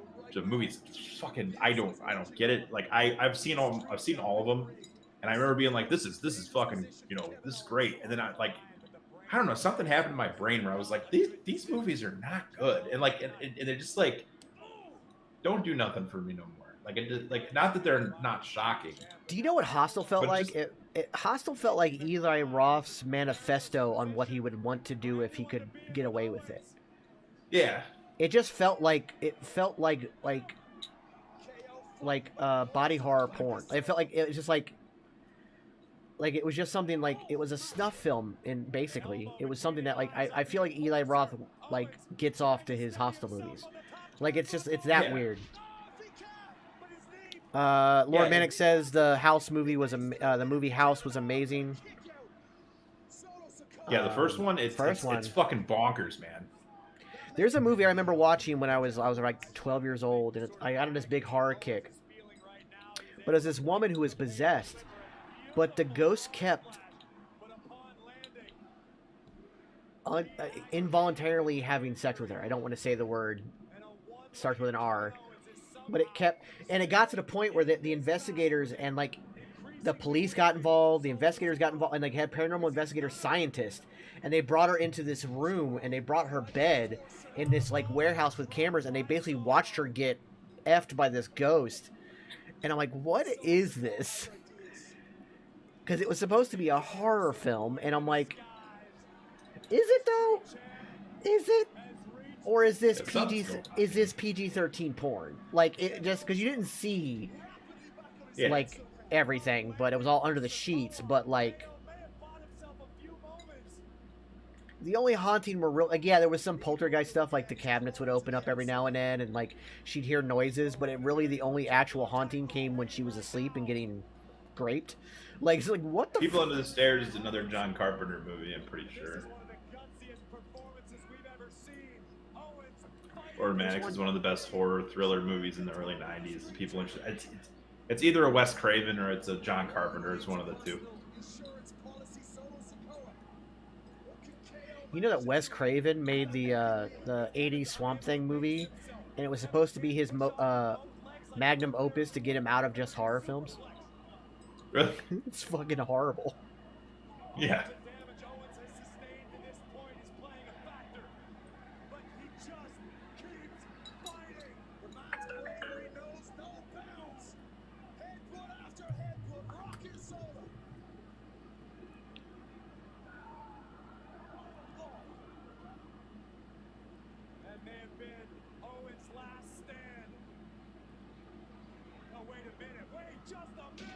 And Solo and Kevin Owens have great chemistry when it's even when it's one-on-one. Yeah.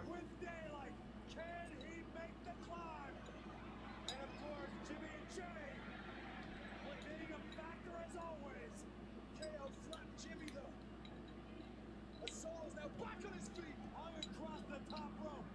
Oh! Jey Uso eats a super kick. Make the climb, Kevin. He's making it. KO. Corey Graves is actually like rooting for Kevin Owens here. That's weird. This whole episode, Corey's kind of been on the face side. The face side. Yeah, it's been a little weird. Like, he still attacked Kevin Patrick for kind of like trying to sow dissension in the bloodline when they were coming out. But then, like, this whole match, he has been, like, on KO's side. And he even called out that, oh, look, the Usos are a factor once again. Come on, Kevin, keep fighting. Climb up there. It's like, what the fuck is going on? Does Corey Graves have range? He's been watching too many watching too many Pat McAfee episodes of fucking SmackDown. Remember in NXT where all he could say is that these two know each other so well? It's people who had never fought on NXT television before. Owens could be thinking about a pop-up powerbomb, but let's be honest, there's no way the knee holds up. Oh my good God! How? Because it's Kevin Owens looking for the stunner. He gives way once more. No. Jesus, Jay just kicked him straight in the fucking face. Since Sammy and Owens have won the titles, they've kind of looked at the stars a little bit. Yeah.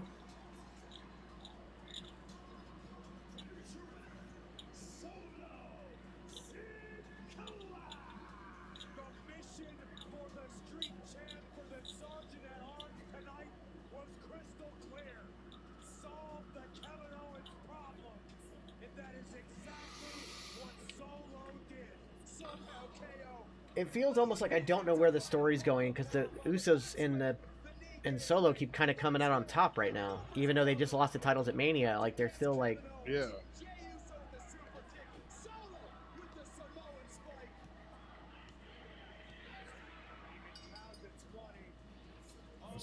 Cody's got to come out and save him. You got time. yeah, we still have time.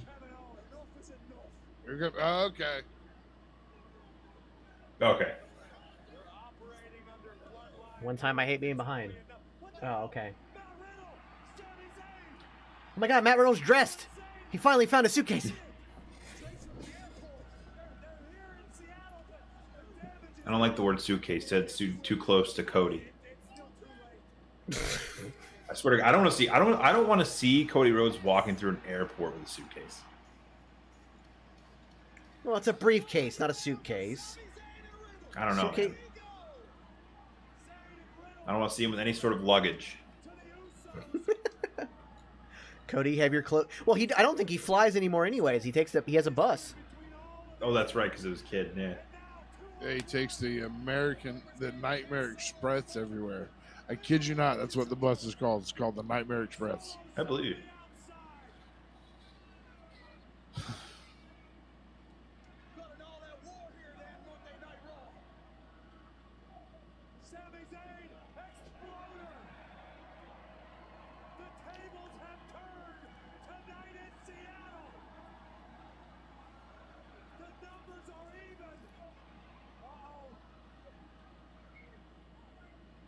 See, now this is, night and day. Everyone's getting sent home happy right now. Yep. Yeah. You'll probably get a dark main event. It'll be a 3-on-3. If you're there at the show, and then that's it. Yeah, those three will wrestle.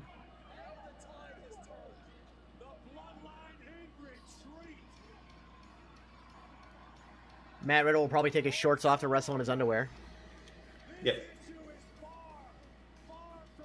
Oh, he did cut his hair. Riddle's hair used to be down in the middle of his back. Yeah. My hair is longer than his now.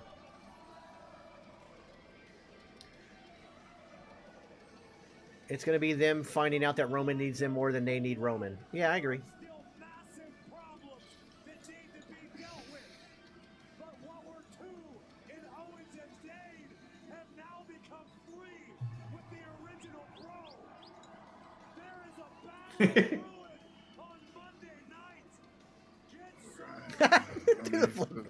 Who throws a shoe?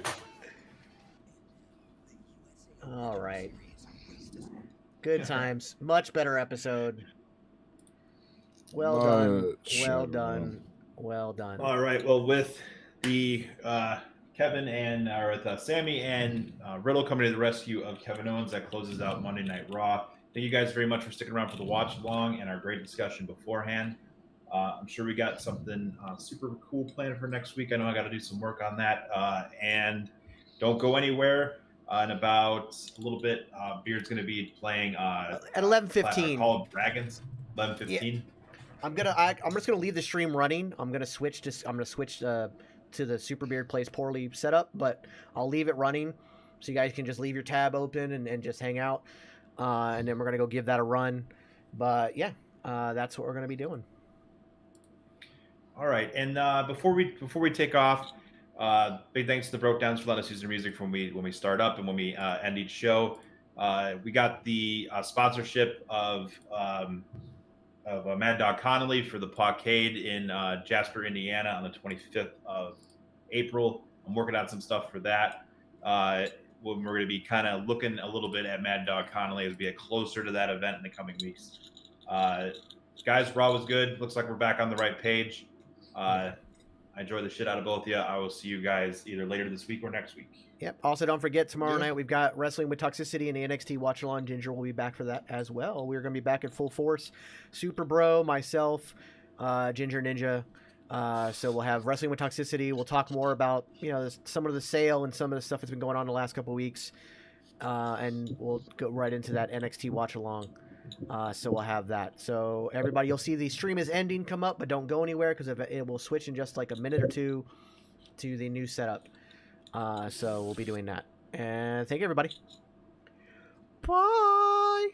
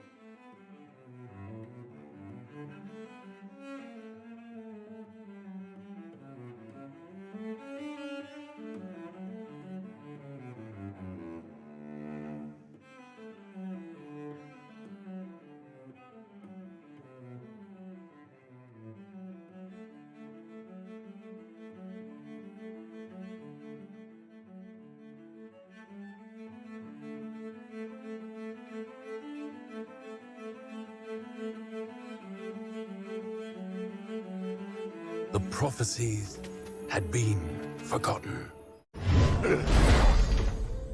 We obsessed over old grudges, Welcome everybody. Superbeard plays poorly with some Call of Dragons, repeating our maybe. tragic past. Hatred thrived, growing stronger.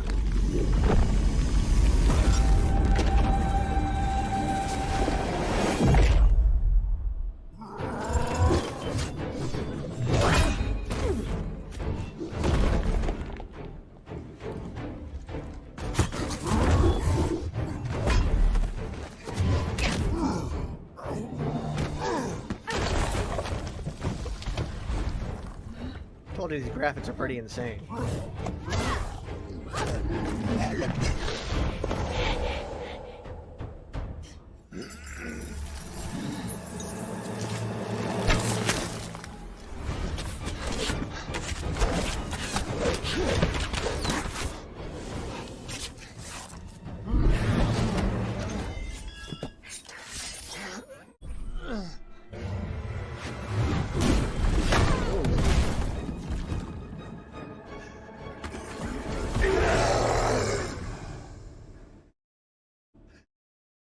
We struggled for victory, ignorant of the chaos to come.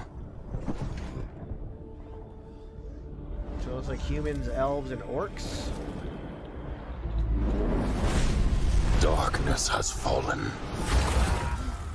The end is nigh.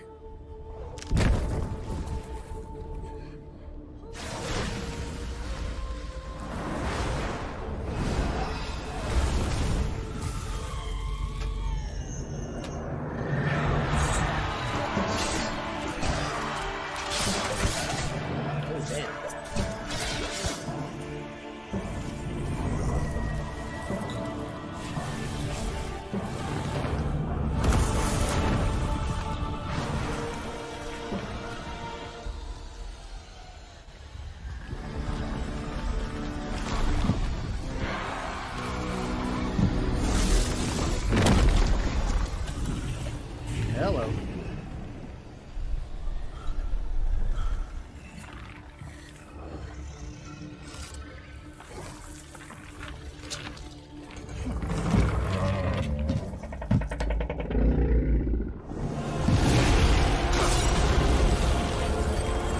We are in grave danger.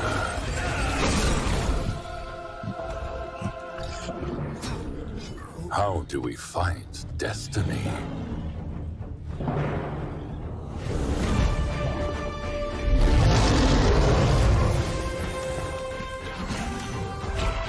You're already at level 8? Nice.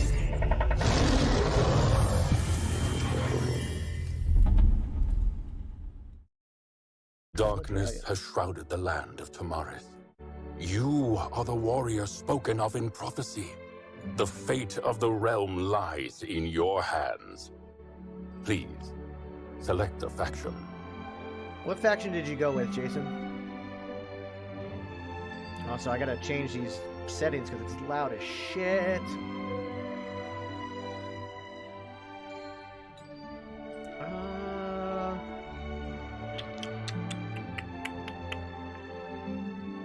Yeah, I was thinking the order myself. I'm gonna go The do light shall bring us victory.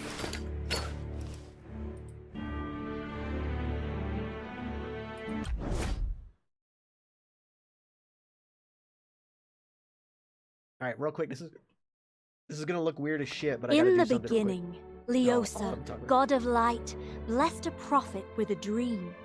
The dream led us to the sacred lands of Atheran, a bounteous and fertile place. Watched over by the god of light, we grew and multiplied, creating the resplendent human civilization.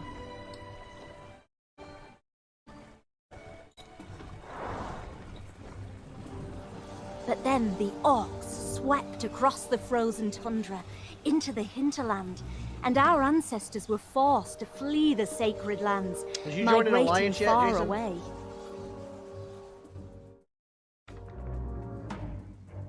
The night of burning stars brought darkness to the land. The peace we had received in exchange for giving up the sacred lands was broken all too easily. Okay, I'll make one tonight.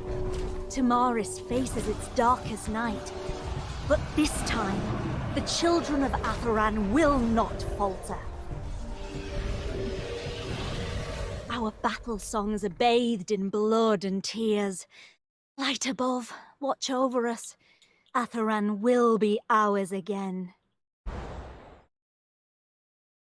Okay. My first lord, and foremost- I am Mara, your trusted counselor.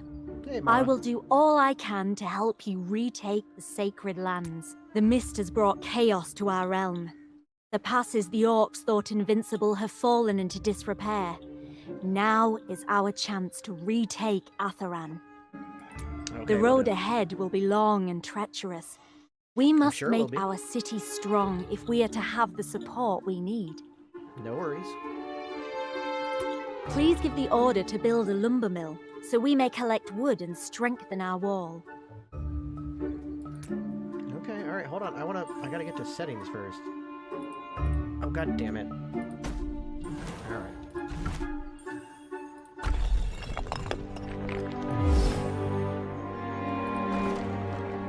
Alright, hold on. We before I have do anything all else. the wood we need. Now, we Alright, can hold on. strengthen our wall. This is gonna look really weird, but I gotta get something real quick.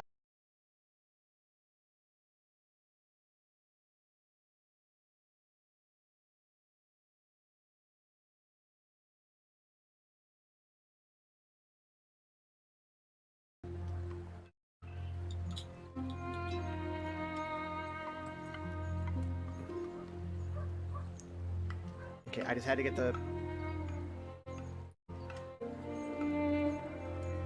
I had to get the, I had to get this.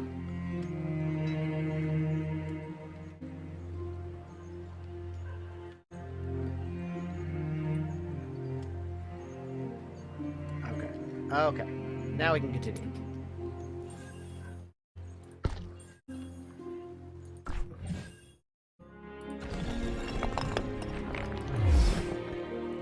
Our wall is built on a strong foundation. Now it is even stronger, making it easy to defend and difficult to attack. That's good. Train swordsmen to guard the wall, and they will keep watch for the enemy night and day. Okay.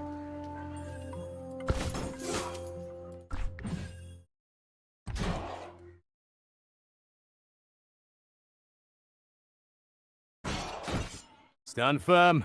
We will not falter. Our soldiers have faith in the light. They will be an invincible shield. Well, I don't know about invincible.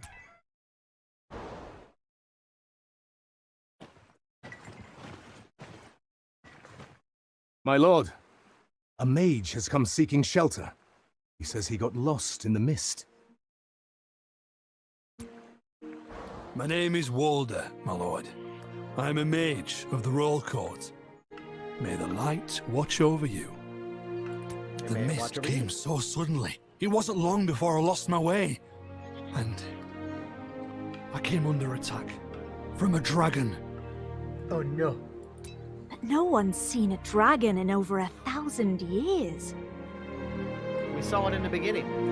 I know it's hard to believe, but I'm telling the truth. And there were these creatures alongside it. Their eyes glowed red. It was as if they were born from darkness itself.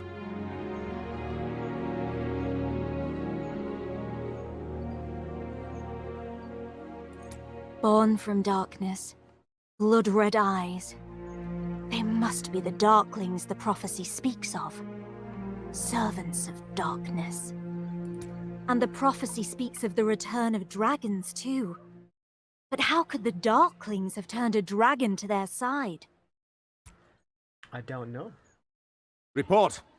There's a group of suspicious-looking types outside the city. Oh no. They appear to have captured a bear. They're up to something. How dare they? Oh god, let me free click.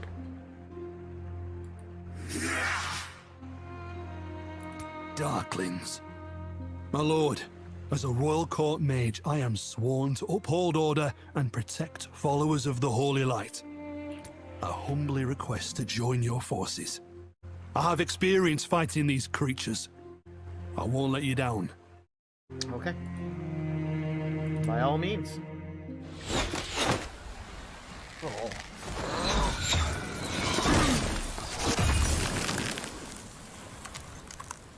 The Holy Light seems to be like an ice power.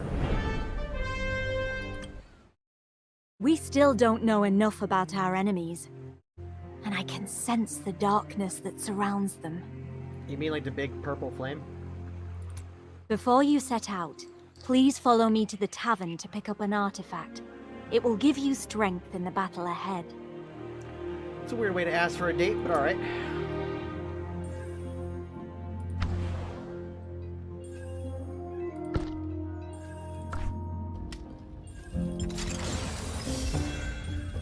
Alright. Pretty cool.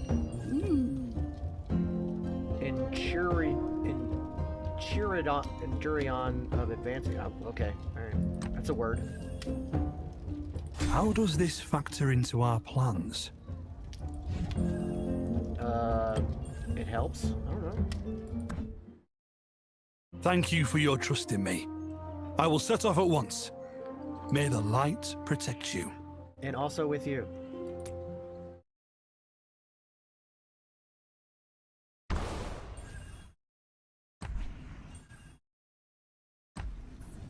Hear our call.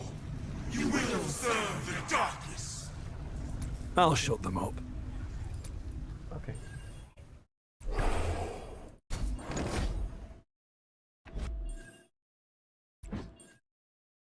Always be prepared. Oh, he's attacking for a long way. He's getting his ass beat though.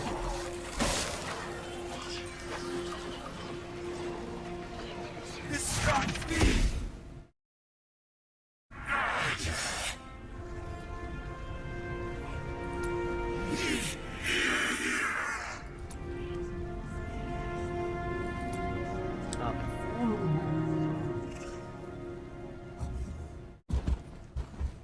This stone.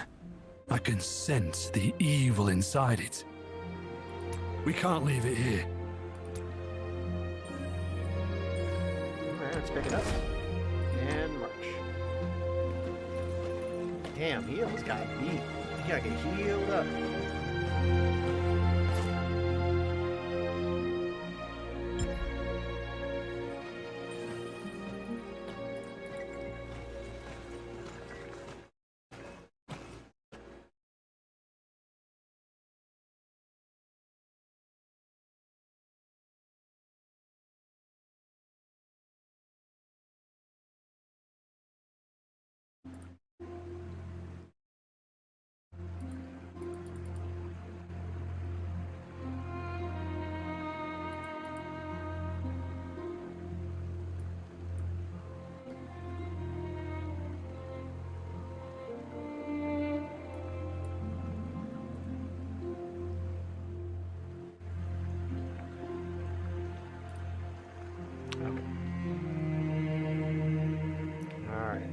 Oh, my mouse go. There it is.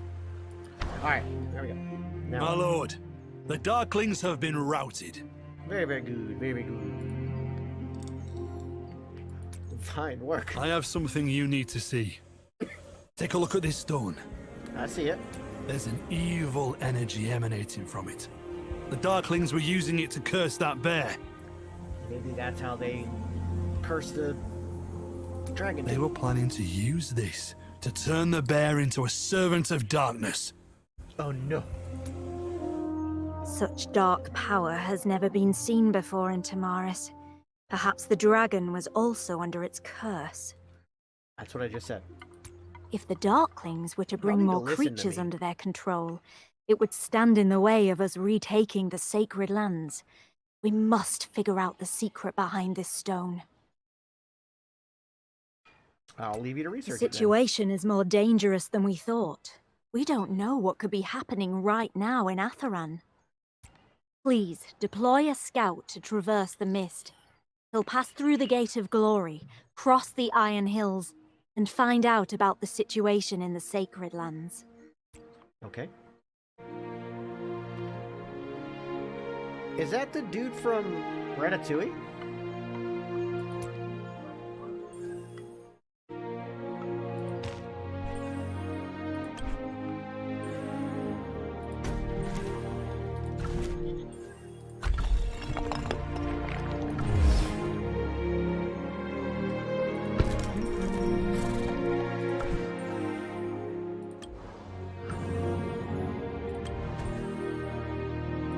Atharan awaits. Alright, I don't need to watch him. Our scout, scout has departed. If he discovers anything, we'll know immediately. For now, Yay.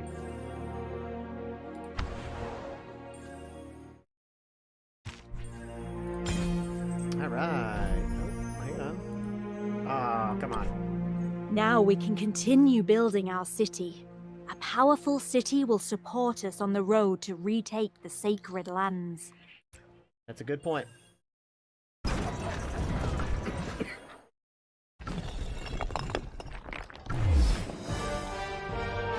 The Hall of Order is the heart of our city. It is our foundation and will bear witness to our city's development. As we complete quests, our city will develop, bringing us one step closer to returning to the Sacred Lands. Okay. Long ago, we bade farewell to Atharan. Now, it is time for us to come home.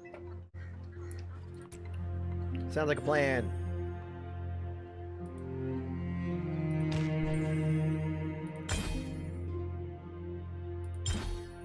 There we go. All right. Now, let's go to settings.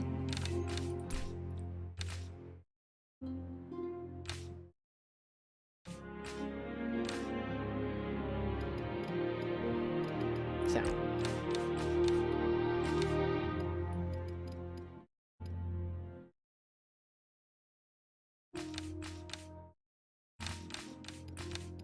Let's turn the sound effects down a little bit.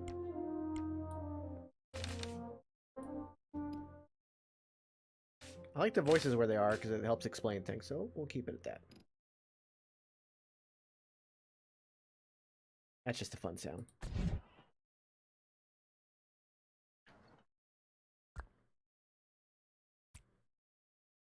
Of course, we have to update our name. There we go. Faction, Legion of Order, powers there, heroes. Okay, cool. The mist has dispersed. The mist is dispersed, okay. Congratulations, city has grown to level 2. We can build a mint to produce gold. That's a good thing. Oh, look at this. We get a nice little welcome to 8-hour city shield, 10-minute speed up, 5-minute. Right on. Look at that. We get some nice little bonus stuff for signing up too. I like that. Let's produce a mint, but I want to move it over.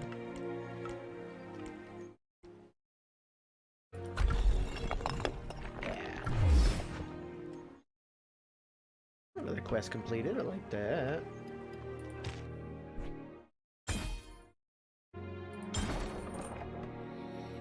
Oh, change your name was a quest too? Right on, right on. Okay. Now what do we got? Oh, another one. Gold one too? Train 20 swordsmen. Okay, so let's do it. Oops. 20. Takes 5 minutes. I'm gonna go ahead and do that. Oh, no, I'm not. Oh, wait. Oh, no, we're not buying it. Okay, so we have to get our city up to level 7. That is our goal. But I also got to make it an alliance, which I will do. Defeat a level 2 Darkling Legion. First, I need to figure out how to I need to figure out how to heal my dude.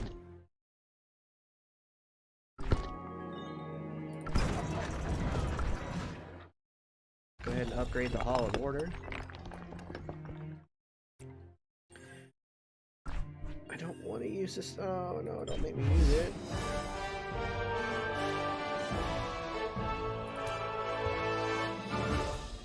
Alright. We got all kinds of stuff here.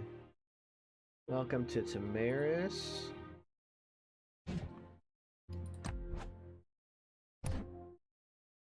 Hey, alright. First arrival. We got some stuff to claim there as well. Look at all this fun stuff. This is cool. Whoa.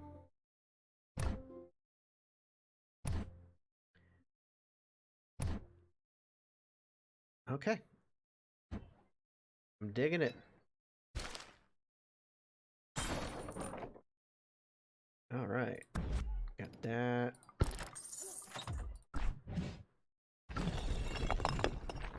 Upgrade that real quick.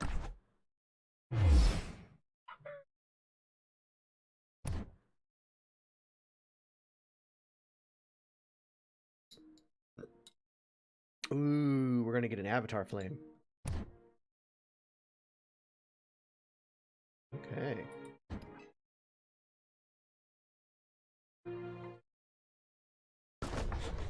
Let's upgrade the lumber mill.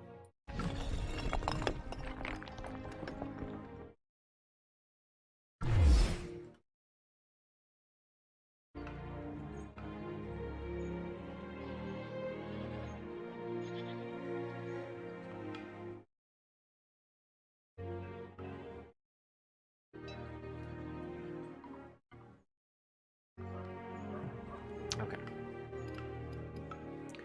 For the opponent, choose an avatar. Let's do that.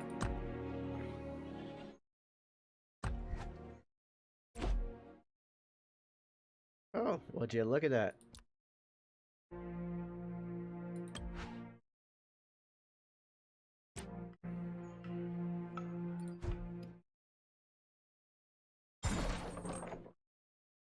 Oh, see, that's really cool too, that like you can, instead of having to go to a different thing. Oh, that's so cool.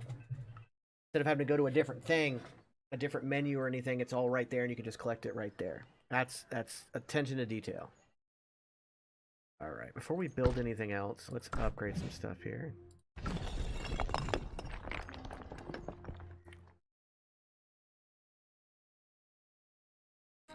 Oh no, I'm not using a speed up here.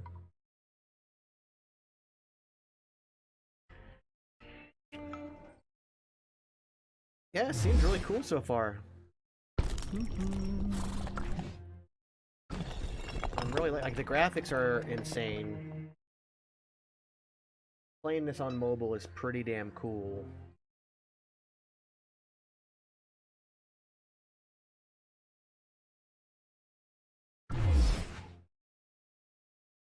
Okay.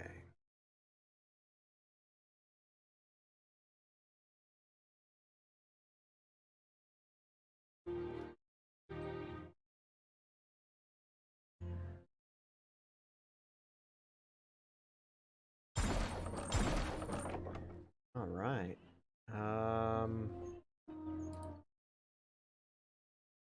Let's storehouse. Yeah, let's upgrade to storehouse again. It's a minute 20. No big deal there.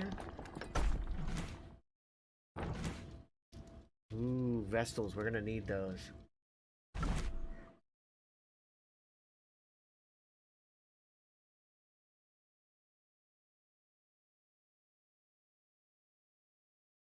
Let's put them by the water. Oh, I'm taking out the water? Oh, let's not do that.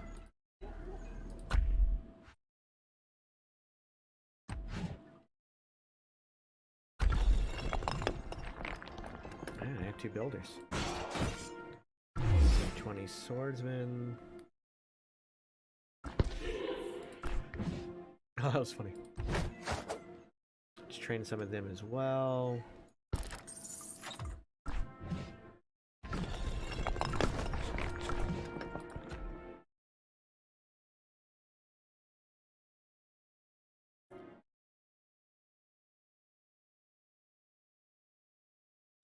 Oh, my bad. I'm already upgrading things. Oopsie. Sorry, I was already upgrading stuff. Let's train some more warriors. That'll be done in a second. Then we can upgrade. Okay.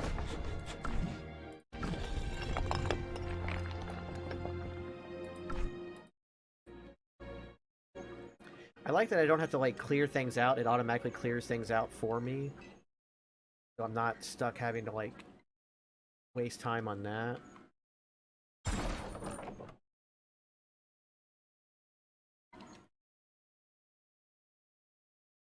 Yo, what the hell was that?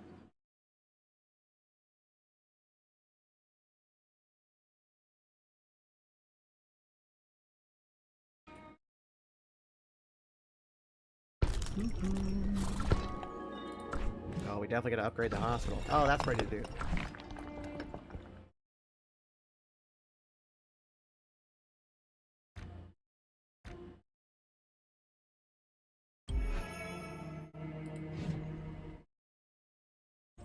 How are you doing, Cheers! Greetings, Your Grace. My name is Walder. It shall be my pleasure to... Last we met, urgent matters forbid a formal introduction. Agreed. I am a Royal Court mage and a graduate of the College of Tiar. Ooh, a graduate. Unlike some of my peers, Elitist. I have spent most of my career on the battlefield. The battlefield taught me a great many things that the classroom couldn't. I've taken part in a number of military campaigns over the years. Learning how to escape death puts one in good stead when the stakes are high, I've found. I'm very glad to join your forces. I'll do my best. Thank you. My apologies. A habit I picked up on the battlefield, where one must always stay vigilant. I assure you, I am as easygoing as they come. Oh, I almost forgot. I bought something for you as a token of our new partnership. Aw, you shouldn't have. Wow. Brought a lot.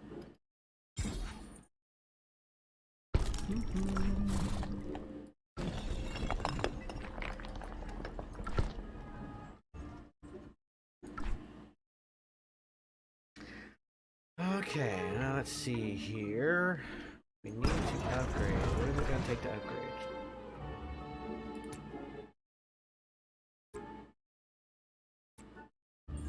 Okay, we gotta upgrade the wall. Oh, minute 30, it's not bad. And having extra halflings for 24 hours will help out a lot.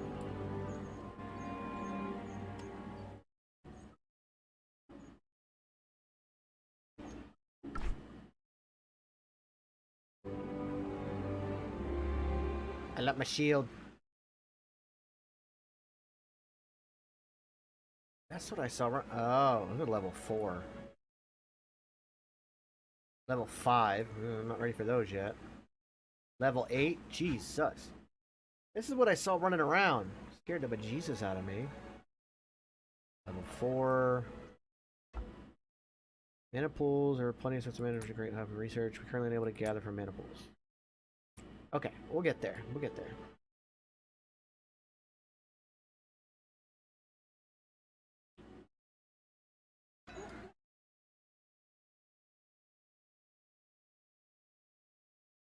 Okay, the wall is almost done. Let me see here. They're almost done. We're gonna keep trying to make warriors. Hall has to be at 4. Okay, so before I can do anything, it looks like before I can really do anything else. Oh, I can't do a foundry yet. Okay. Alright.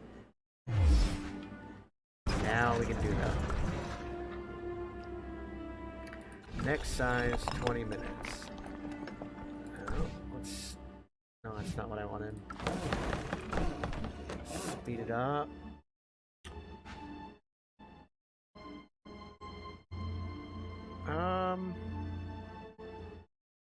I've got a lot of these.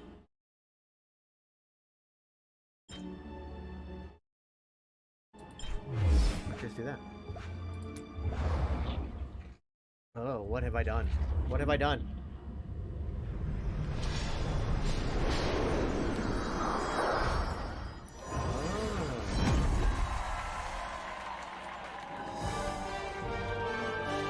From settlement to village. Look at that.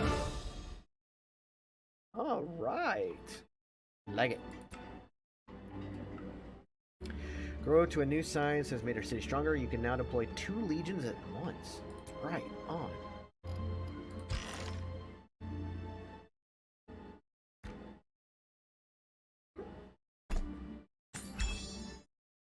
$10K gold. I don't know if I can hold that much yet, so let's wait. I got a shield on right now, so I don't need to use that yet. Beginner's relocation. Relocate your city. Don't need to do that. Open silver chest. Opens gold chest. Opens universal chest. Let's do this. Magic bomb. How does this factor into our plans? By helping you do more crap.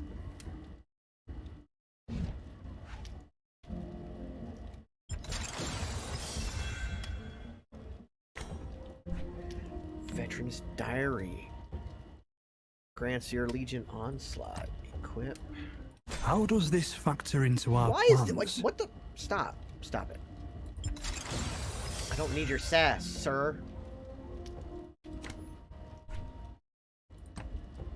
How does this factor into our plans? Shut up. I don't need your sass.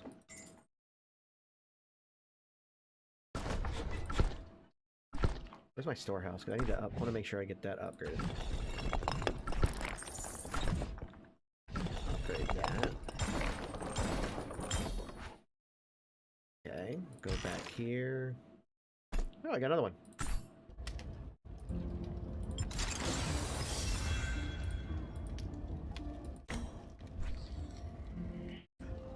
Harlequin mask.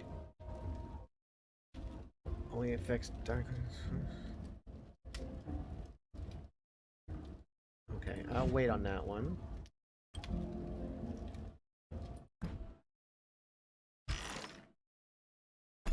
Got 8 of these.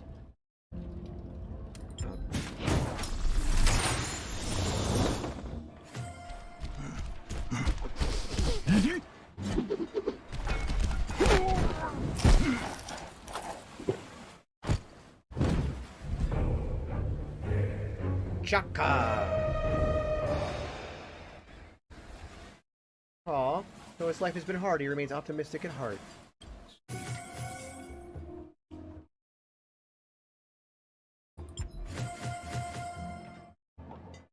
Okay.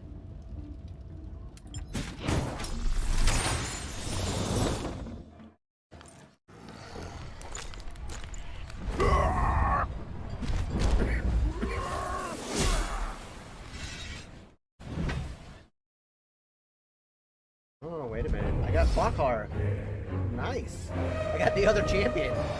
I got the Orc champion. Nice. Oh, I got another one.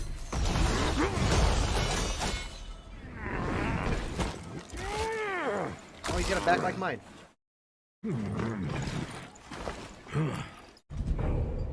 Ordo. Veteran soldier, skilled in commanding logistical operations. A scar across his face tells a tale of an old friend and a deep regret.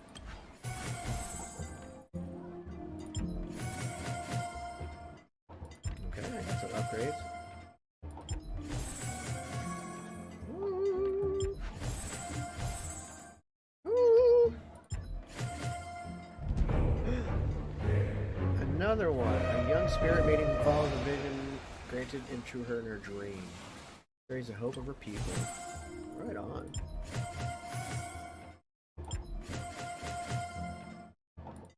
Oh, nope. Cancel. Cool. Right on.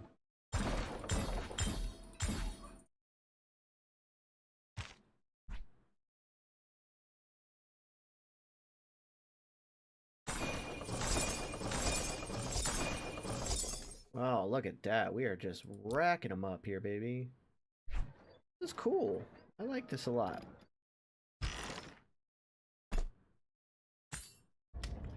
You get these universal artifact keys. Enchanted coins. Donate, generate, and scatter your gold upon the earth. No? Why, what? I want to help out and whatnot, but I mean, come on now.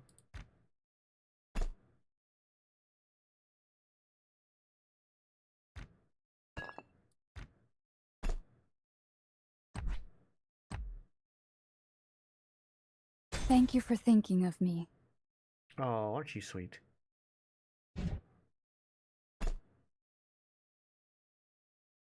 Oh, wait. What does this one do?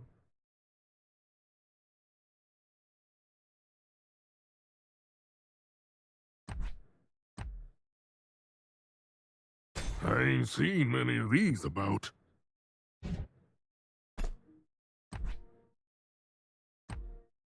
How does this factor into our plans? Stop it.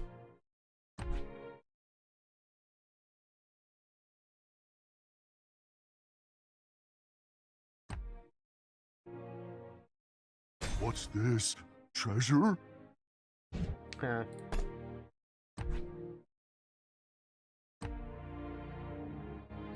I ain't seen many of these about. Oh, he's a veteran, so that makes sense.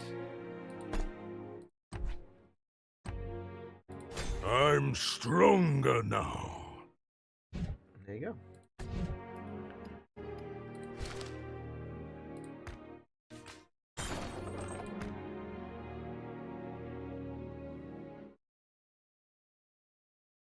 Oh, we got another hero. Oh, what?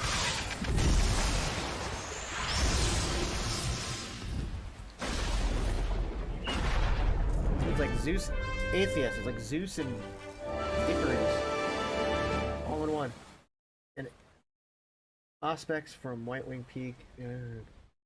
The eyes and ears of the god of light. Compassionate divine messenger who longs to return to the light from whence he came. Right on. Okay.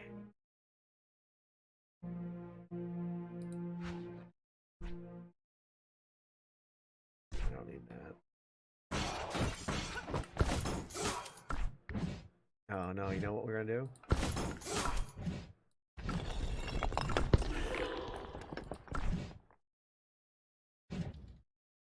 At a foundry.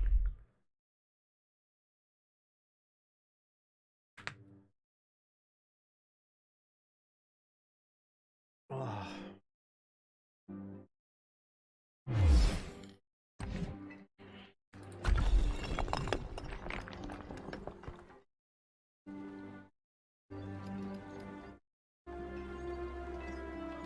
Alright. Gotta get some more stuff built here. I wanna arm my champions. I gotta get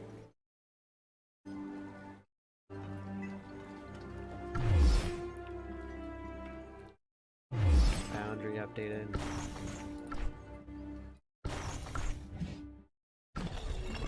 I pray for your happiness. The Foremother's guidance has led me here to serve you, Your Grace. The trees serve the soil. The moon's light serves the night sky. The Tavrosi warhorns swear fealty to the earth. Women swear fealty to undying love. All mortals spend our lives in service. I am Pan. I was called to become a spirit maiden and serve the ancient satyr bloodline. As I heed the Foremother's guidance, so too will I heed your wishes. Okay. Hey, heard you're the new boss. My name's Ordo. Some call me Ordo the Mightiest. But don't call me that, please. I think it's a little too hoity-toity. I would agree, Ordo. Your offer wasn't half bad.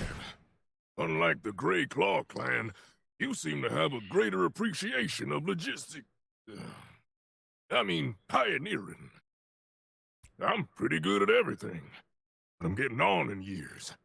These days, I've been more into commanding. Commanding. Oh, and building roads, too. Don't take it for granted. Building roads takes skill. You live in Florida, you know that. Yeah, not bad. Not bad. Good to see you got an eye for talent. Since I'll be counting on you, I brought you a gift. Oh, you're sweet. Where the rest of Boss! So, you're the boss? You ain't like I thought you would be. I've seen a couple bosses like you before. They all looked real fierce, and they never bothered to look you in the eye when they talked to you. But you ain't like that at all, boss. You're pretty friendly. Sorry, forgot to introduce myself. My name's Chokcha. I'm a hunter. I ain't one for brains, but I got strength to make up for it. Anytime you need me, just let me know. Oh, you're nice. Oh, by the way, I brought a couple things from the countryside for you. I hope you like them. Walk with honor. Good to see you again, Chief. Been so busy fighting recently, I feel like we ain't had the chance to talk. Well, the living's pretty good here. The food and drink here is different from what you get up north, that's for sure. But the most interesting thing's the people. Especially the way they fight. In the Grey Claw clan, we've been dealing with beasts in the mountains for years. Hunting them is how we learn how to fight. I always thought that was the best way to fight. But sometimes I think going in too strong can be a little lacking in technique. I've seen a lot of new ways to fight since I got here. It's taught me a lot. If I could swap a few pointers with everybody, I'm sure it'd be useful. I agree. It'd be great to spar with you, too, if you get the chance. By the way, I picked this stuff up from my last battle. I'd like you to have it. To say thanks for looking out for me. You're so nice. Greetings, mortal. I am Aphius. I have been sent from Whitewing Peak to join you. Such is the will of the Oracle. I will obey your commands and protect the destiny of Tamaris. This is the first time we have met. In accordance with your mortal customs, please accept this gift in recognition of this fact. Okay, right on.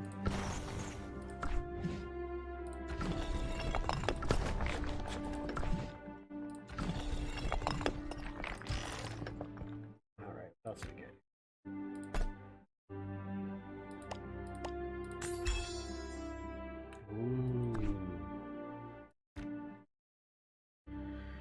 Okay, let's see what else we can get.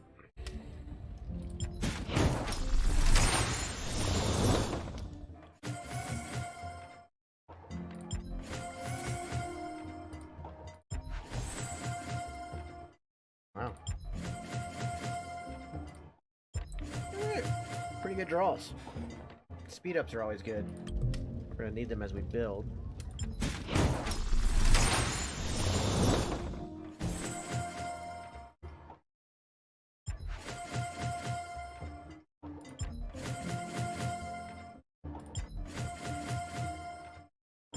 Wow, we got a ton of keys, man. They really set you up for success. Ooh, got a new champion.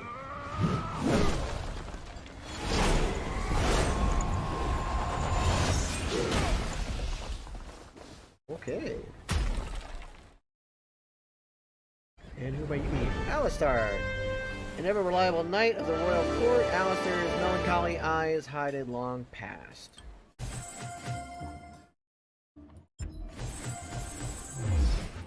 Whoa.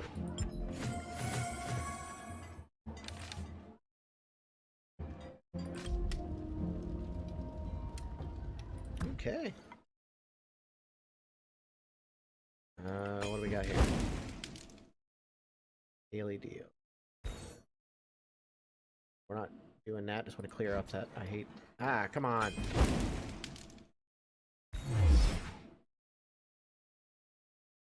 Oh, I got something to clean.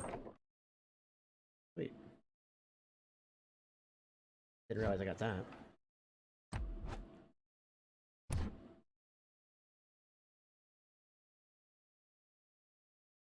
Okay, you don't need to worry about that.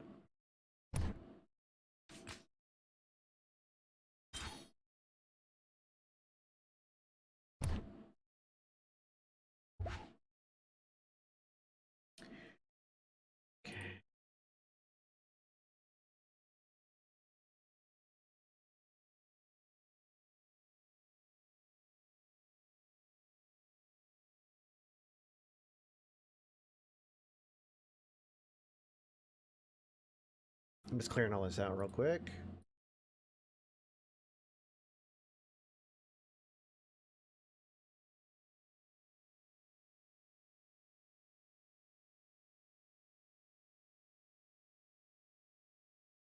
Okay.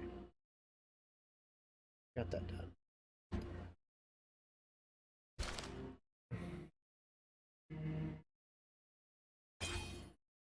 Oh, if I could actually click on things. Alright, let's meet this guy.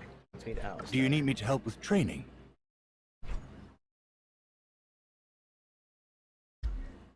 Broken hearts are hard. Sir Alistair Sorland, your grace, at your service.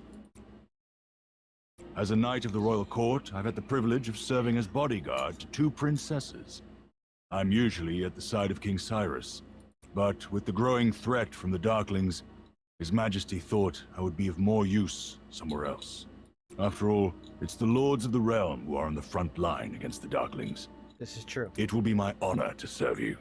Thank you. The pleasure is all mine, your grace. My blade is my bond. I will help you to drive out the darkness and restore the light.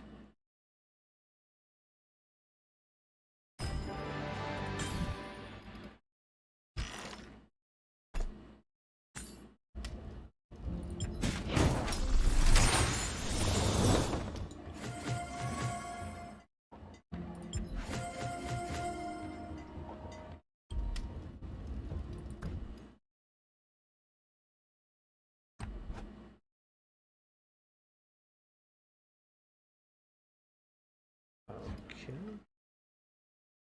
Wait, what is it? Okay, alright, whatever.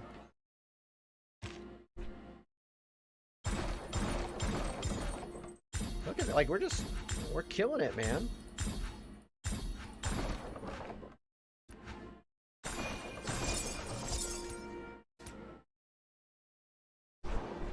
Oop, didn't mean to do that. No, I didn't, no.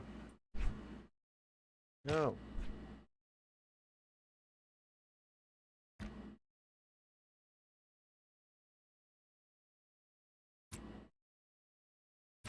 I open this.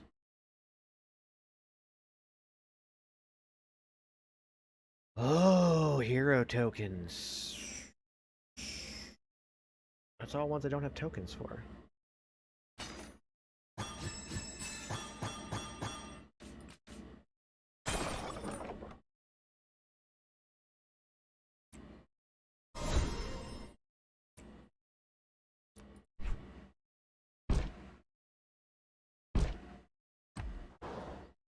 Okay.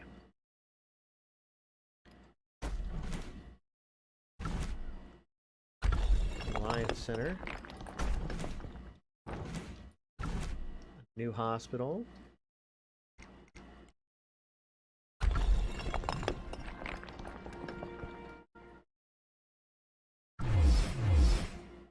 Okay, those are built. A lantern.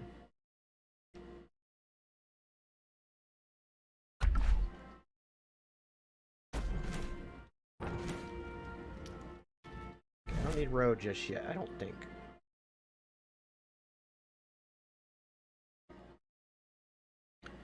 Time to build that alliance.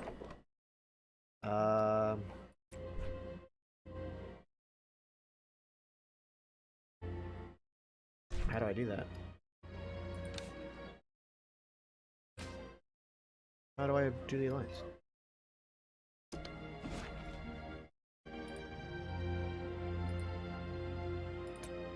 Oh, what did I just do? Mara has asked to speak to you regarding a strange stone she found has been used to cast curses. My lord, the stone that you gave me to research is filled with a powerful dark energy. I've pored through the archives, but I haven't been able to find a single mention of anything like it. I've heard no end of talk about it recently. There's been traces of it found in other places too. People are calling it Mana Stone. It comes from an inscription on the Augur Stone. When the stars fall in flames, Mana Stone shall rise. Fear is spreading across Tamaris. Those foul creatures have got everyone in a panic.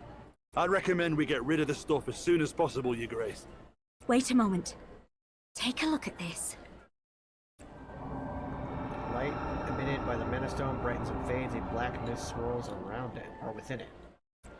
Okay. This black mist is a manifestation of the evil energies inside Mana Stone. Through their cursing ritual, the Darklings were able to bring a powerful creature under their control. I'm certain that the power they relied on was exactly the same as the power within this stone. I don't think I'll ever forget the sight of that bear. Lying on the floor, swaying its head back and forth as if it had lost its mind. If Mana Stone is that dangerous, we need to destroy it immediately. The ritual we witnessed was not an isolated incident. Who knows how many of them succeeded? They may even still be ongoing as we speak. Rather than destroying it, by purifying Mana Stone, we might be able to free those poor creatures from their curse. I see your point, but we still don't know a thing about Mana Stone. Where do we even begin? If Mana Stone is indeed corrupted, then it must have a pure natural form. If you ignore the black mist within it, then Mana Stone looks very similar to dragonglass or any other volcanic rock. But I'd need to compare the two to be sure. I saw a dagger made of dragonglass once, at Silver Star Bazaar. It was deadly sharp, but light as a feather.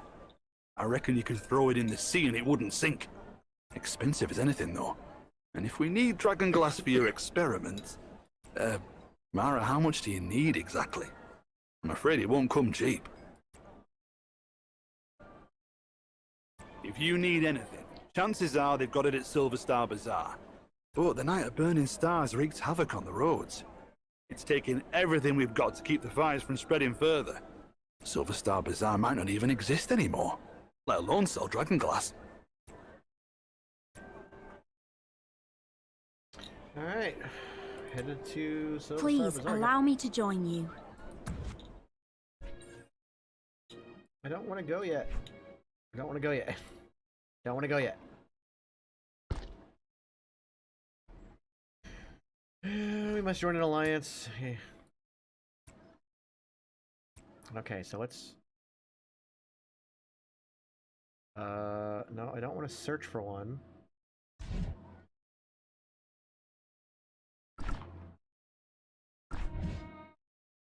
There we go. Time to create an alliance.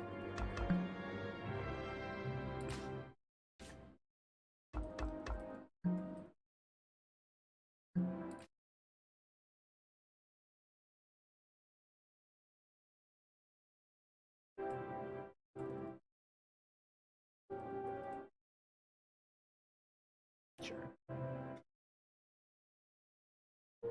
Oh, I don't have enough to create it. I need more gems.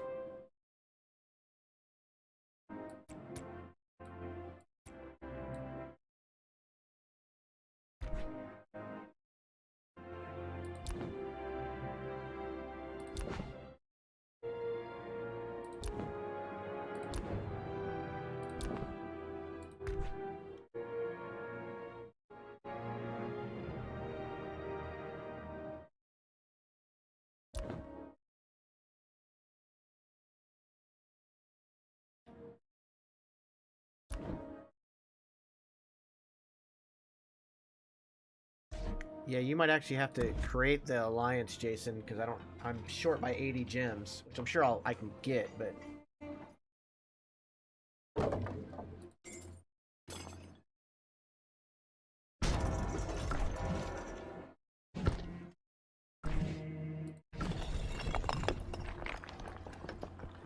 that.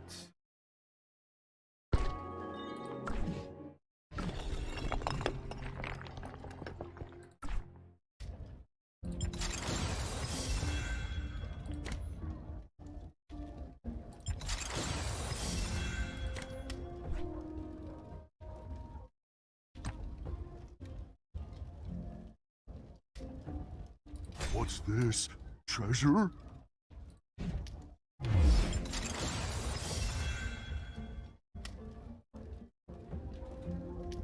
No, I mean, if you want to go ahead and create it, I'll just join it.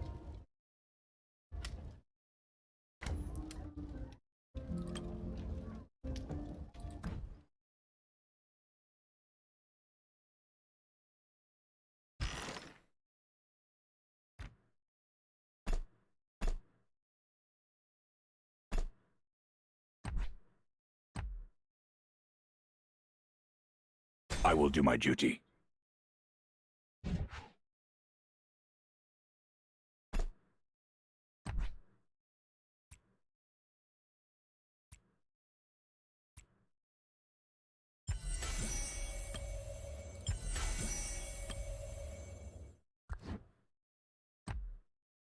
This will serve me well.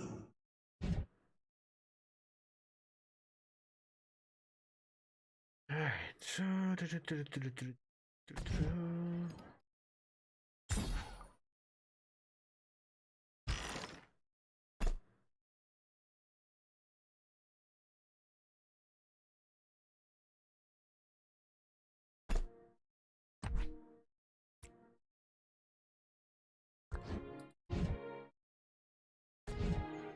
Okay.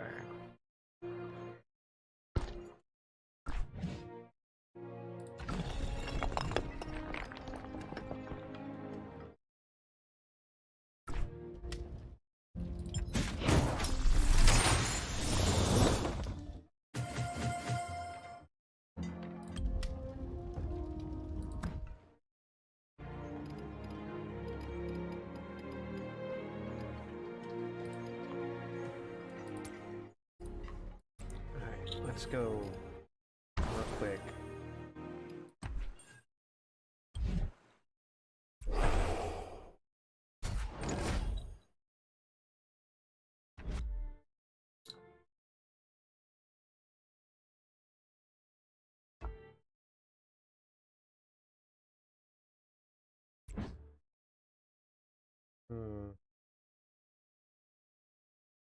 I will protect you.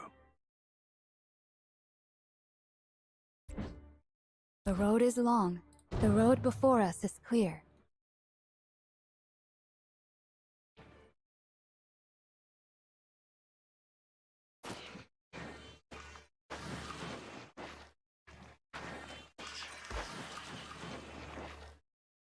Sacrifices must always be made. Okay.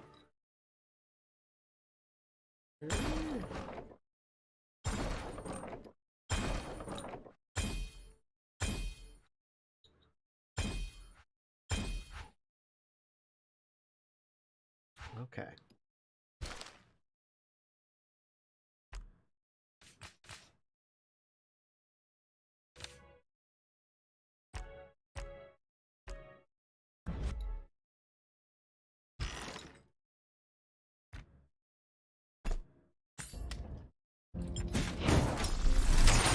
Okay.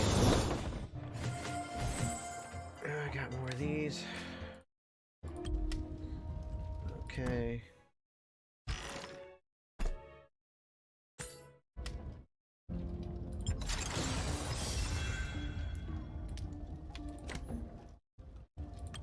Wow, that I keep getting that one. Got another. Okay.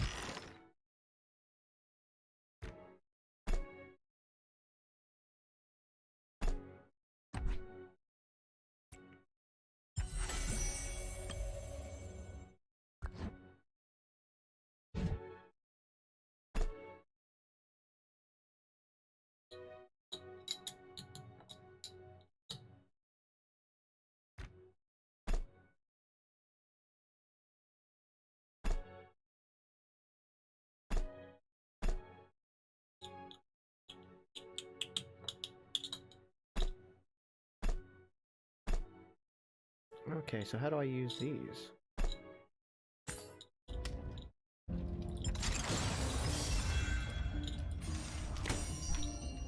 Spirit Bangle.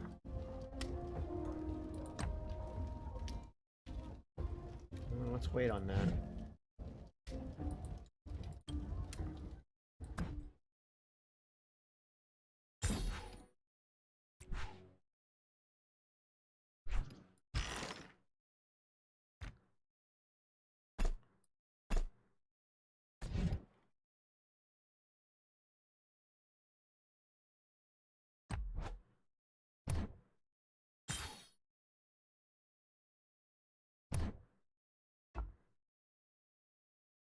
And there we go. Let's go here. What am I doing outside?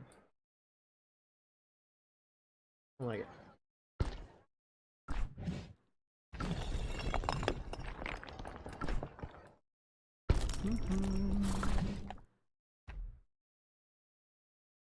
Oh, the wall. Forgot I was rebuilding the wall too.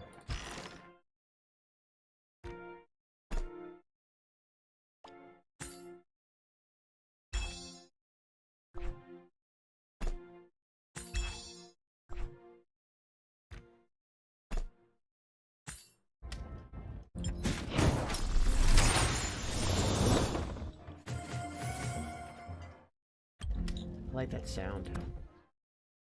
There's great sound design in this game too. They did a really good job with this. I am thoroughly impressed.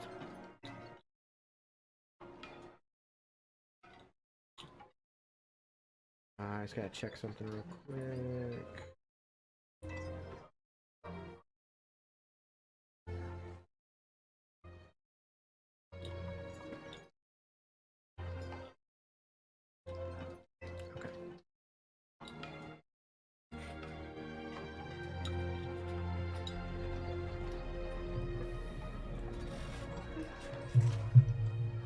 Okay, let's go check it out.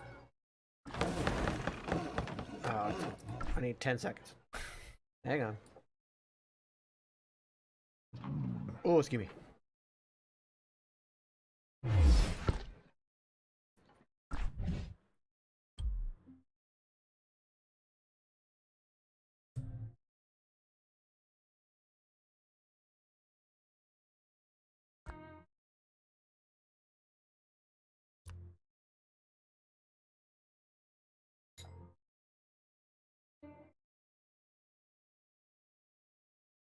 Oh, I gotta move to the Burning Lands?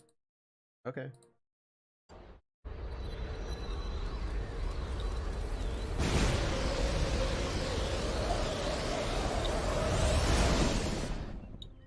Hopefully this doesn't bite me in the ass.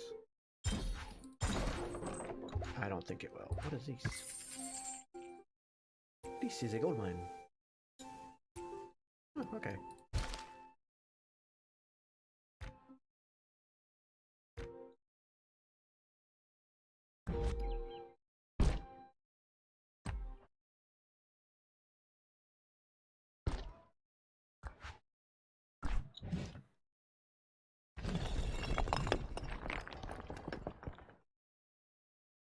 Okay, I got a minute left on the wall.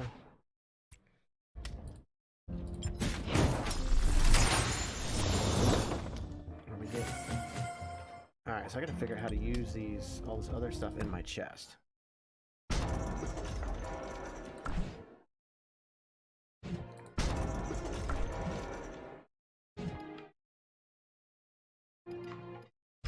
So how do I use these? Hero skills page. Okay.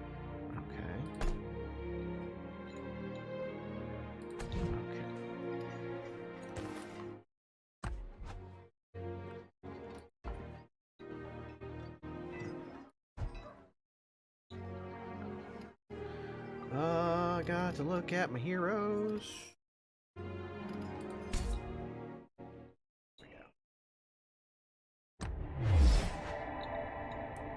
Is there any skills and they can lead him towards the various situations? You can use hero tokens to upgrade skills corresponding hero. Upgrading is like to see.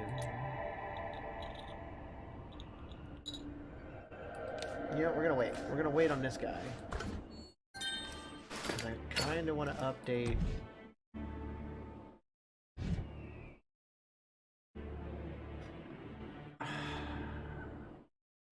Kinda wanna update him. Oh, hey, hold on. First things first.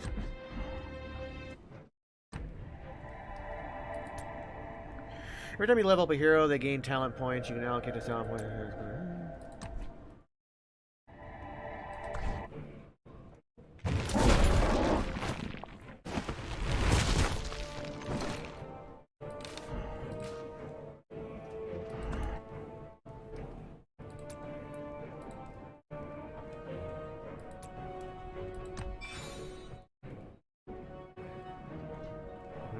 Okay, alright, alright.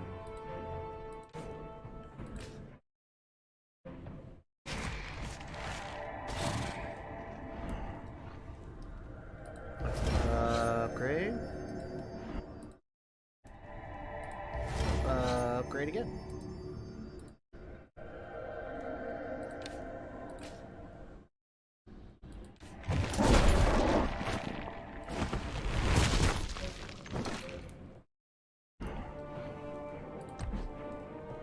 So I know I have enough to upgrade at least once.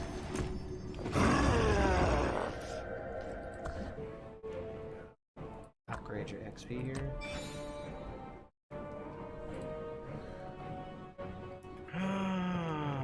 Let's get everybody to level 2.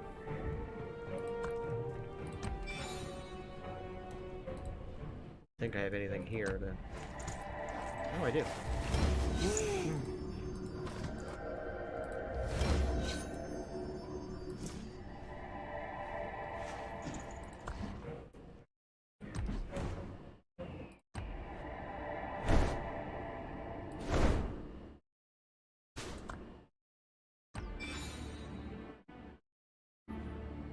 Okay.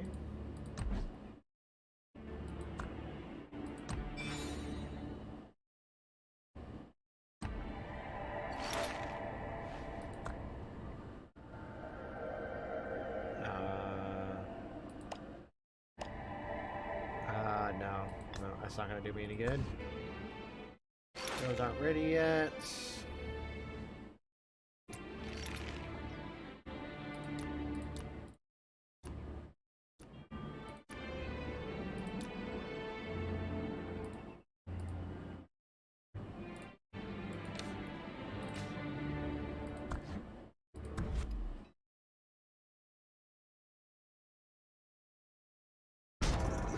I got the wall upgraded. Boom.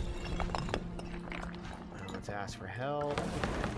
Let's also speed it up, speed it up, speed it up.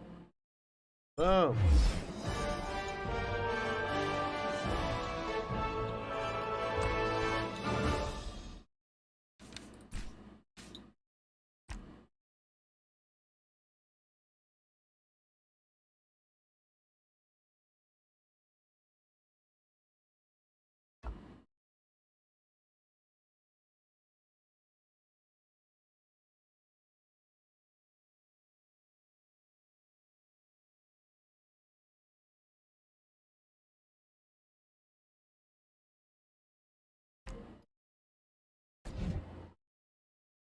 Alright.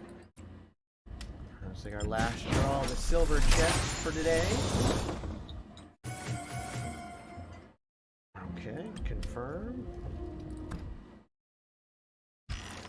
Elite medal, how many?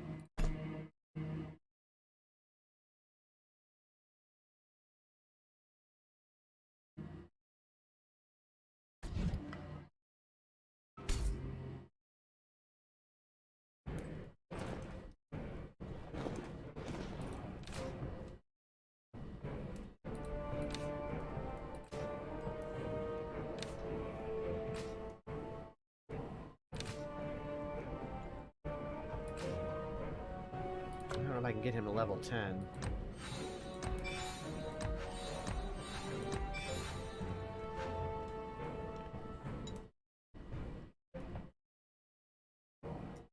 12 left.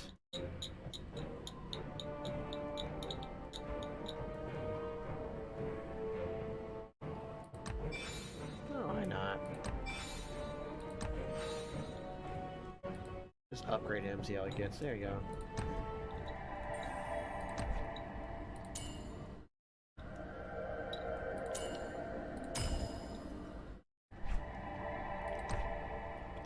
Overall speed or overall defense?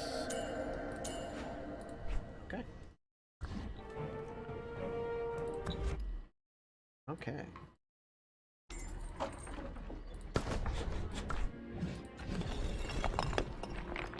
That upgrade.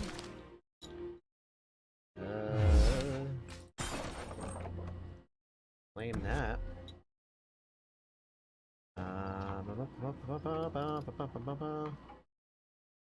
My mouse is gone. There it is. Oh, we got more gold keys.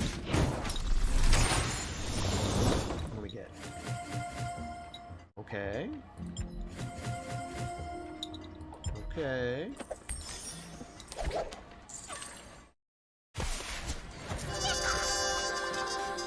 Oh, okay. Captain of the Trader's Cavern and Merchant's Guild of Midgard, quickly get always looking out for a business adventure. Okay.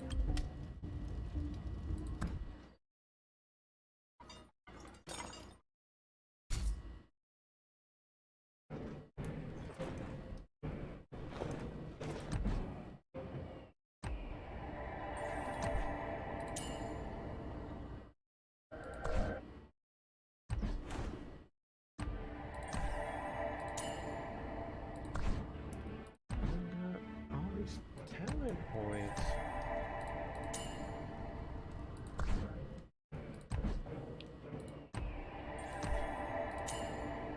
Look at all these talent points I got. Okay.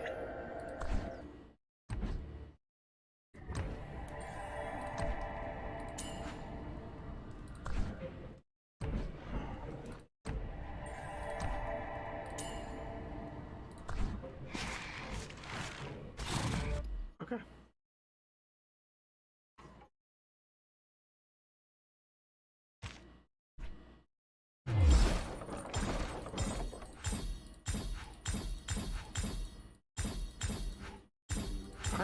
I am just racking it up on this, man.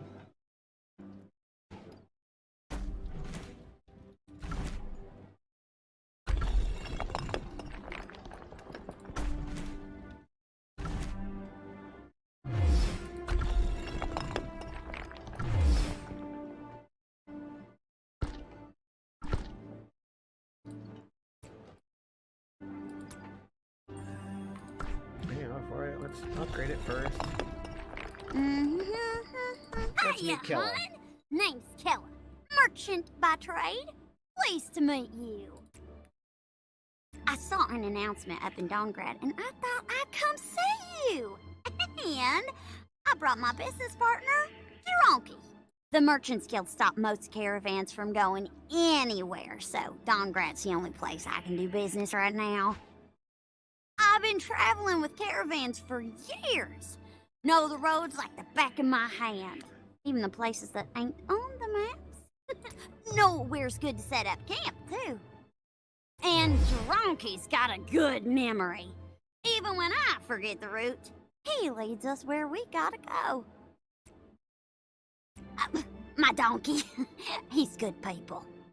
We're here to help. You need anything, just say the word. Oh, yeah, we got you a little something. All right, let's do some research.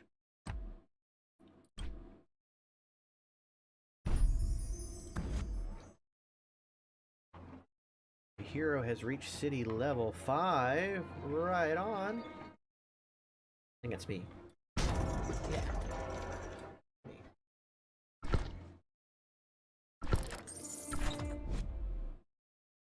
You join Alliance. This is the first step towards fighting back against the darkness. Allow me to explain a little bit further and how alliances work.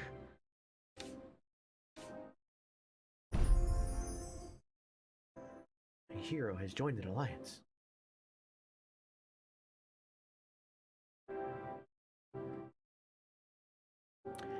I'm hoping that you creating the alliance doesn't mean you can't. Okay, it counts as an alliance. There it goes.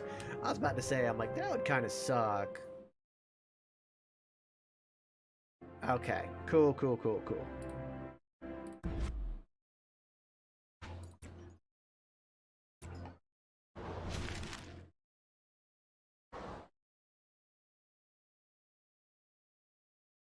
Tap the arrow button in the left corner, select relocate to move your city to a location near your alliance leader.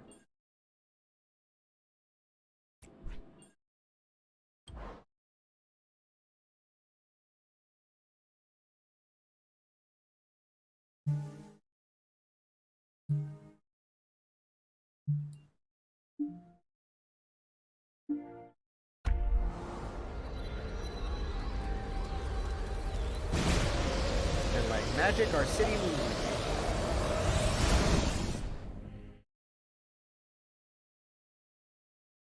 Right on.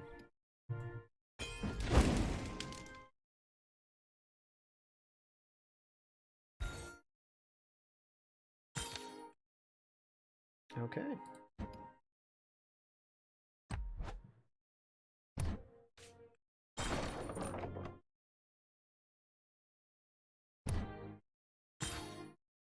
Oh, wow. Getting some good stuff there. First and foremost.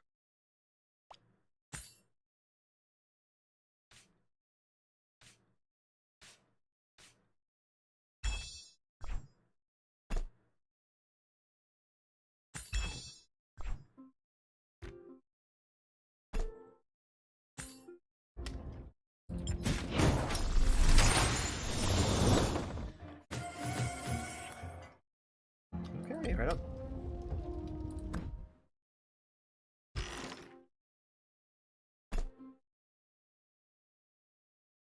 Increases heroes' trust. Oh! Okay.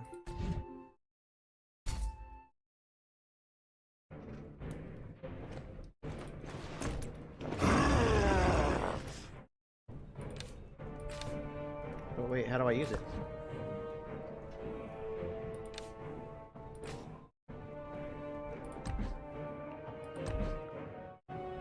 Wait.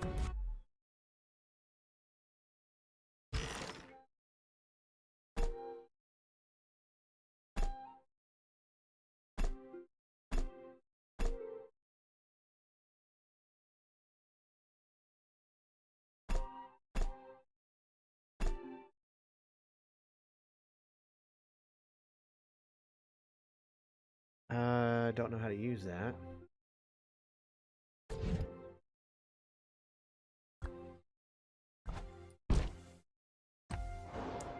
Oh, figure it out.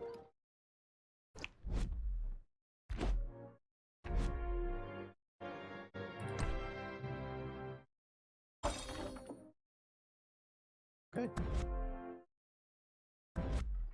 Donated to the Alliance. Knights.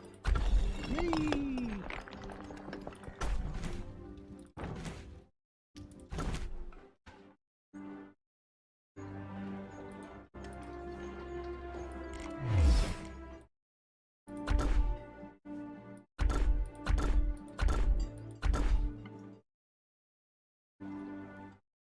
That's enough roads for now.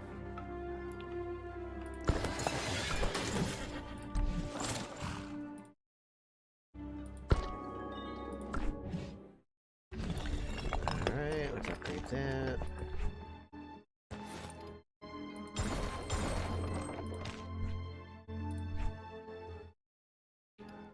Okay, we're good there.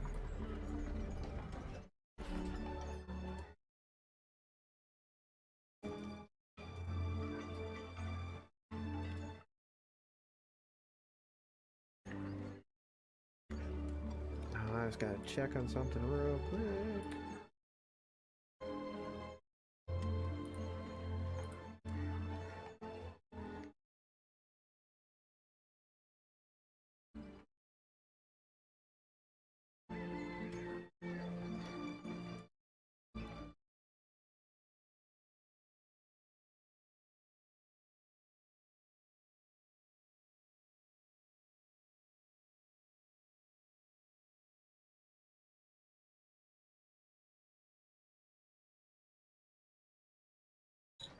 Okay. All right.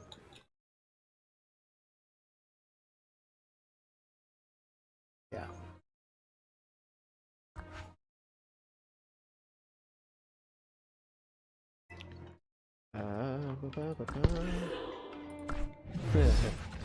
Sorry, that's funny.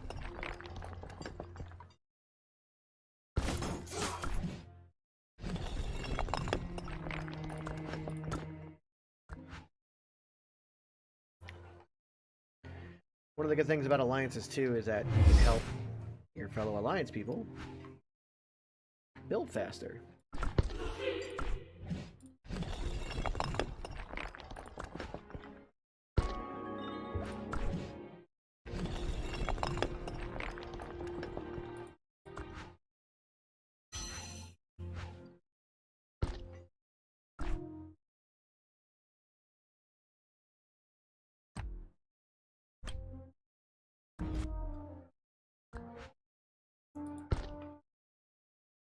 Can't build while it's... have new mail.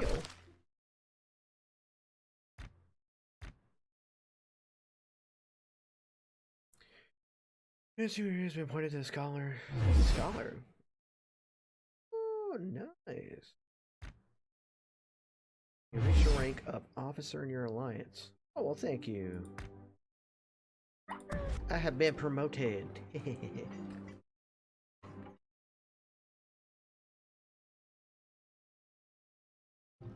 Alright, let's see here.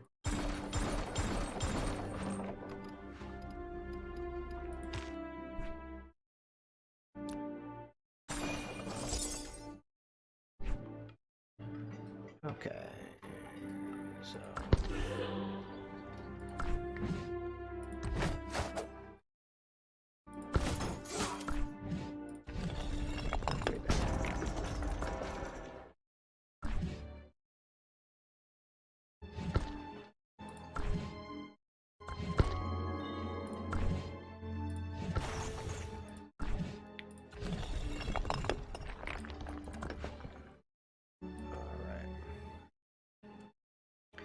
So it's about, as you can see, the game is very much about world building and all like that. I think you can add people if I'm not on. The guild is a request to join. Okay, yeah, no worries. You probably should have made it public just because I think I have to be on the game as well. So...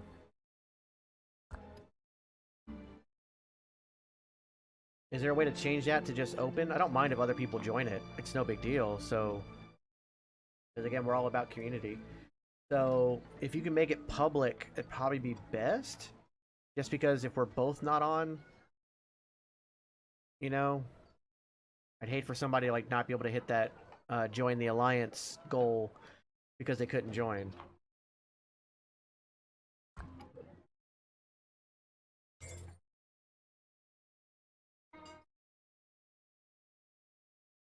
What is this? Rising. Oh no. Not doing that.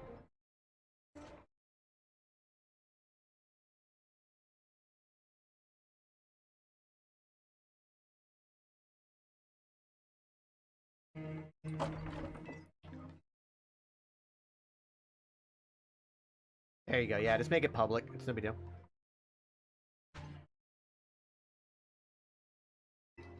Yeah, it looks like somebody's already joined our alliance.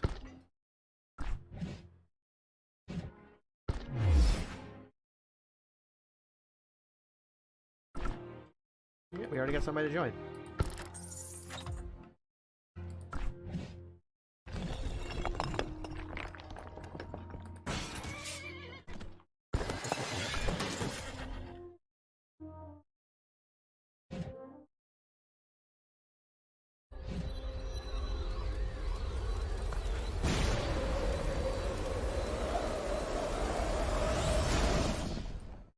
The hell was that?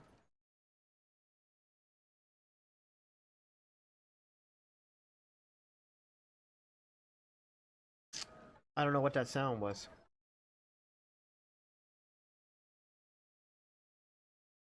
That was weird. I don't know what that was.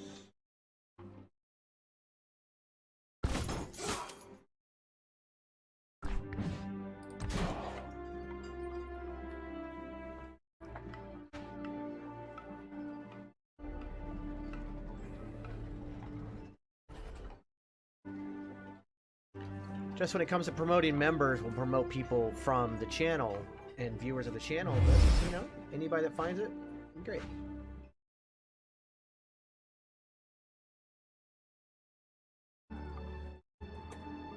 By the way, anybody who's watching, if you're lurking or whatever, you can use that link to download Call of Dragons to your PC for free.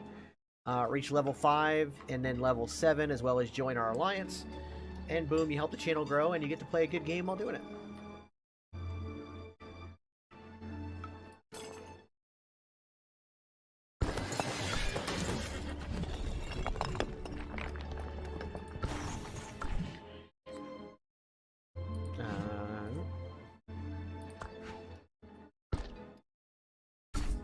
Oops. Okay, level 5.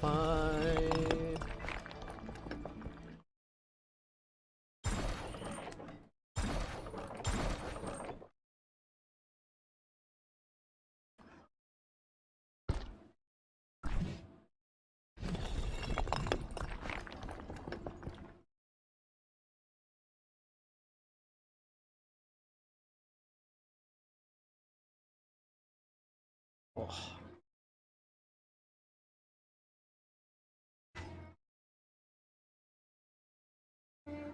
I probably will end up playing this game quite a bit more even after our sponsorship is over.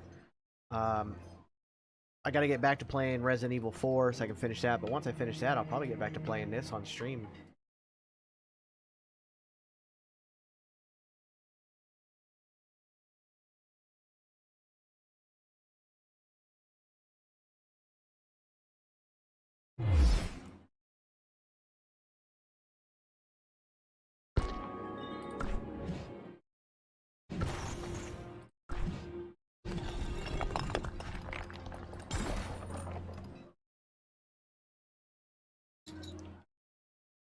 Okay, well, while we're doing that, got time to kill there. Let's go find a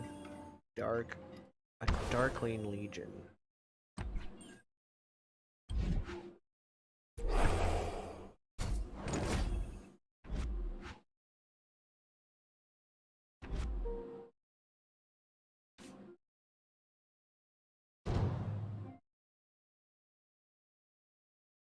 Sure, why The not? road before us is clear.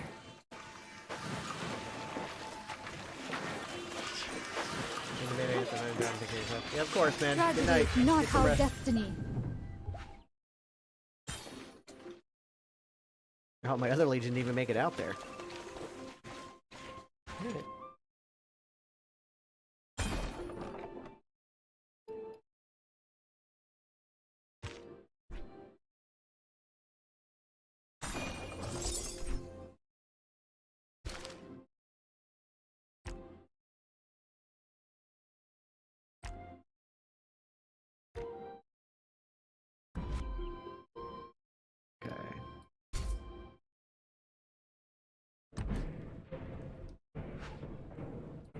Oh, you got some more talent points.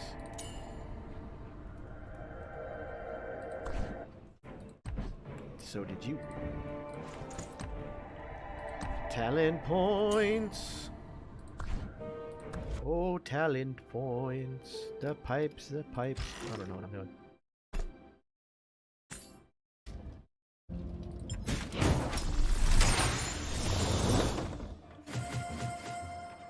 Yeah, buddy. Okay. Enter the city.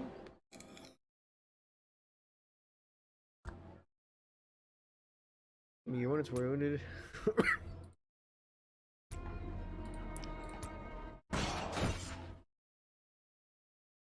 Okay.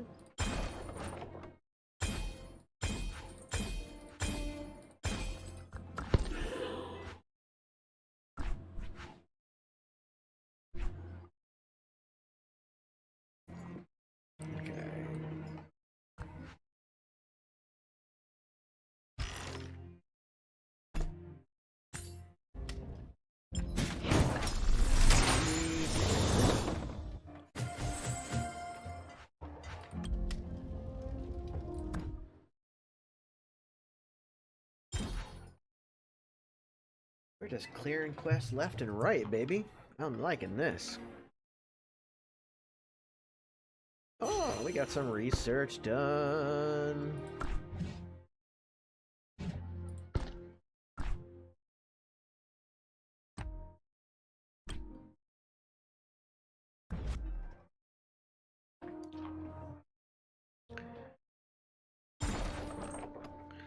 So I think what I'm going to do tonight is I'm going to get me to the level 7 that I need to get to.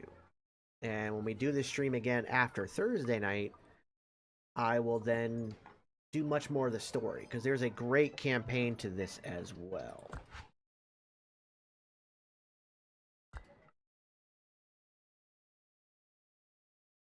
So once we get some more members...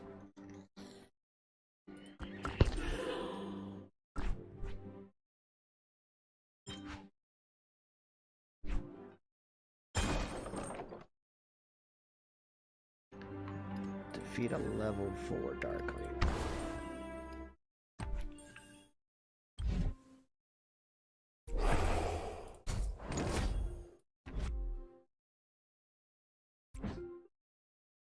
I'll teach them all a lesson.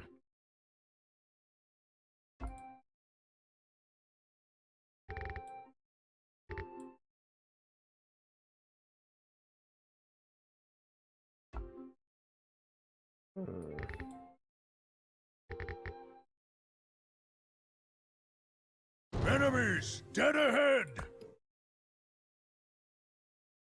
Let's see how this battle goes, and let's have some fun while we do it.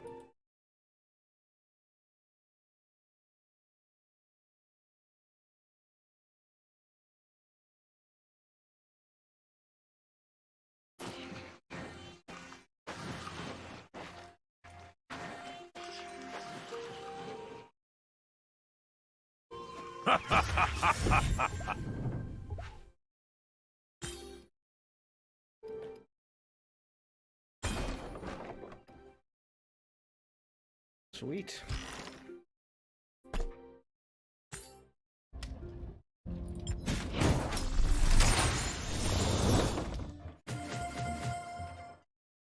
Okay. Let's go back.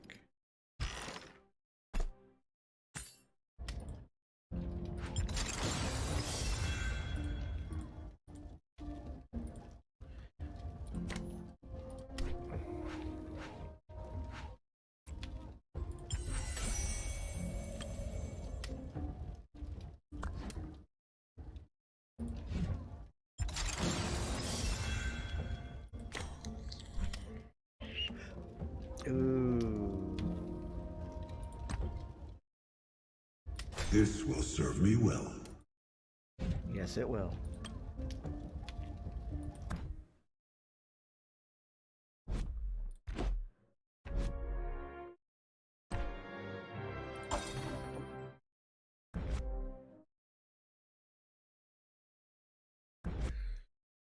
Alright.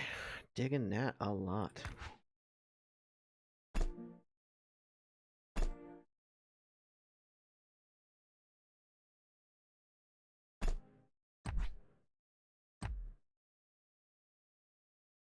Can we make more and sell them?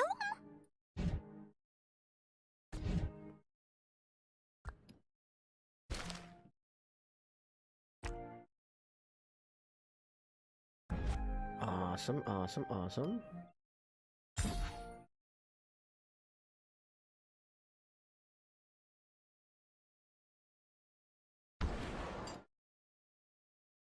Okay, there we go.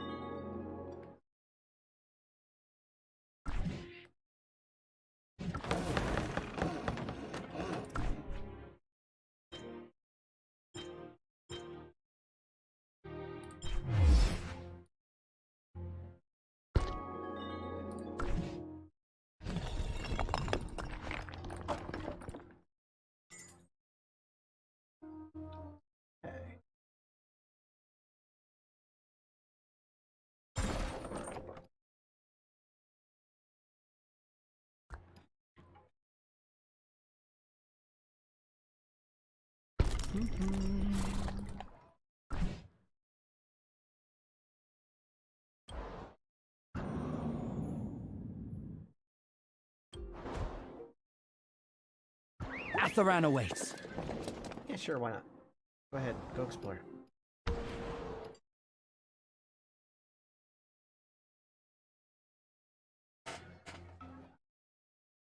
It's cool learning all the different things. Now, I learned a faster way to get back to the city. Oh god. Let's see.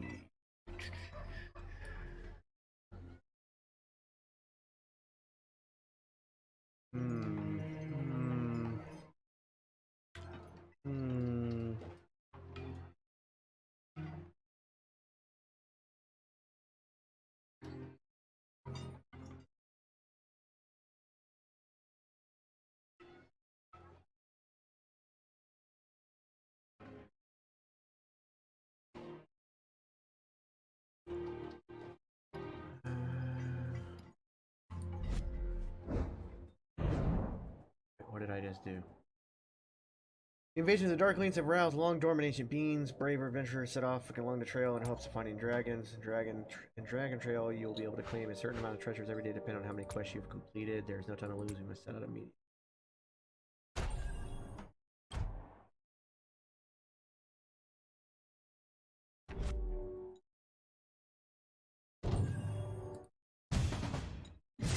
Well, see how it goes.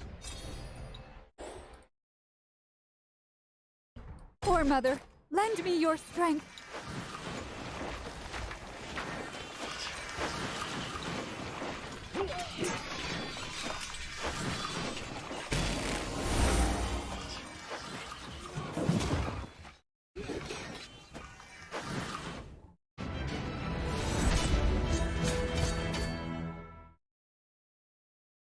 Okay.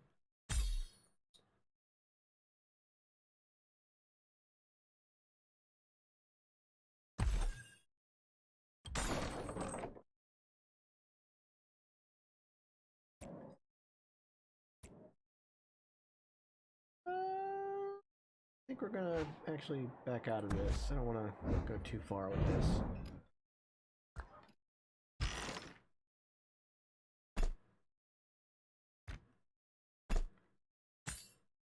Always down for a chest, though. Guide me toward the light.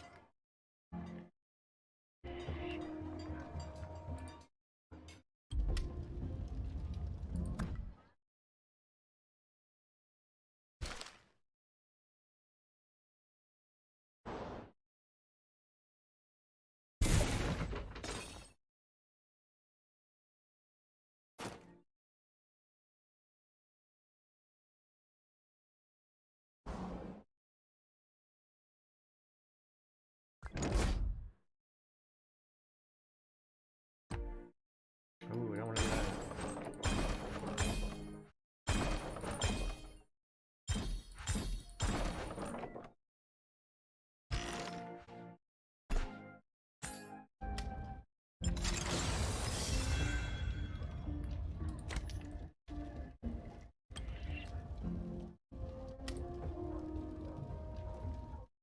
Come on. Come on.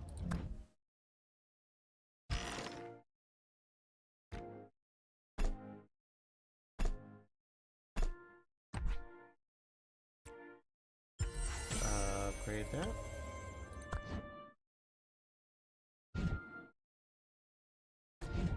Perfect.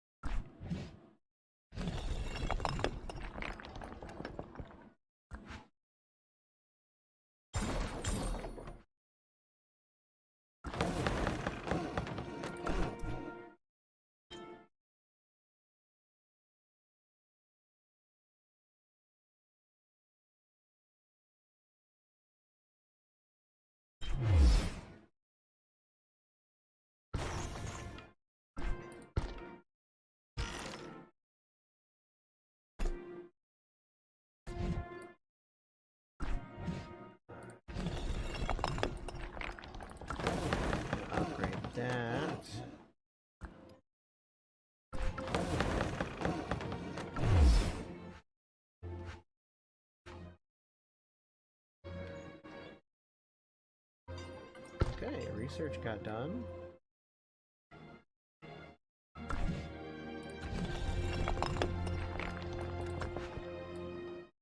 That.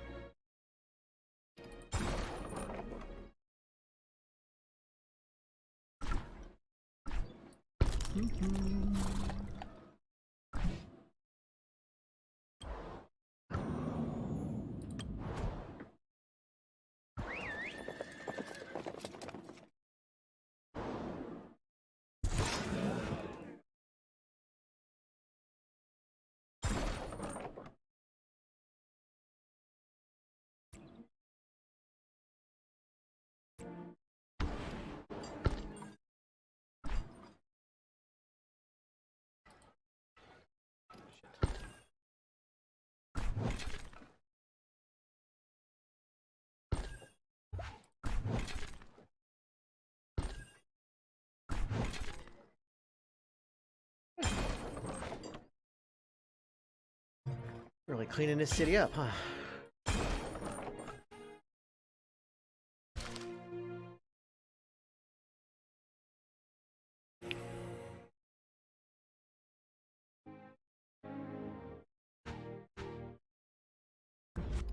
Okay.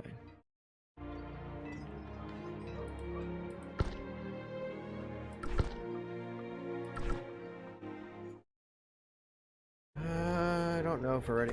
Are we ready for level 5 yet, you think? Yeah, let's go for level 5.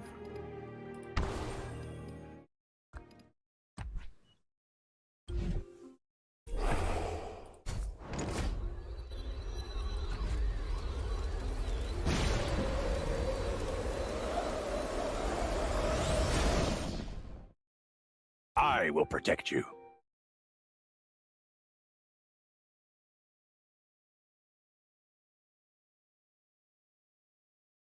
I serve with honor.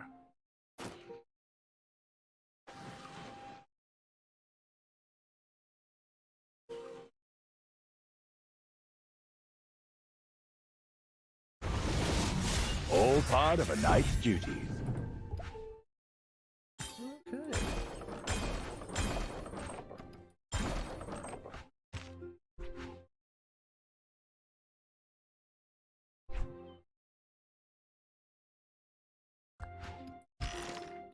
You know, just a lot of upgrades here.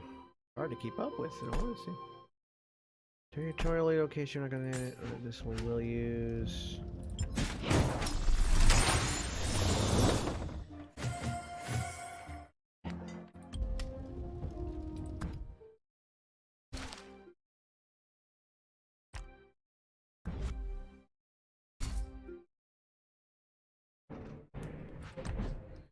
Got 2 talent points. Okay, good there. Go to our favorite Chukcha. Upgrade Chukcha. You're gonna go out and battle next, buddy.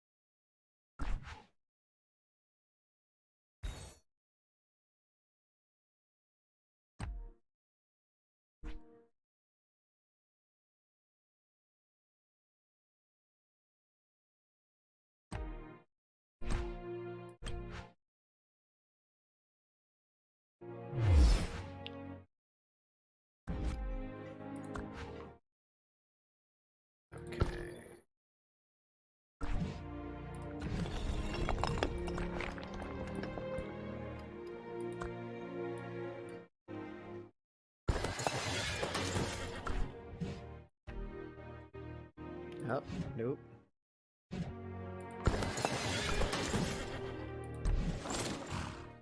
Train some knights then. We got that going.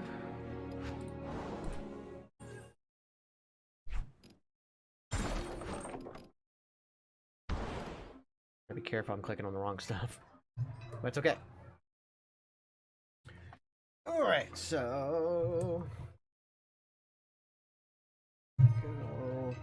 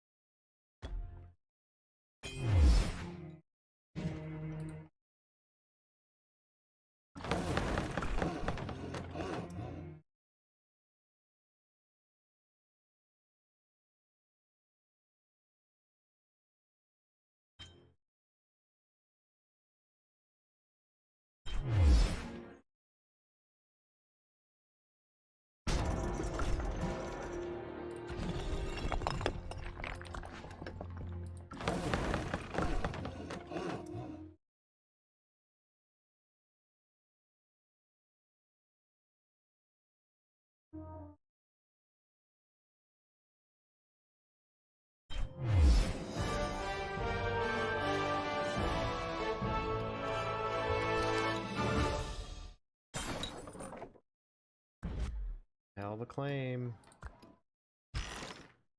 Did a lot.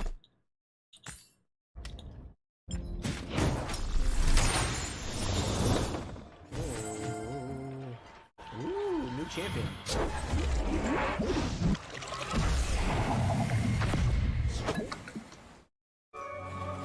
Halloween. An inclusive botanist and former member of the Veil Society, skilled with the art of poisons. Welcome.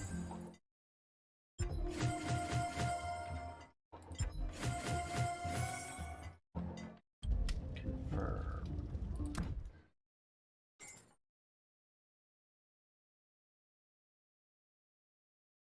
Where's our new boy?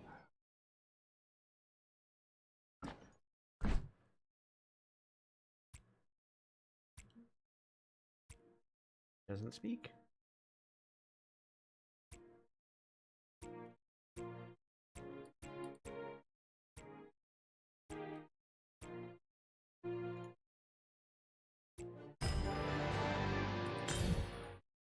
Okay, not a people person. Got it. Halloween is not a people person.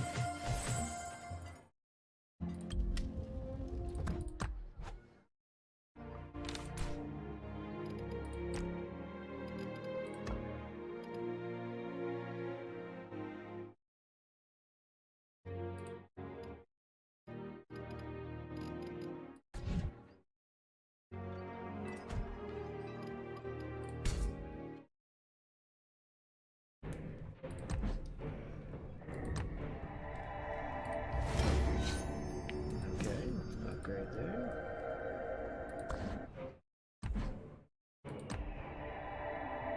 Oh, I didn't realize you got some more there too.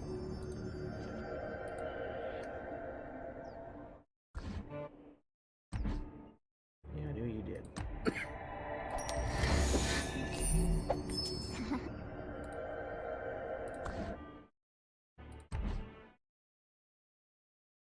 Yeah, you kind of suck.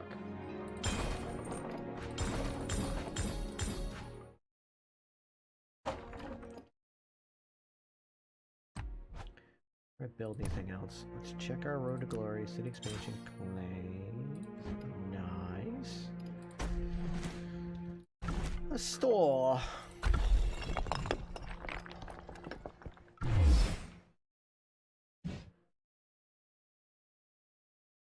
United Merchants Guild of Vigor does business over Tamris. Becoming an honorary member of the guild brings you great benefits. One day you can claim honor points, or once per day, your membership level and improved buff.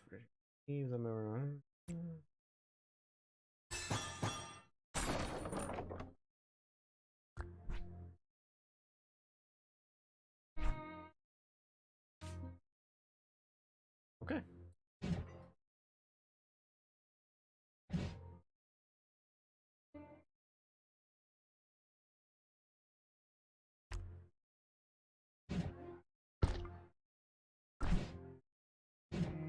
Okay, there's no upgrading to the store. Goblin Market. Who doesn't love a Goblin Market? Goblin Markets are cool.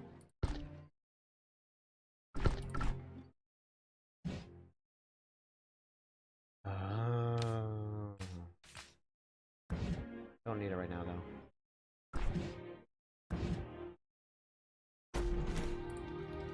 Military, what do we got? Ooh. I didn't need to ask for help on that, but it's fine.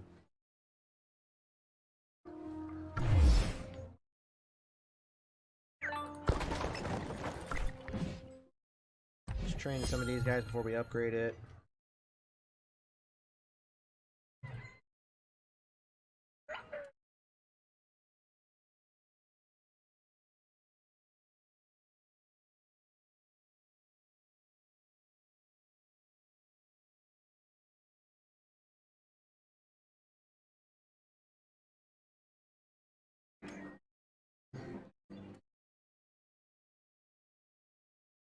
Alright, let's see here. What else we got? Decorative? What else we got in decorative? A banner. Ooh. I can't put it outside. Banner.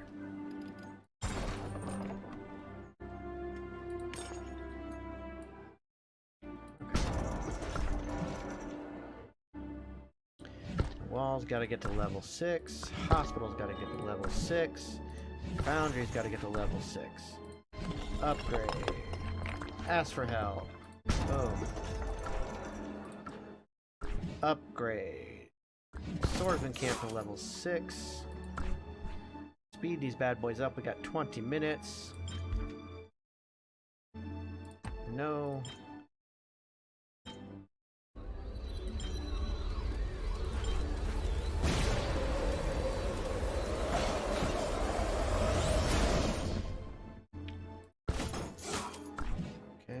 Upgrade.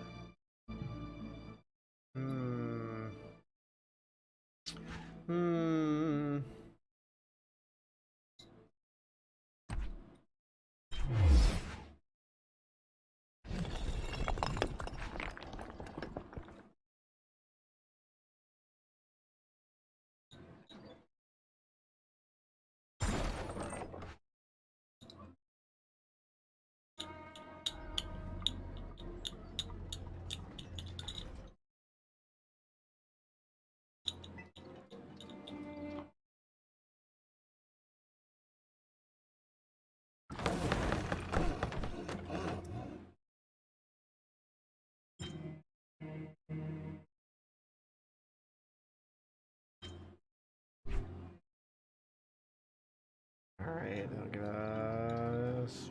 Boom. Done.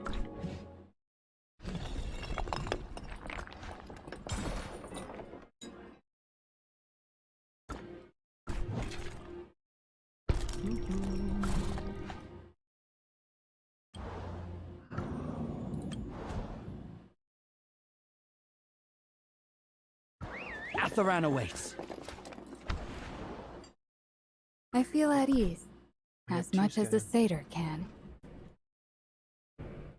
Can I share it with my kin? Can I share it with my kin? You truly are generous.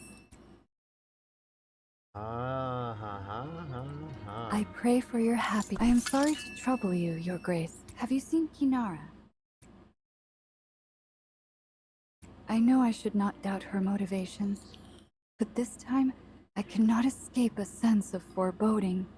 Our journey to purify the bloodline is a long and painful one, particularly for Kinara. She has said as much many times over.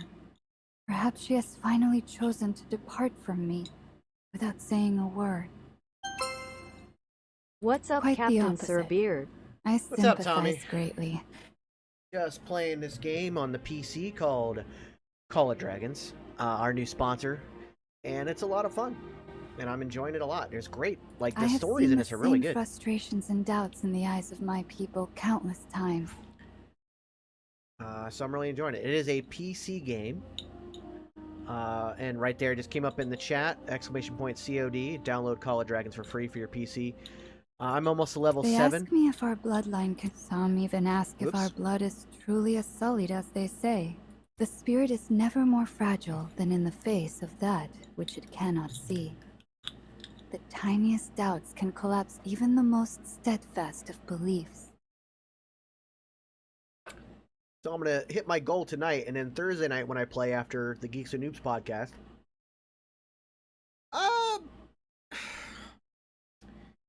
I mean, I think it's got like a storyline similar to Skyrim as far as like the quality of storyline, but it's more of an MMO. You got to build up your world, go out and do fights and expand, help out your alliance, stuff like that. Kind of like the Star Trek game, but this one is more set in the world of fantasy and D&D and Skyrim. On Thursday, I'm gonna get to level 7 tonight, and then when I play Thursday night, we're gonna get much more into the story because there's a lot of chapters and stuff. We hadn't even really gotten into chapter 1 yet. Guide me toward the light. Yeah, sure, whatever. It guided me towards the light. I don't know where that came from, but everything is gonna be. I am a spirit maiden. I cannot waver. I do not dare to. But each character has their own side story In the as well. flickering of the sacrificial flame, I died and was reborn. The moment Yule spoke my name, the torch of hope was passed on to me. I have walked the dream domain of the Foremother. I have heard her song. I have seen the mists part before me, and looked upon the fate of my people. A spirit maiden heeds the will of the divine. This is my calling. Is that so? I need neither comfort nor encouragement. I have Alright. simply accepted my fate. I do as I should and nothing more. Just as those who came before me endured abuse, slander, exile, and death in silence.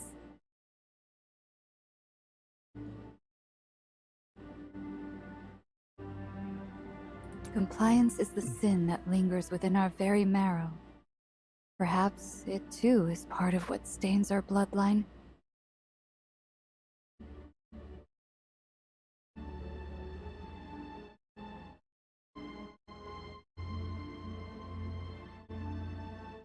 My dream told me that only the sound of flying daggers could part the mist. She is the only one who could truly be called fearless.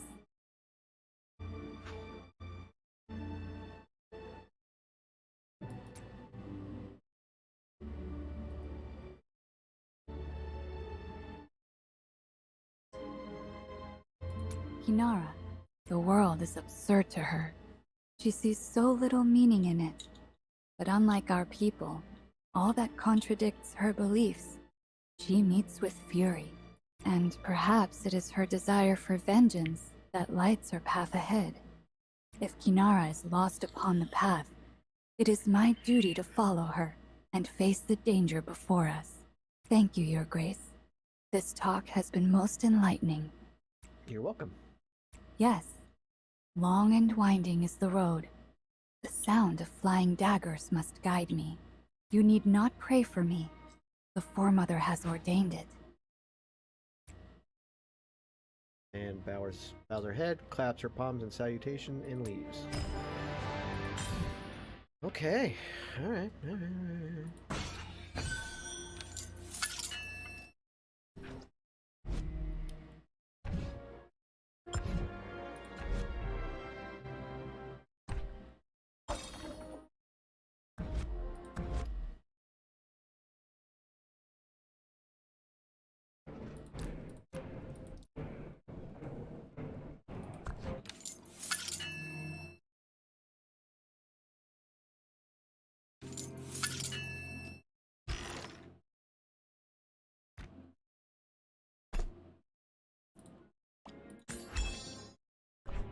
Okay, cool.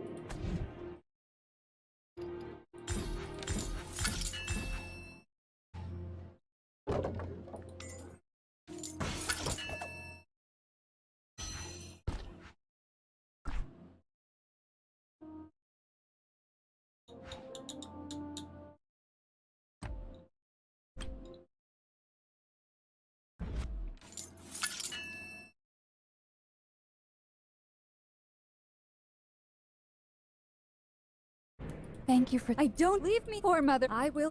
I'm not a hard work. Let the yoke fall from our shoulders. A bountiful harvest.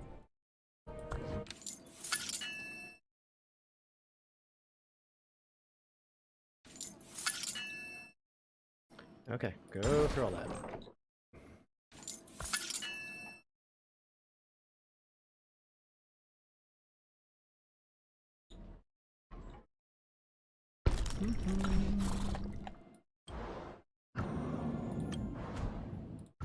Atharan awaits.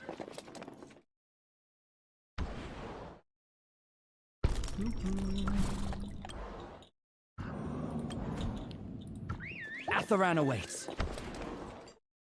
Okay, so that's what it was. I got it now. Got it.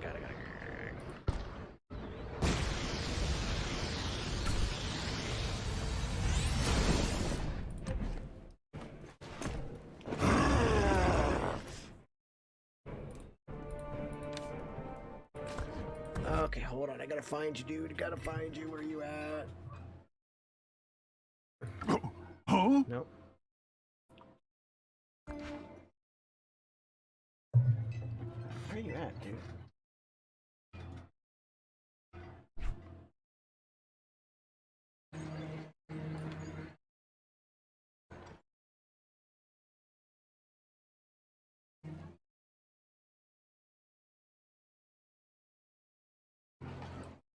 Where did you go?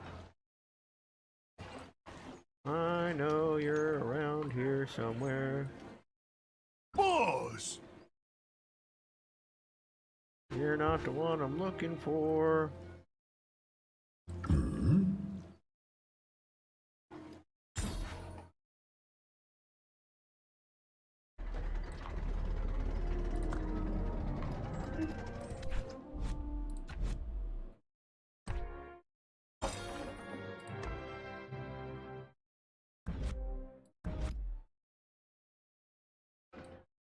Where did it go?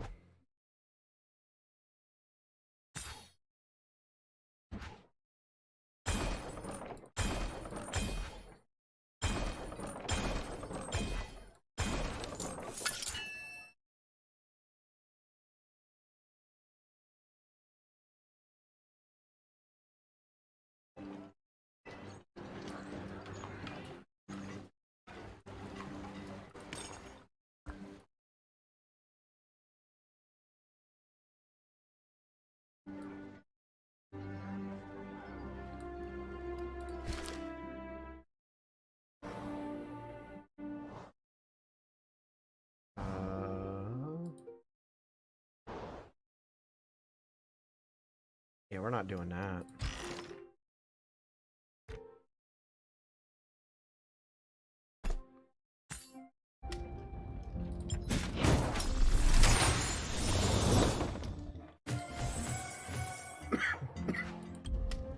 Guide me toward the light.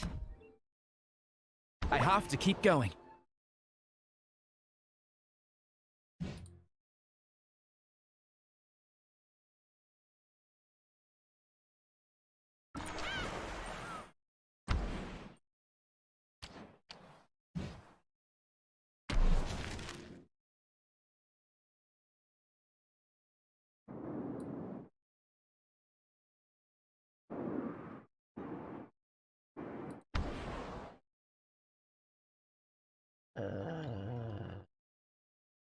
Okay.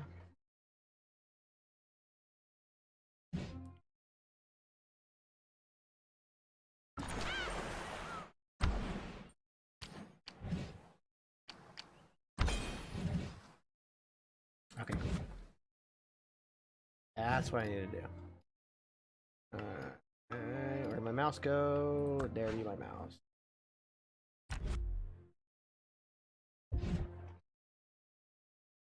Now, where is my buddy?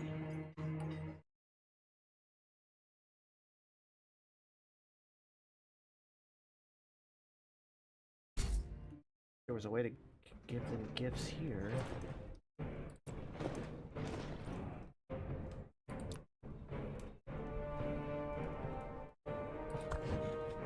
Alright, you know what? Hello. Received. Received. Thank you for thinking of me. What is it? Standing outside of your hospital, he seems deep in thought. How shall I resolve this? And as this turns, towering above you, his gaze is fixed on you, stopping you in your tracks. Hello. Your arrival is fortuitous. You should be aware that I accidentally attacked a mortal. He is currently receiving medical care. It was merely a scratch. In the interest of safety, I took him here to be treated. Early this morning, I was sent on a scouting mission. While passing through a valley, I discovered I was being followed. I ordered him to show himself, though I already knew his location. As he failed to respond to my warning, I was forced to act. As he begged my forgiveness, he told me his name, which sounded familiar.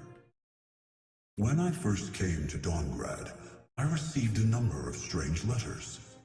For the most part, they were welcoming me to the city, though they were oddly written. He was one of my most passionate correspondents. In his letters, he repeatedly expressed his desire to paint me. I could not acquiesce to his request. I am no god. To record me in any form would be meaningless. A follower. An even more meaningless notion. If he seeks guidance, the light will show him the way. Messenger informs you that the man's condition is not serious and he simply needs rest. If that is all, then I will resume my mission. I bid you farewell. Don't go attacking mortals.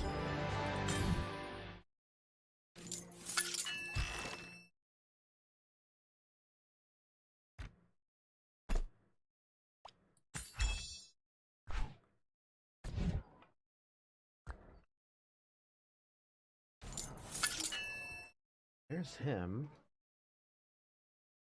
Team.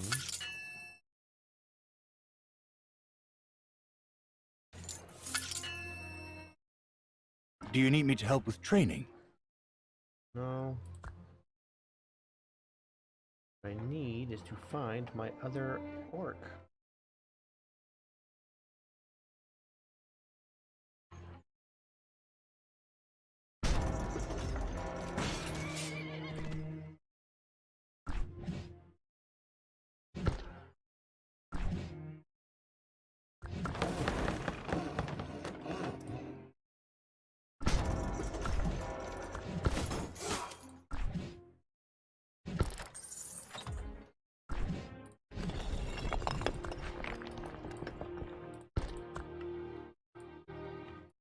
Alright, where is this dude at?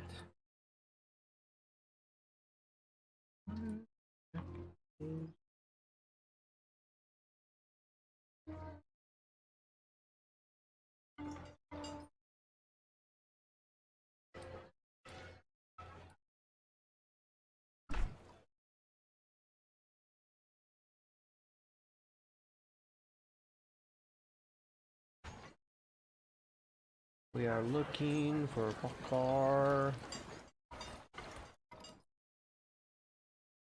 He is nowhere to be seen. Where are you, Bakar? There's Cha-Cha. And the other one, whose name I have forgotten.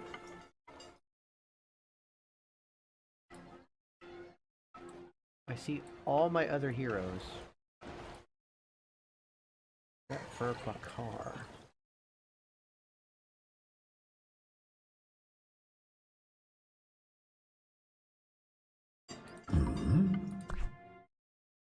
Atheist has come to find you, carried a letter. He wants to know how to write. There was a return address on the envelope.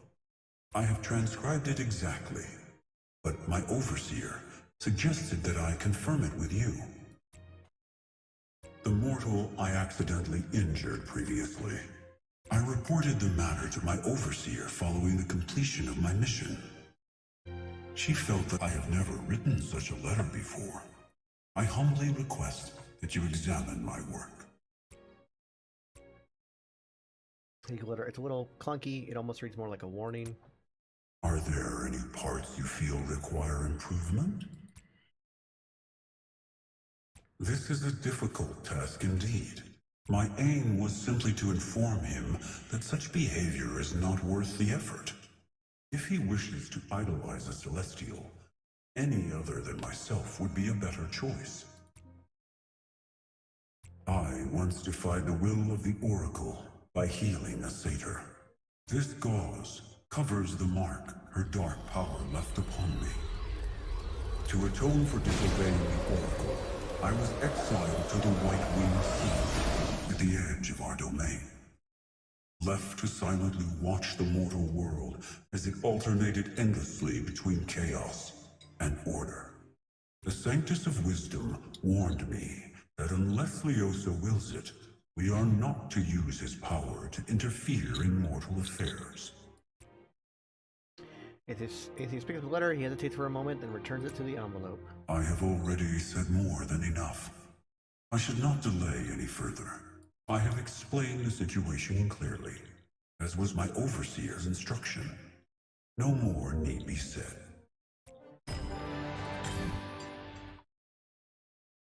I pray for your happiness from afar. Village occurring in the woods, Pan stops you. We've been following for miles and we still haven't caught up with her. Inara moves quickly. Perhaps we should stop and take stock of what we know. The villagers told us they saw a she-goat with murder in her eyes, killing hordes of darklings, and that she was searching for a great stone to the north. I remember Kinara telling me about her mother. Her name was Drosera. She was a seer, and during one of her visions, she spoke of how a great stone to the north could purify our bloodline. But it contradicted the dream revelations of the spirit maidens, and the Foremother was yet to enlighten us to her designs. So her vision was disregarded as folly. Drosera spent her days searching for proof until the very end. The most plausible explanation is that Kinara has caught wind of this great stone's existence and wants to fulfill her mother's lifelong dream. The area around the stone is swarming with disgusting creatures. The villagers must have warned Kinara about that. It seems things are worse than I feared. And the trees around you have been damaged by force. A sinister aura resonates from some of the stone. The trees seem recently damaged, and there's still dust in the air. There was clearly a battle here not long ago. A scene this chaotic? This could only be Kinara's handiwork. What concerns me is the stones scattered on the ground. They look as if they came off a larger stone after the fight happened, and this dark aura can only mean one thing. Indeed, since these are Mana Stone fragments, that must mean that a larger Mana Stone rock stood here. But now it's nowhere to be found. So, Kinara was searching for the great stone her mother saw in her vision.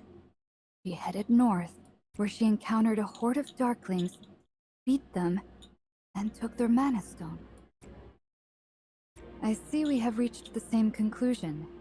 1,000 years ago, prophecies regarding our bloodline came from the revelations of the Foremother and the Spirit Maidens. For Drosera to be disregarded and even shunned by her people was her lifelong regret. Seers can see the future, but perhaps Drosera misinterpreted her own vision. What she saw had nothing to do with purifying our bloodline. Perhaps her revelation was not of the fate of satyrs, but all of Tamaris. It sounds much like our current crisis. The stone she saw in her vision must have been Mana Stone. People do not wish to believe what is true, but what they hope to be true. If Kinara believed that the Mana Stone is what her mother saw, she must have taken it. These fragments are filled with rich, dense veins of energy. The stone they came from must be extremely powerful, If we are to uncover the truth, we have to find Kinara. There's no time to lose.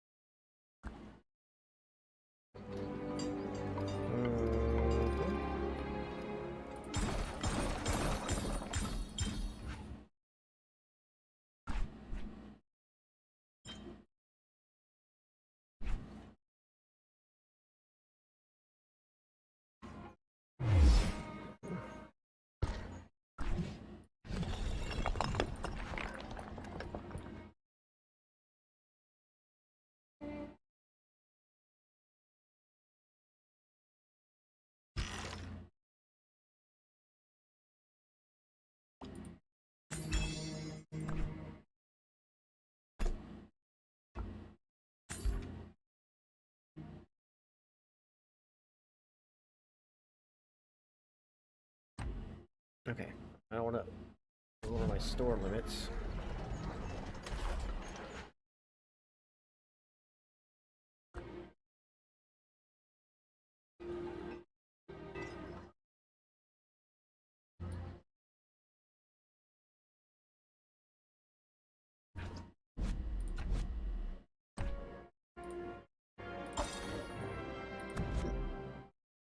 Oh, excuse me.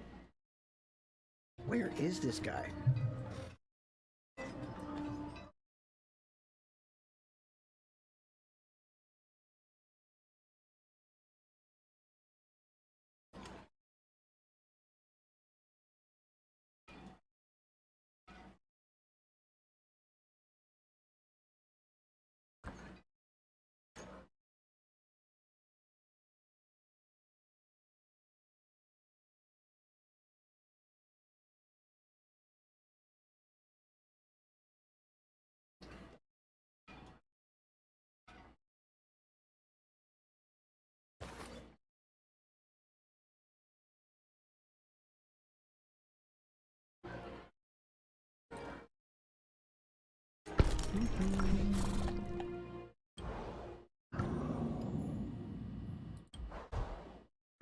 Atharan awaits.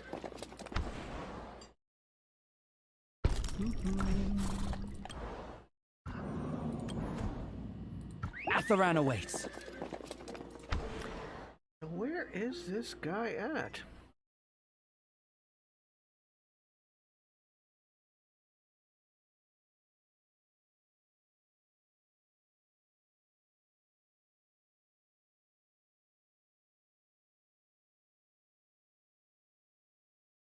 I don't see any of my ogres or my orcs. Where did he go? Alright, you know what? Screw it. Do you smell smoke? Thank you. I don't usually get gifts like this. Wouldn't find something like this in the Black Iron Woods. Do you smell smoke? See Alistair standing in a corner of the public square. Before him kneels a human soldier. In addition to his lance, Alistair is also carrying his sword. Your Grace, I was just looking for you. This fine young man here is Lewis. He hails from the northern border of Caltia and is one of the many nobles who enjoy the protection of House Sorland. He has reached his 21st year. In accordance with the terms of his squirehood, he should be granted a knighthood by his liege lord, or the priest of his local abbey.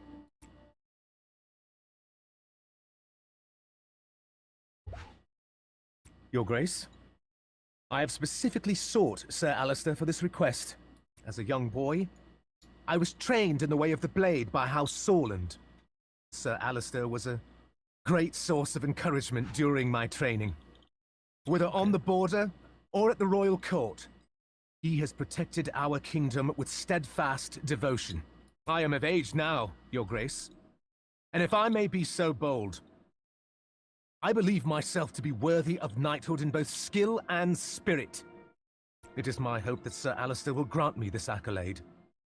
And I shall carry this great honor into battle and fight alongside him in your service. If I'm to knight this boy here, Your Grace, I'll need your permission. Very well. Let us begin, Lewis.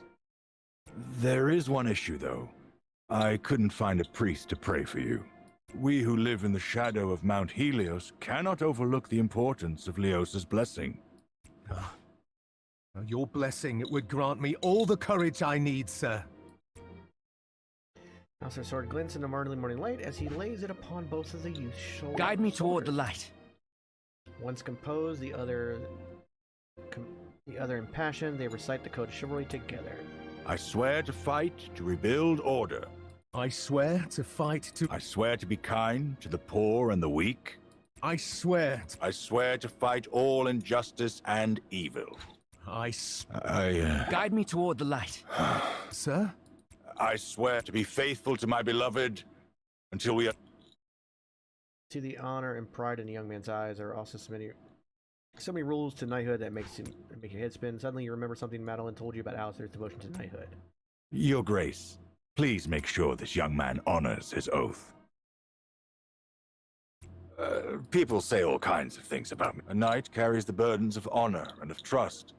There is no end of contradiction between the two. If there's a knight out there who's never broken a single article of the code his entire life, that's not thanks to bravery or to devotion. That's luck.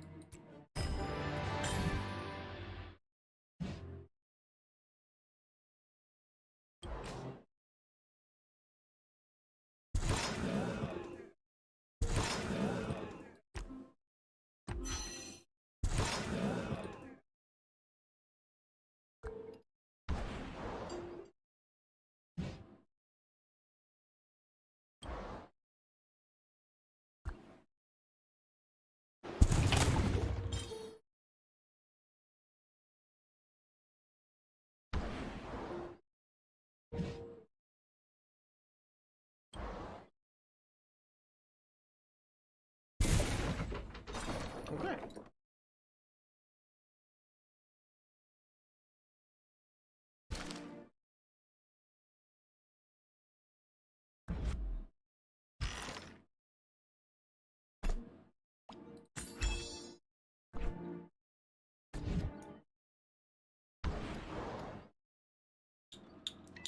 Okie dokie.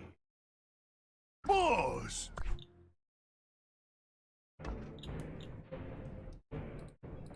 I thought you were gonna give me Oh, don't make me feel bad.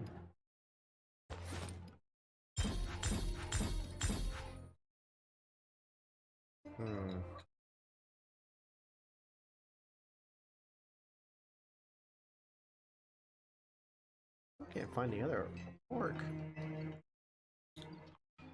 Huh. Alright, let's go find a Dark Legion.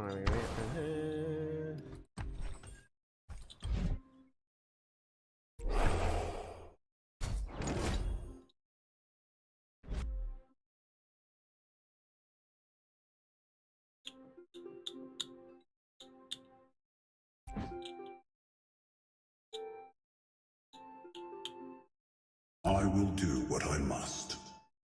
As always, I will protect you in battle.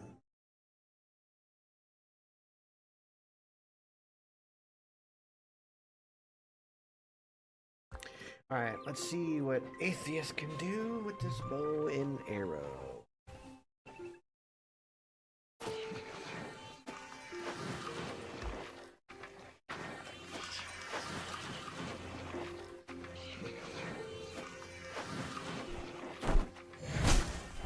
Is this what victory feels like?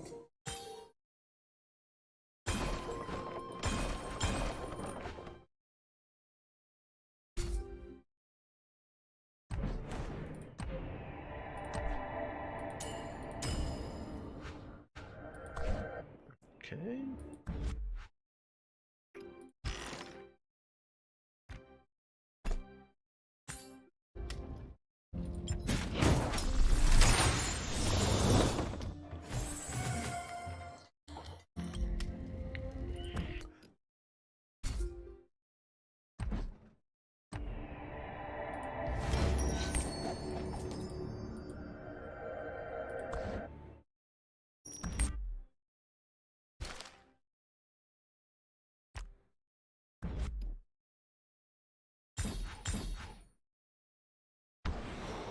Okay, we're doing good.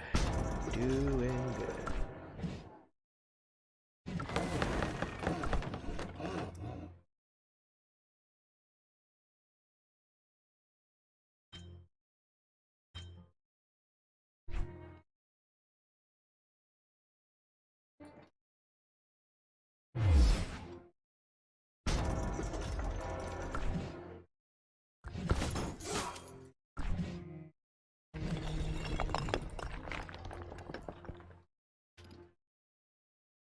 Complete village visits.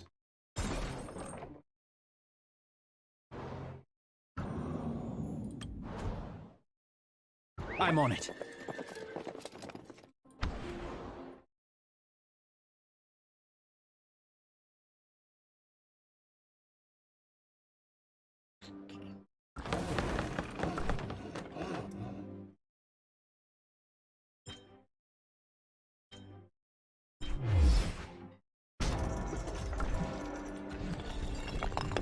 Okay, so we got that going.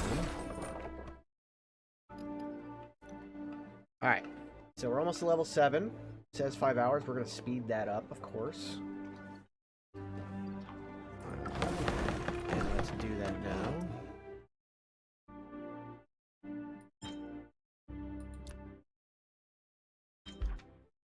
Yes.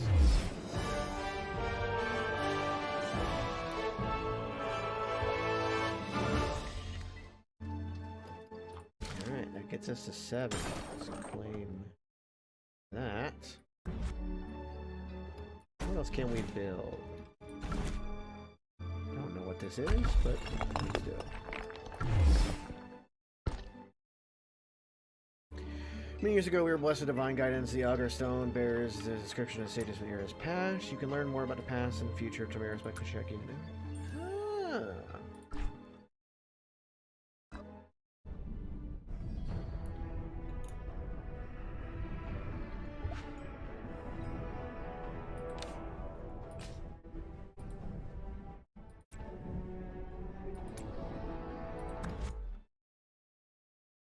Okay, what else can we build? Decorative. We got more road. Okay. Got an email.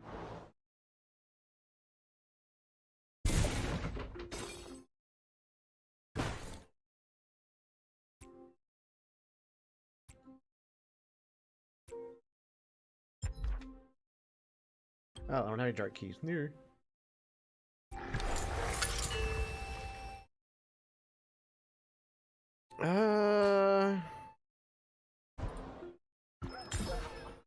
No, we're not ready for the bazaar yet. We're gonna do that on Thursday.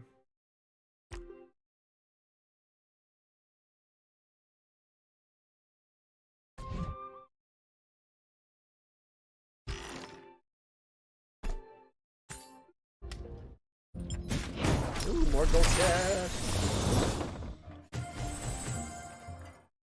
Okay.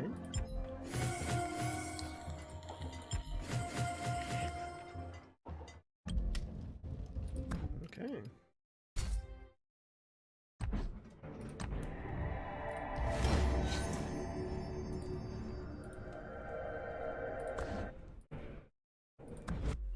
I have to keep going.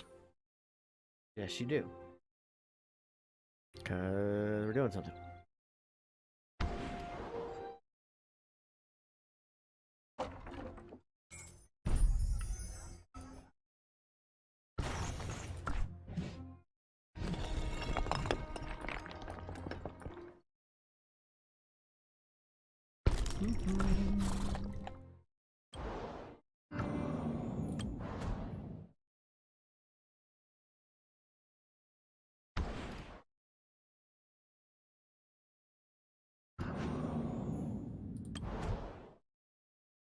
For the holy light!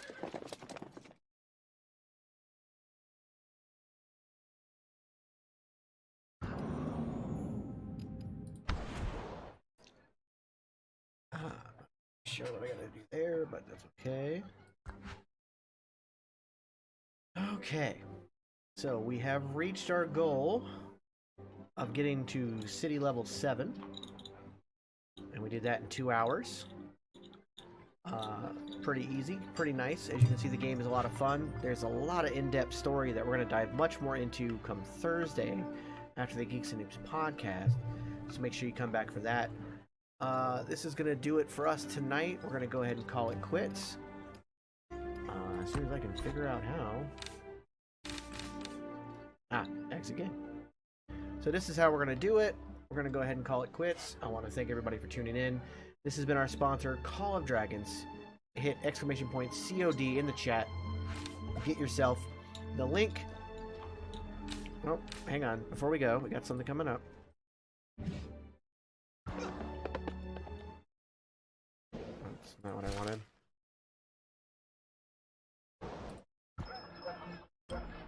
That's really good.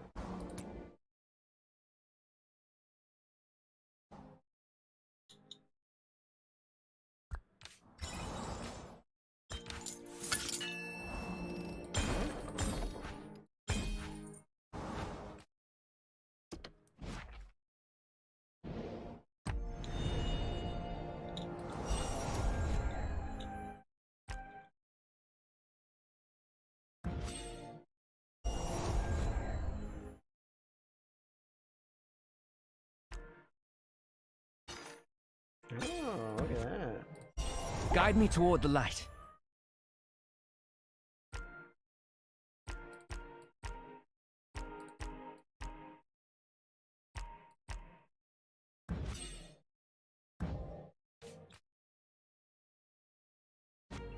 Okay.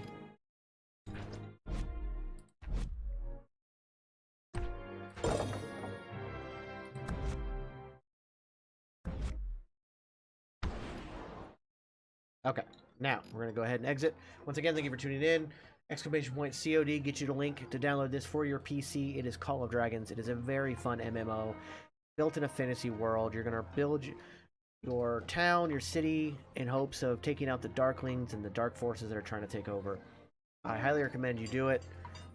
If you want to help out the channel and play the game, all you got to do is get yourself to level 7. Like I said, I just did it in 2 hours.